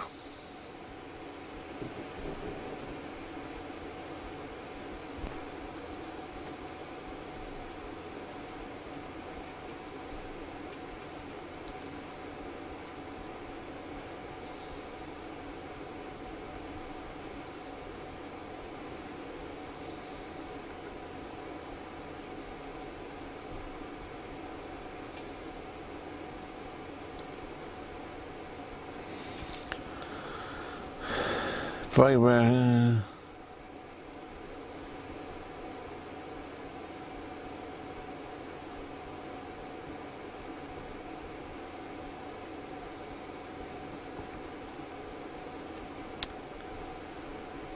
Fag ash brown.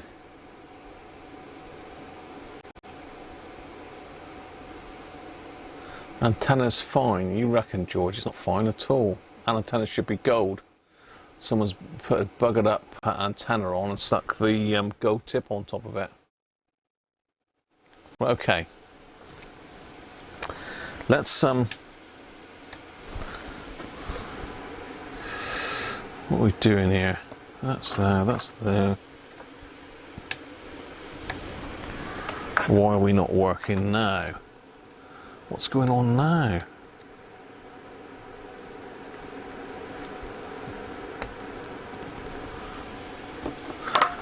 What new thing has started?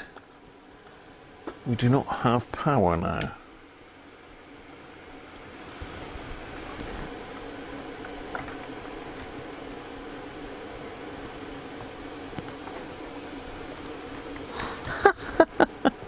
What is going on today? This is unreal.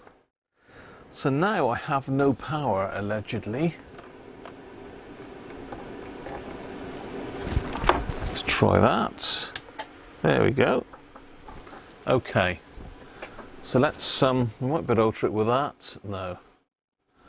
Let's change.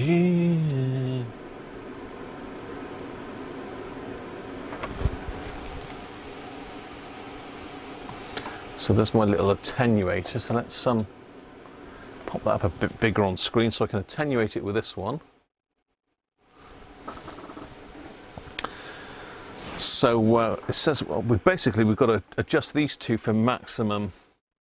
I've gone and put my test probes all underneath there. Right.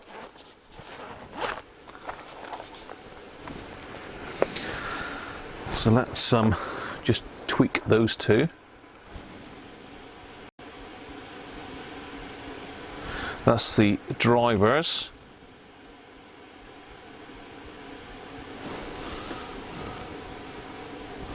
For maximum, and that one there.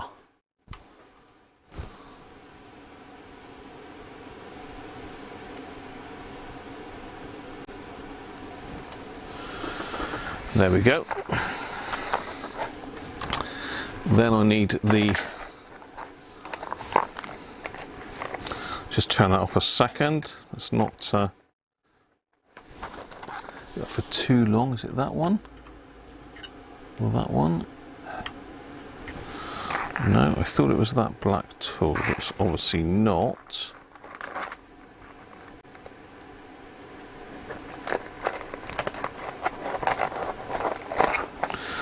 These are hexagonal cores on these.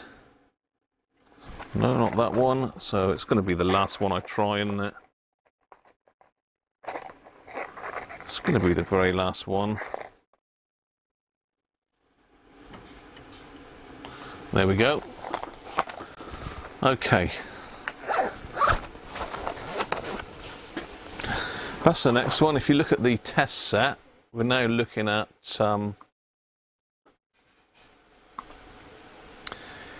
we're looking at the test set now.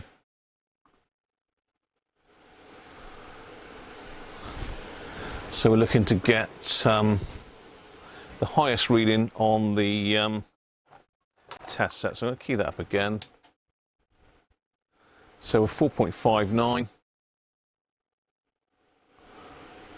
It's going down, so let's screw it back out.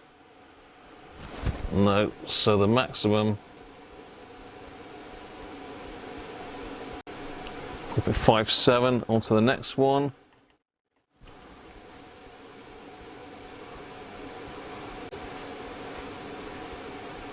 .59 in the last core.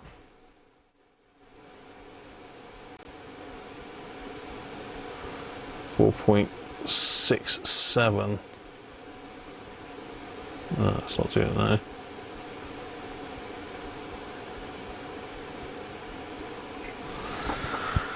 Let's just turn that off. This next bit's got to be done correctly in order to get some.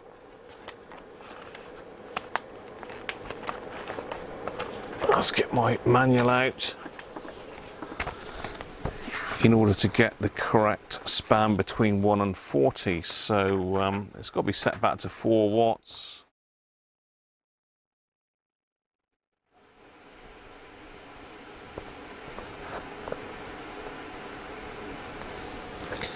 Okay.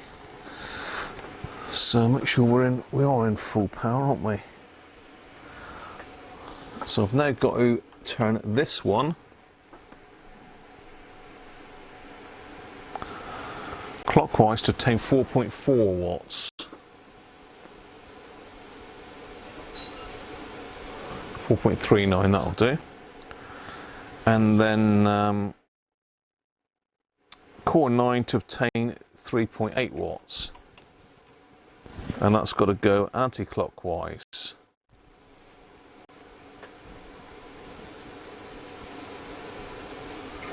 And then if we bump our power supply up, actually, to 13.8,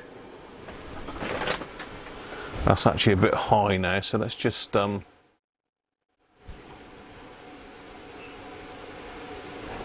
actually we need to be peak PEP.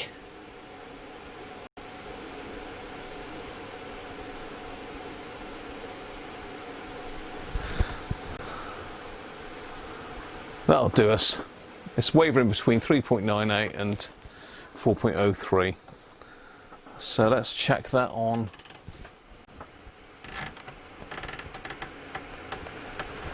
channel 40, 4.08, channel 1, 3.98. So that's a pretty good span. That's 3.93. So again, I think we can alter that by messing with the middle one.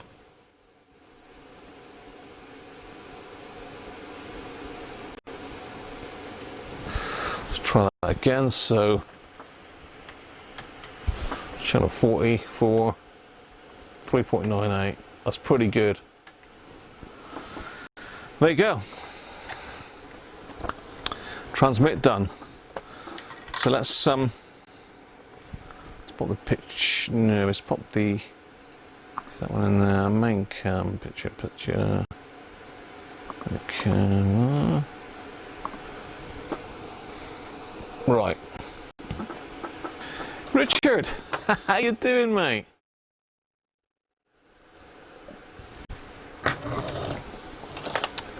The man himself is in the house.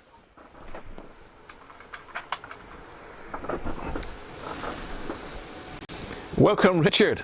I don't think I've ever seen you in one of my live streams. But yeah, we're messing about with a Rotel 240, as I'm sure you know, Richard. I've just done the transmit. We've got an illegal mod in it, unfortunately. I don't know how long you've been following, but it's got massive deviation on it as well. It's huge deviation. So I need to do the deviation, really. I know the deviation is down in here. You can't quite see because I'm too big. I'm so big. But just looking at deviation because I'm going to try and set this up using my test set.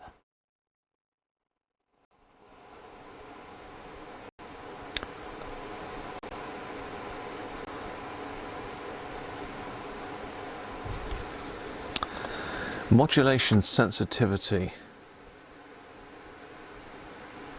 20 microvolts, 1.25 kilohertz audio. So I'm going to try and set that up on this test set. That's my plan. So it doesn't like it because I'm in that. No, transmit, so it will generate now. So generator.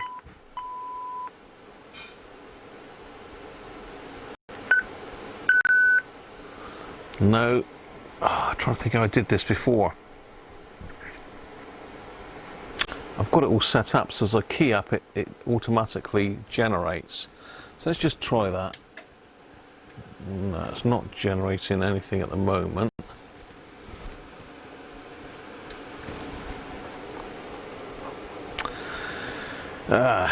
Modulation. Try that. No. There we go. Okay, so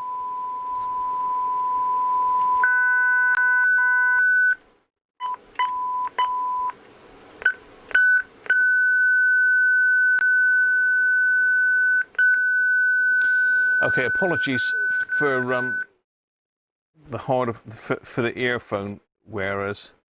I've got to set that to I've got it set to 30 microvolts at the moment. I've got to set it to 2 microvolts at 1.25 kilohertz audio. 1. No, I need to be down here. 1.25 kilohertz.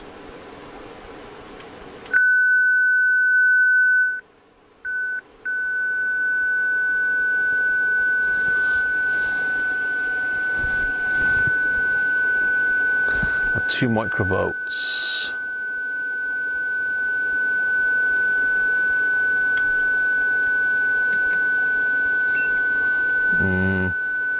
No, we'll forget that. We'll forget that. I did set it all up the other day. I was hoping to do that deviation doing that, but let's do it the old-fashioned way. We'll give it Richard's Warlow, I think. Don't you think so? Warlow. Warlow. Don't say that. The dogs are downstairs, Richard. They can't hear at the moment, so we're okay. We're safe. Poor doggies can't hear. They're disturbed. Right. So let's take that off. Let's put a microphone in here. Let's put a microphone in.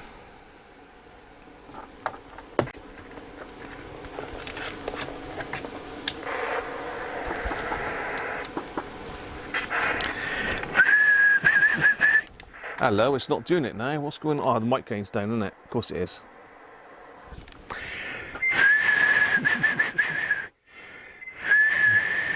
Wallow. It's nearly 5. It's mental. I can hear the dog's tails going.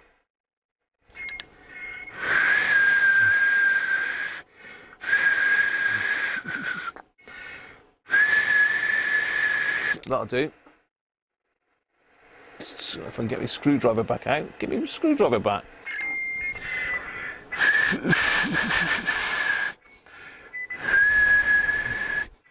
Wallow. That'll do, that'll do. How about that? Hi Stephen, how are you? Dublin, very nice.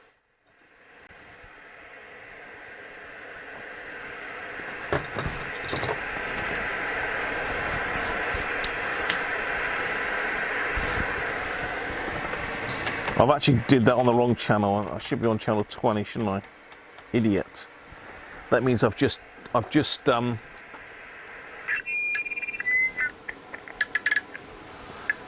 aligned it on channel on the. Oh no, I did do it on the right one. Okay, so we've got fraction over 4 watts, but to be fair, I don't think anyone's going to argue about 0.8 of a watt over on channel 20.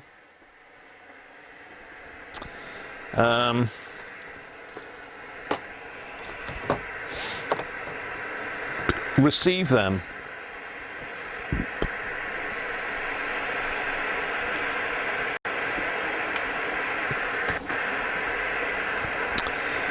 I've gone and knackered my test setup now, really, haven't I? So, amplitude.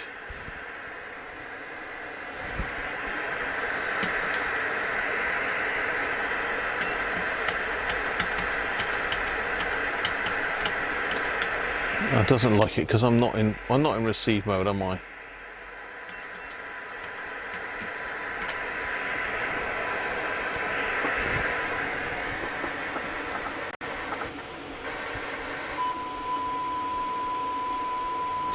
There we are.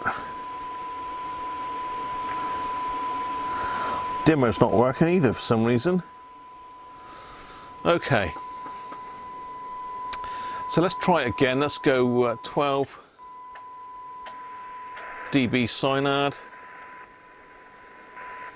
and we're 0.53 microvolts. So I'm sure we can get it better than that.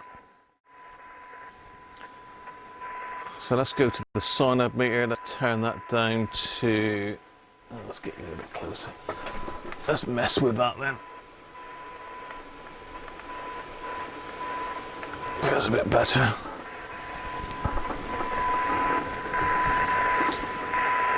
It's sort of jumping all over the place, really. Ought to really look at the detector, didn't I?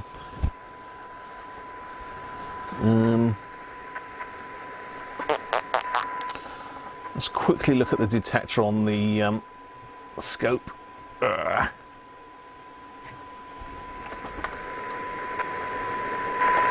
Let's take that one out, we don't need that anymore.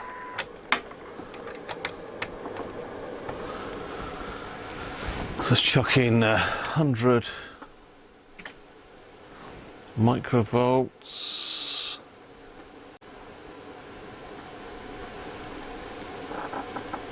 And that's reading nothing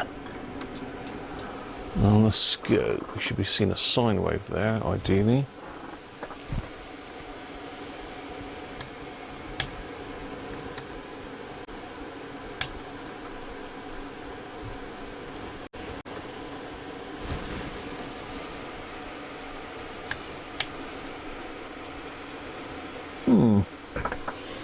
Meter's not reading right either. That should be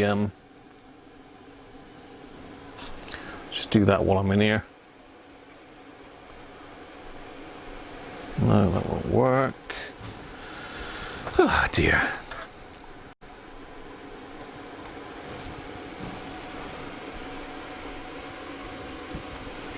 No, is it that one? I thought it was that one. It might be that one. That's the one. It should be S9. I don't know why I can't hear it though. Well, obviously can't hear it because I haven't got that one connected. I need the T-piece in there, don't I? Well, I need my T-piece. Then what have I done with my T-piece? Just totally not organised here at all today. I've lost my T-piece, people. There he is.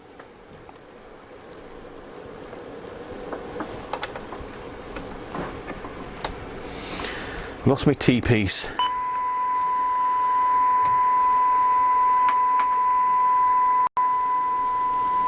I should be able to view that on the scope. Why can't I view that on the scope?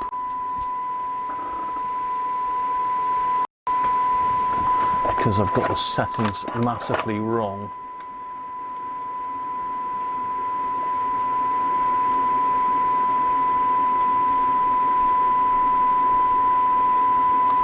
It don't look the best, it's not triggered very well either.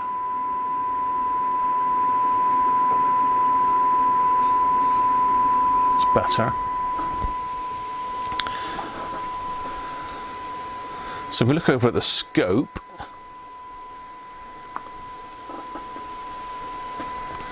actually let's stick that in picture.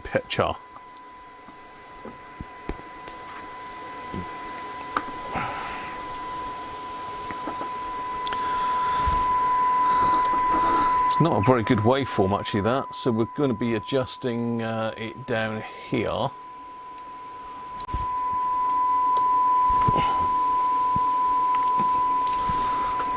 That one there.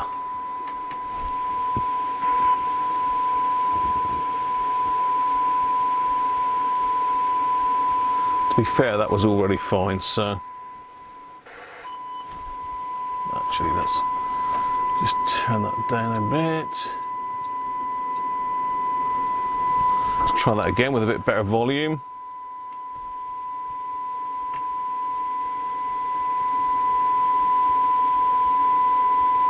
Yeah, that's pretty good. We ain't going to get better than that. Apologies for the reflection, but it's the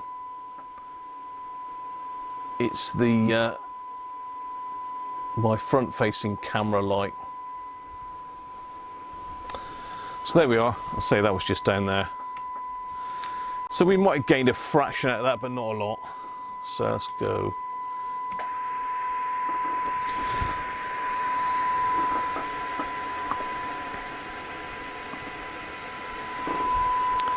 Let's get back to the cyanide meter then.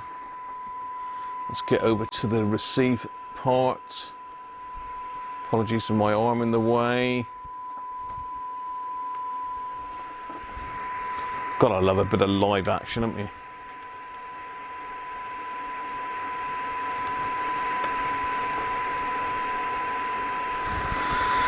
So the receiver is basically that one, that one, that one, that one, that one, and that one. Just like that. So let's do the first one. And we need to knock this back to a lower level. That's 1 microvolt.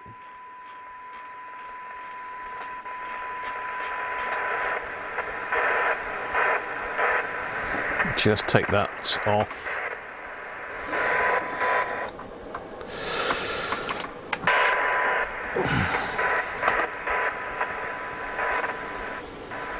Turn that down, you don't have to hear that really, do you?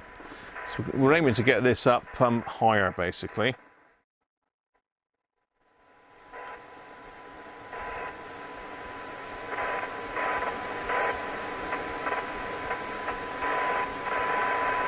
Whoa. Hell.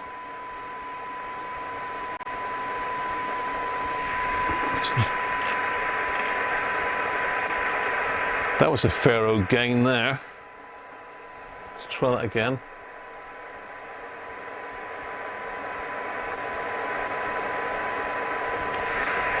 That was pretty immense. Let's do the next one.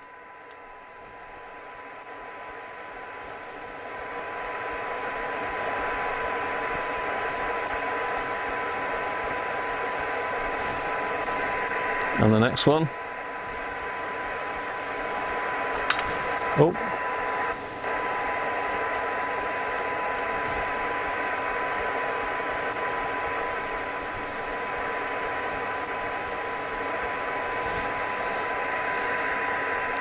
And this one.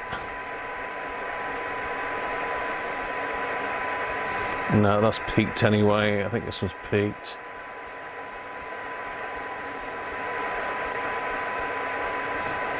No improvement there. And the last one.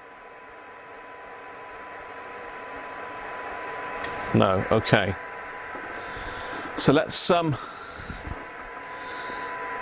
do our 12 dB cyanide again then. So we need to be looking over at the microvolts. So it was 0.56, 0.58 before for 12 dB cyanide. So let's do it again.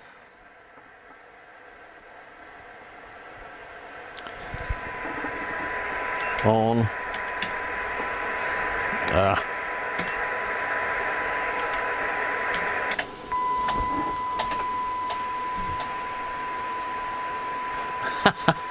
So we've gone from 0.58 to 0.28, look.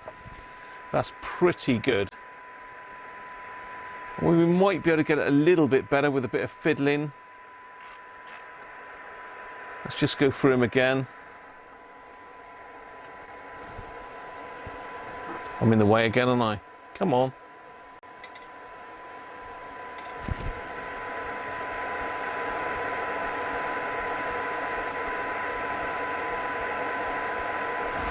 Yeah, gained a little bit more there.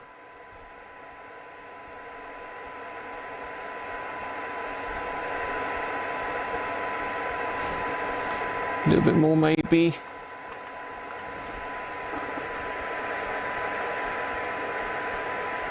I'm not on the cyanide meter now, am I really? But I'm over here playing.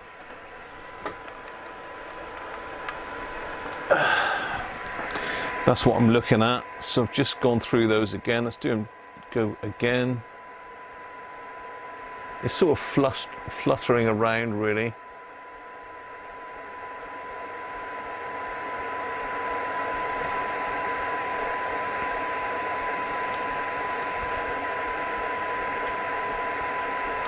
So we can get the tool into the slot. There we go.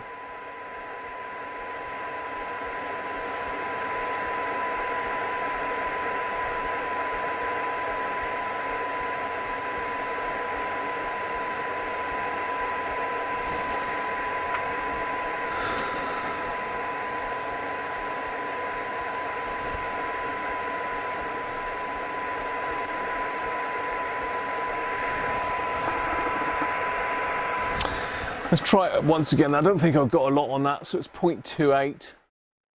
Let's do it again.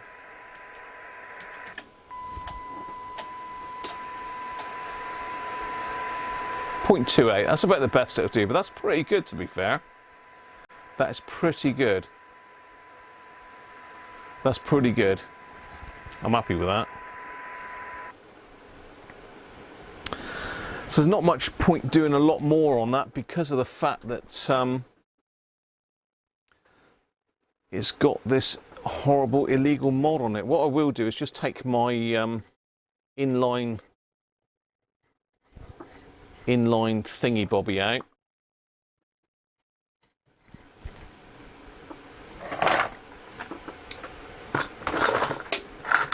Thingy bobby.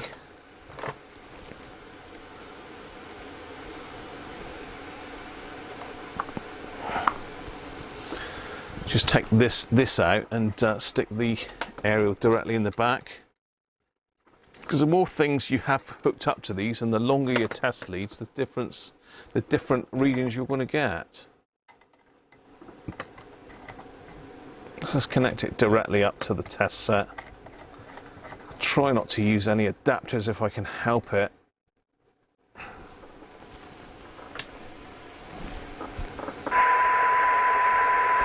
So I'm just going to do that test one more time then. I think my main camera's happy now because I've stepped in front of it too many times. Come on, focus. You're not going to try and focus, are you? Okay. Try that one more time then.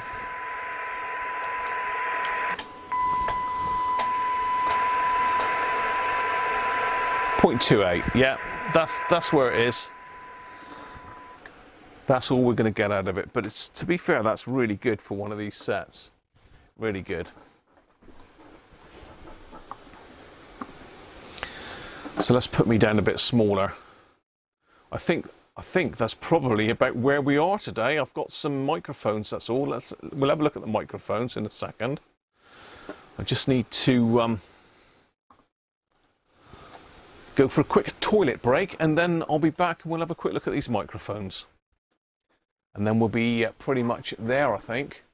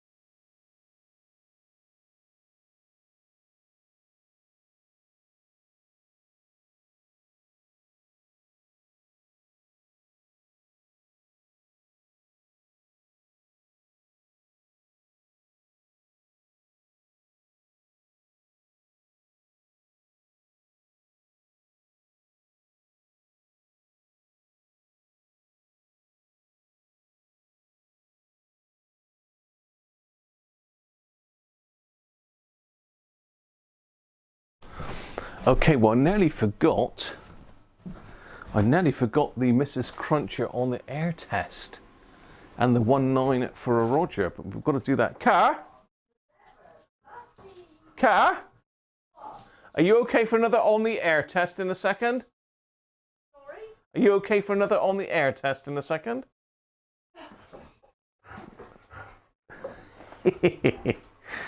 Right. Mrs. Crunch is going to do me an on-the-air test. We need to test the thing, don't we? So let's just pop the external aerial in. Although it probably could hear me on the test set, but you know. Let's see if I can find the external aerial, which is there. External aerial, that is not. There we are, external.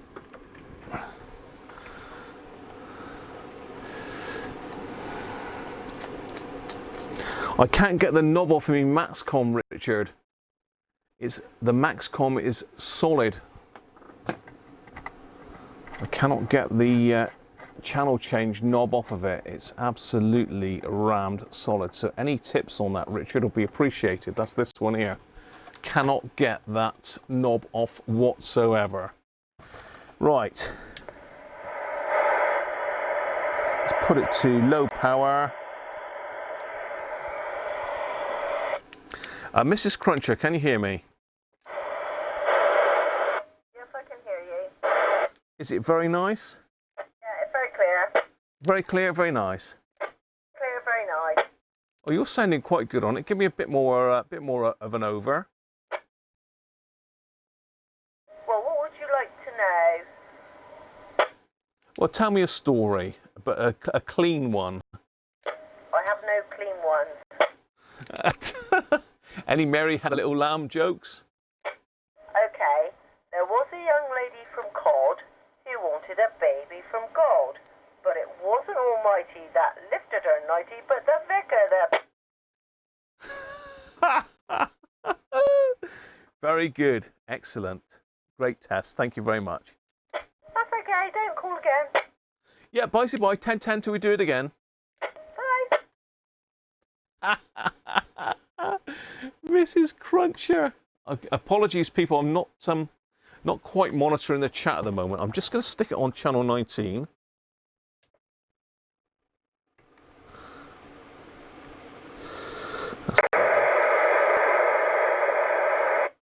The squelch to threshold. Go back to high power and see if anybody's out there. 19 for Roger. Anybody by the 19? Give me a quick rig check, please.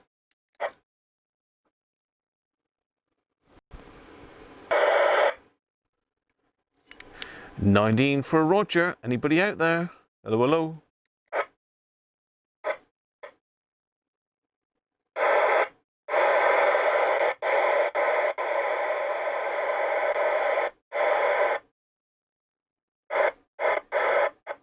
Well, I've got noise in the back of the box, but I can't make that out. It's too far away. 19 for Roger. Anybody let me know if I can get out, please? Someone's trying. They're a bit 10-100 though. They're a bit 10-100. bit 10-100. I'm so big now. So big. Make yourself smaller, Graham. You fool. Okay. Where is somebody to give you a rig check when you want it? That's the thing, isn't it?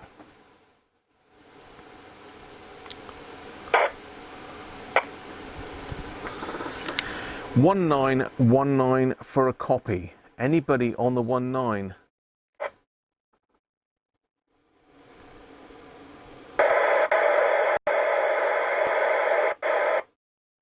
No, there's a lot of local, not local. There's a lot of distant hash and noise there. Let me have a flick around, see if we can hear anything. See if anything breaks the squelch.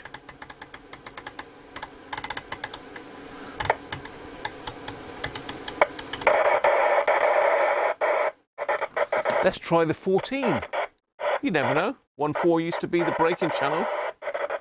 1.4 for a copy. Anybody buy the 1.4?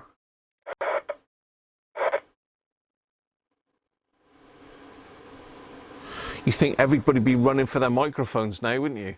Christ, there's somebody on there. What are you on, Gary?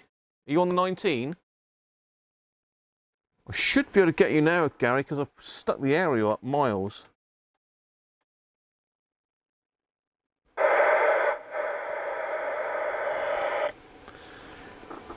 Try channel 20 then, Gary, if you're there. 2779125. Just in case you need the frequency. You never know. Channel 20. 2779125.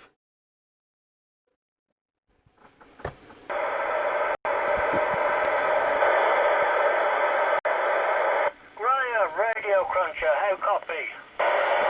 Oh, got you, Gary. What was your handle again? It was, I don't know, Smoking Bandit or something, wasn't it? Or Cherokee? I know you're there, but I'm struggling. Did you switch back to high power or are you on low power? I'm on high power. Can you hear me? Probably just about, but you're blasting through, Gary. Okay, Roger. I can hear you returning, but I say not very strong. But then, as I said on the thing, life's too short for QRP. Yeah, got you. No, good to hear you though, Gary. Thanks for the rig check there, mate. You're coming through. Give us another over. I'll have a look at you on the S meter. Not that I've calibrated it.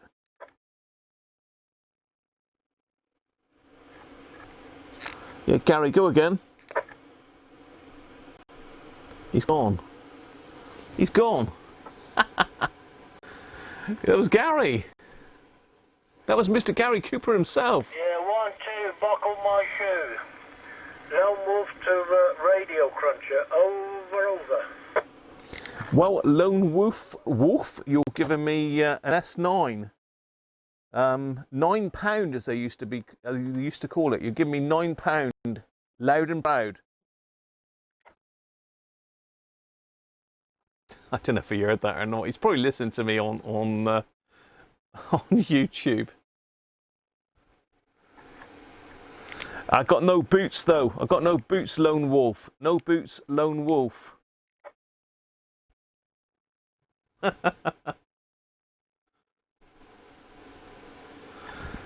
Yeah, no boots, Lone Wolf. Running bareback. I'm bareback. Back to you. You there? Hello. Lone Wolf's gone. He's on holiday. Look.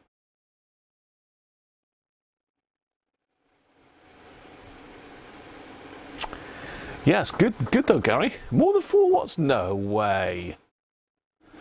Better on 80 meters. Oh, you're there, not on the radio now, Gary. All right, no worries. Gary has shoes on. He's got his boots on, definitely.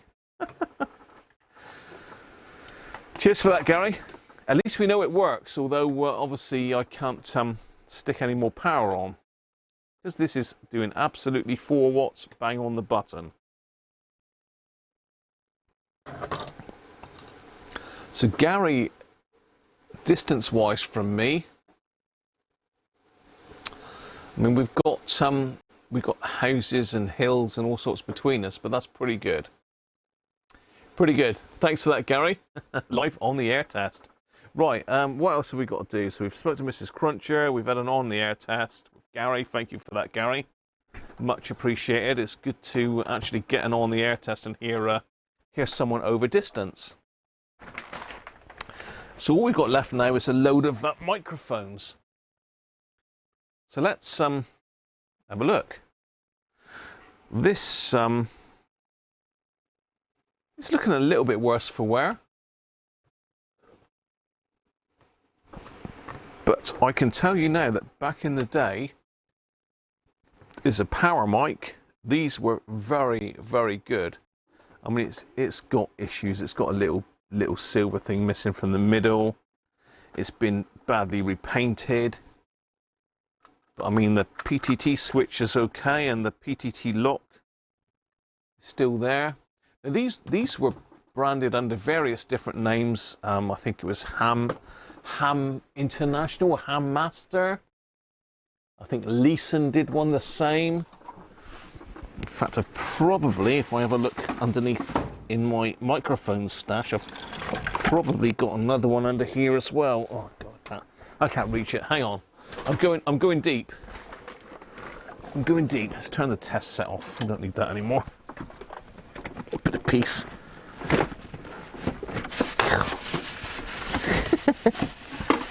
I just want to keep my power supplies under here, so I'm sure I've got another one of these. Yes, I have. Here we go.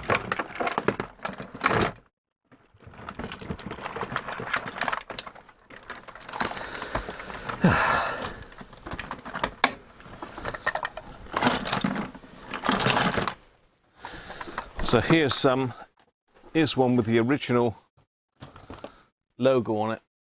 You can see it's a Hammaster. I believe this was actually, I don't know if this was mine or not. No, I don't think it was. I did have one of these back in the day. This is just in my sort of spares box. But you got typically, they all used to lose their battery cover for some reason. I've still got a battery in that one. But it's a power mic, it's not an echo mic. I'm not sure how well Gary could hear me. Gary, how well could you hear me? Could you hear me pretty good, or was it really scratchy back of the box?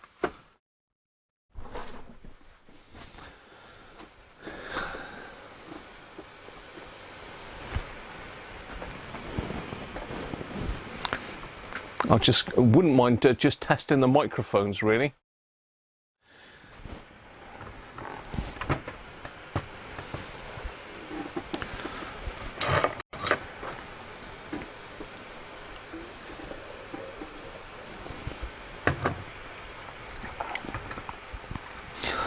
So it's, again, it's suffered from the cable right up its backside so far that you can't see the light of day, and it's had the same treatment on this end as well. It's really like right up to it, so it needs a new mic cable.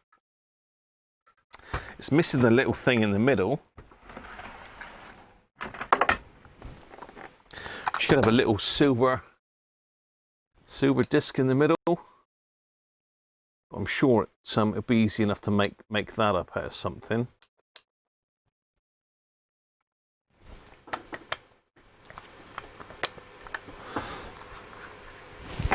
But yeah, just wondered, Gary, if I was fairly readable on the normal mic, whether I could do some quick mic checks. I don't even know if this microphone fits this radio.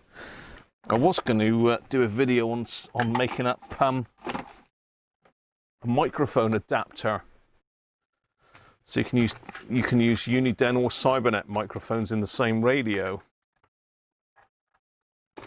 Let's see if this will key up this radio. Where are we?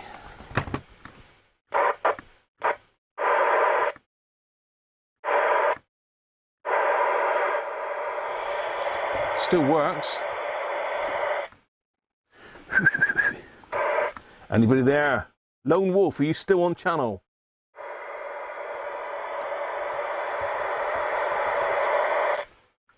It's quite handy, it's got the lock-in.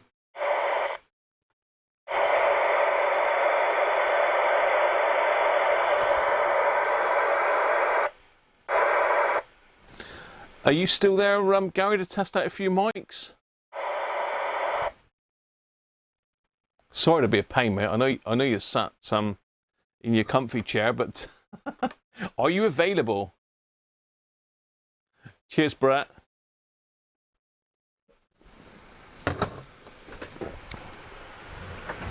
I'm sat on channel 20, if you're there, Gary.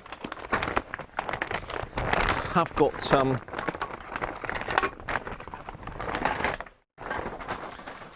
a few microphones. As you can see, one of them looks quite interesting, but I don't know what these are wired for. That's the thing. They may not be... You're there, Gary, are you? Yeah, Lone Wolf. Any different to you now? Trouble is, there's no battery in it. Probably can't hear me.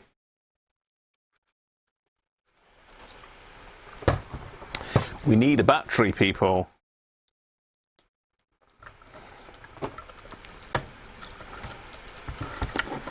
Yeah, copy, Graham. I have to go from one room to the next, though, because I can't hear what you're saying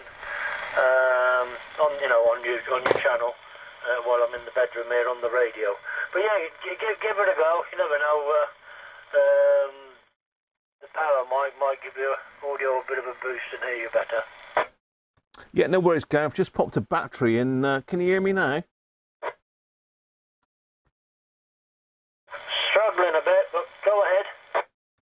Yeah, I mean, I can pop the power up on the mic, but how's that? Is that any better than the hand mic just now? Yeah, you're about a 2x3, 2x3. That ain't great, is it? Is it any better than the other mic, Gary, or no different as such? Yeah, about a 2x3, 2x3. I'm catching the odd word. You're not very strong, but keep going.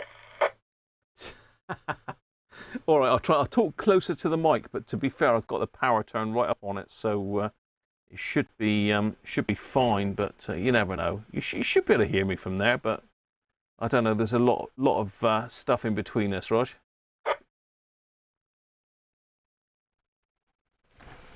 I don't think. Just see if one of the power mics brings you up out of the noise. Yeah, this is the power mic, Gary. I could try the massive Sedalta a minute. Let me try that. So I've got a huge Sedalta monster of a microphone up here, which is a real beauty. So let's try that. Gary's very patiently holding on. So this is a Sedalta, and I've gone and I've locked the PTT. This is my pride and joy microphone, really.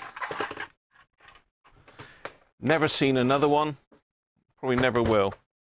Sedalta Master 2000, it's a monster of a microphone. So on here somewhere I do have a wiring for a Cybernet. There we are. So let's plug that in, and that is microphone number 1.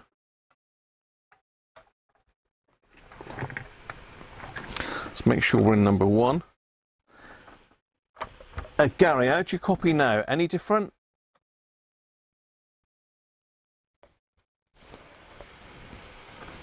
Sorry, go again, Gary, knock the volume down. I can hear the beeping. Oh, we've got Roger Bleep. The bleep is that one. Who's got the Roger bleep? Is that you, Graham? Yeah, Roger. Yeah, I can hear the Roger bleep. How about that? I've got the modulation turned up. In fact, I can hear the Roger bleep better than you. Yeah, I'm not sure if I'm in the right microphone mode at the moment.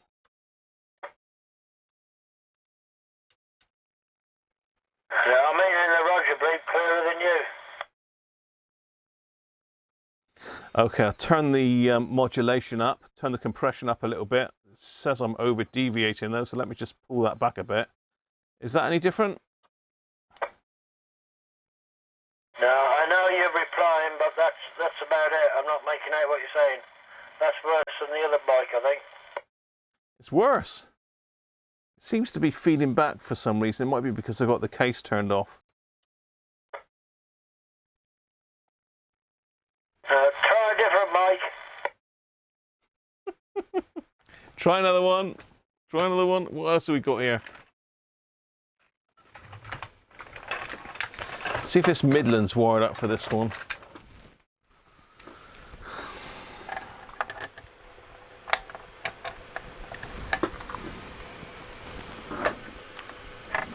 Okay, Gary, what about this one?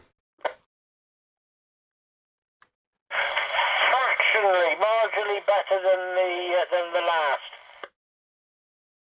Yeah, this is a Midland Allen MM51.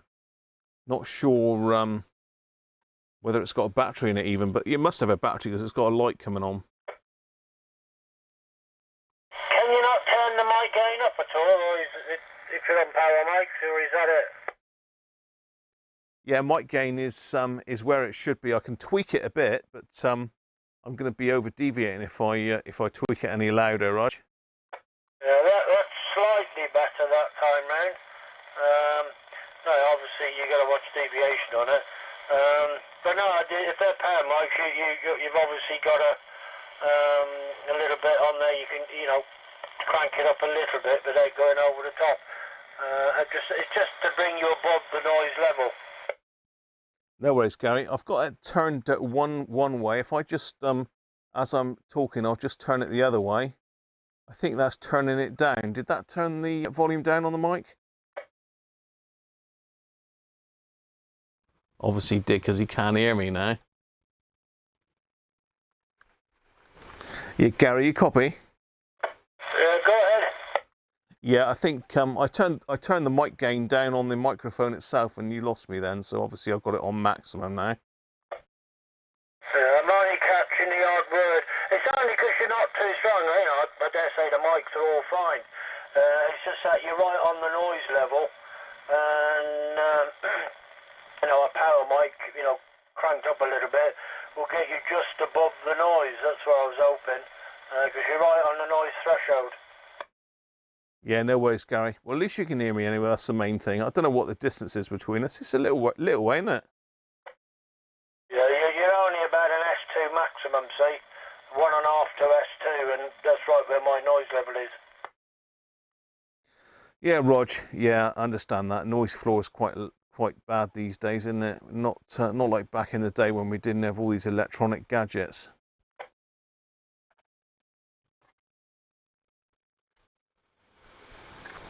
All right, Gary, I'll clear with you, mate. And I'll say 10-10, look, till we do it again.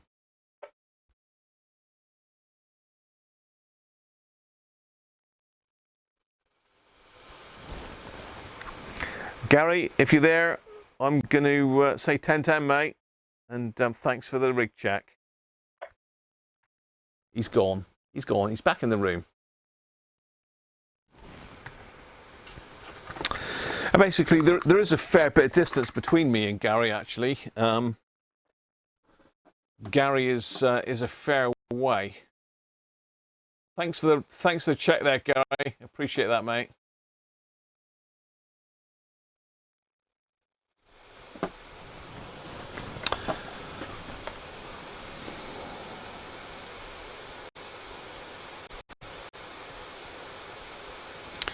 So yeah, there is a fair bit of distance between us, Gary, isn't there, really? Because Gary's up near Braunton and I'm down here. I did used to have a program that could measure it on maps, but so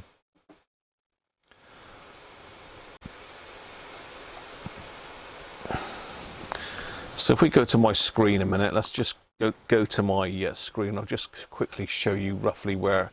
So I'm down here where it says M. I don't know why it said. Oh, that's Mrs. Radiocruncher lives here. So that's where I am, M, and Gary's right up here.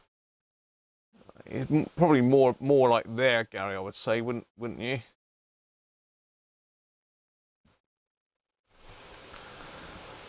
So I can't measure it with this. I have got a tool somewhere where I can measure it, but so there is a fair bit of distance between us. It is quite a way. So for Gary to hear me is pretty good, to be fair. I don't know how far that is as the crow flies, so to speak.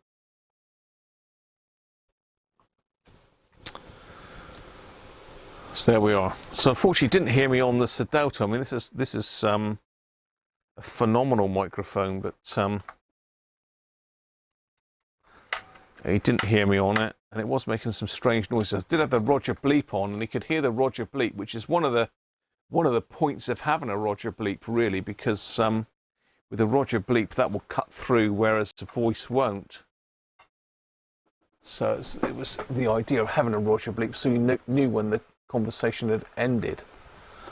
So it's got a Roger bleep module on this, and I can alter the tone by just altering these pots. So it's got a high-low tone. There's some room for another module, and I've got an echo module in this as well. It's a lovely microphone, and I've never ever seen another one. A Master 2002 Sedalta. Back in the day, the Echo Master Pro was the business. Hi, Darren. How you doing, mate? How you doing? So I'm a bit behind on the chat, actually, to be fair. So we tried out the Midland Allen mic, let's say the Rotel standard mic, The only other power mic I've got is another Midland one.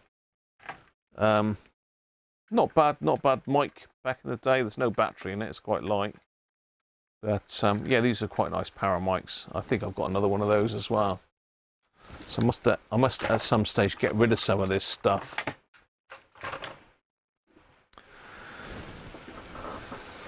You're waiting for pizza. Very nice too. It's getting dark here. Let me just pull the aperture back up on that camera a little bit. A bit more even. A bit more. Here we go. Maxed out. So there we go. It's about 11 miles as the crow flies. That's pretty good. I mean, we have got some hills between us as well, as Gary said. That's pretty good. Well done for measuring that, Spanky. Yes, I am going to call it a day now, Sean, so don't worry. Let's take my picture-in-picture off. Just finished my beer. It's got the important stuff sorted. So let me quickly catch up on the chat.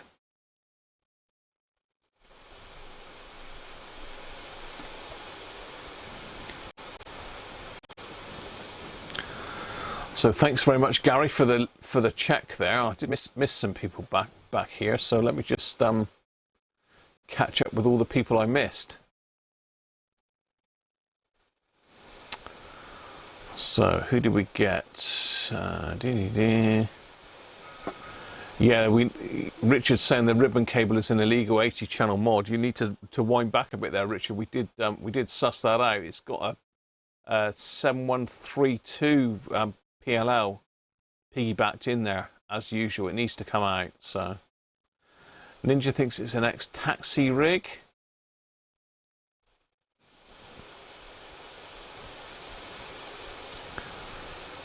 We're going back.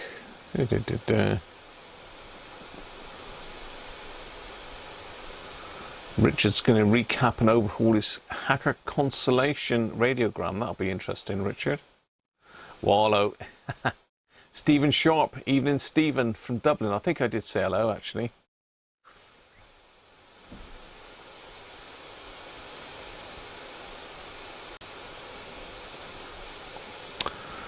I'm getting there. Matthew Shaw. Hi, Matthew. How are you? York 863, yeah, let's say someone's been in it, unfortunately, and it needs the 80-channel mod removed and put back to standard. Then it won't take a lot to actually make that look a lot nicer. Make it look. What am I trying to say? It won't take a lot to tidy it up anyway. It is mid-block. It was stuck in on the Delta Tune button as well, which is annoying because the Delta Tune's quite useful.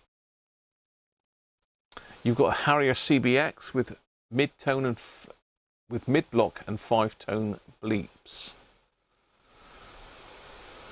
Good old Roger bleeps back in the day used to do your head in, didn't they? George used to do those mods back in the day, made PCBs to add in the bands, used to do the EEPROM mod to add several bands.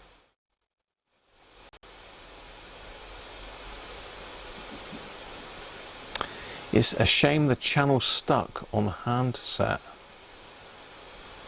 Channel stuck on the handset. Not sure what you mean there, Matthew.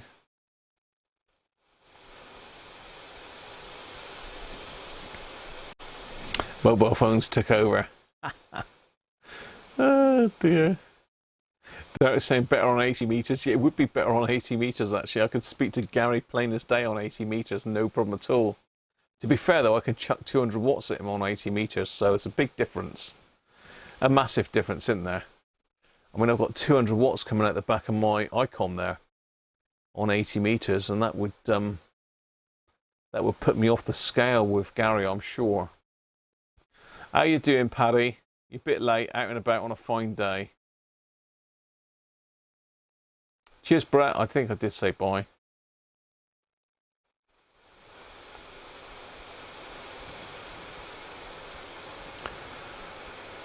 Bleep was clear, Gary. Ideal. Food time, yeah, I'm off. I'm off. You're at sea level. Cheers, Stephen. Back in a while. Probably going to knock it on the head now if you're still there.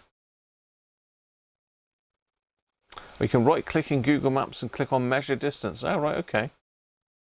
If you get your own place, we could try each other. It's going to be a push, Rob. Unless you get yourself an amateur license, mate.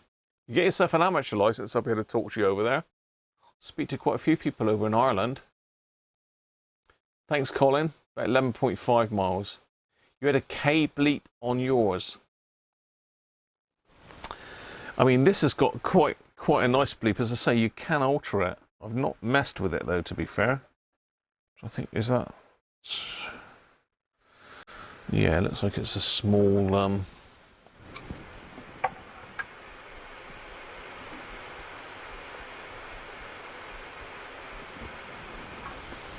Yeah, it's a number 1 Phillips, I think, if it's in the hole. Yeah. So I can adjust the Roger bleep on that, which would be quite interesting. So people, I'm going down to have my tea now. It's, what is it, 6:30? So I am due. Hope you've enjoyed that today. I pretty much covered everything I was going to. The only thing I didn't look at really was the Ferguson reel-to-reel, not Ferguson, Fidelity reel-to-reel player. But hopefully I'll get round to doing that at some stage. Rob had a K40 speed. They were good, the K40 mics, yeah. Don't forget to give me the thumbs up, and thanks people for the super chats, much appreciated. I've got my test mic is down here somewhere. It's an static, but it's I've got to make up an adapter. Really, I'll do that on another stream. I'll just show you how to make an adapter to connect a Uniden microphone to Cybernet radio. I mean, that's the main 2 radios that I've got. So be good.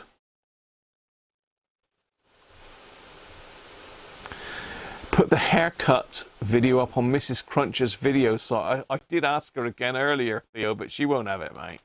She don't want nothing. She says, I'm happy to jump in and say hello on your chats, but I'm not having nothing on mine.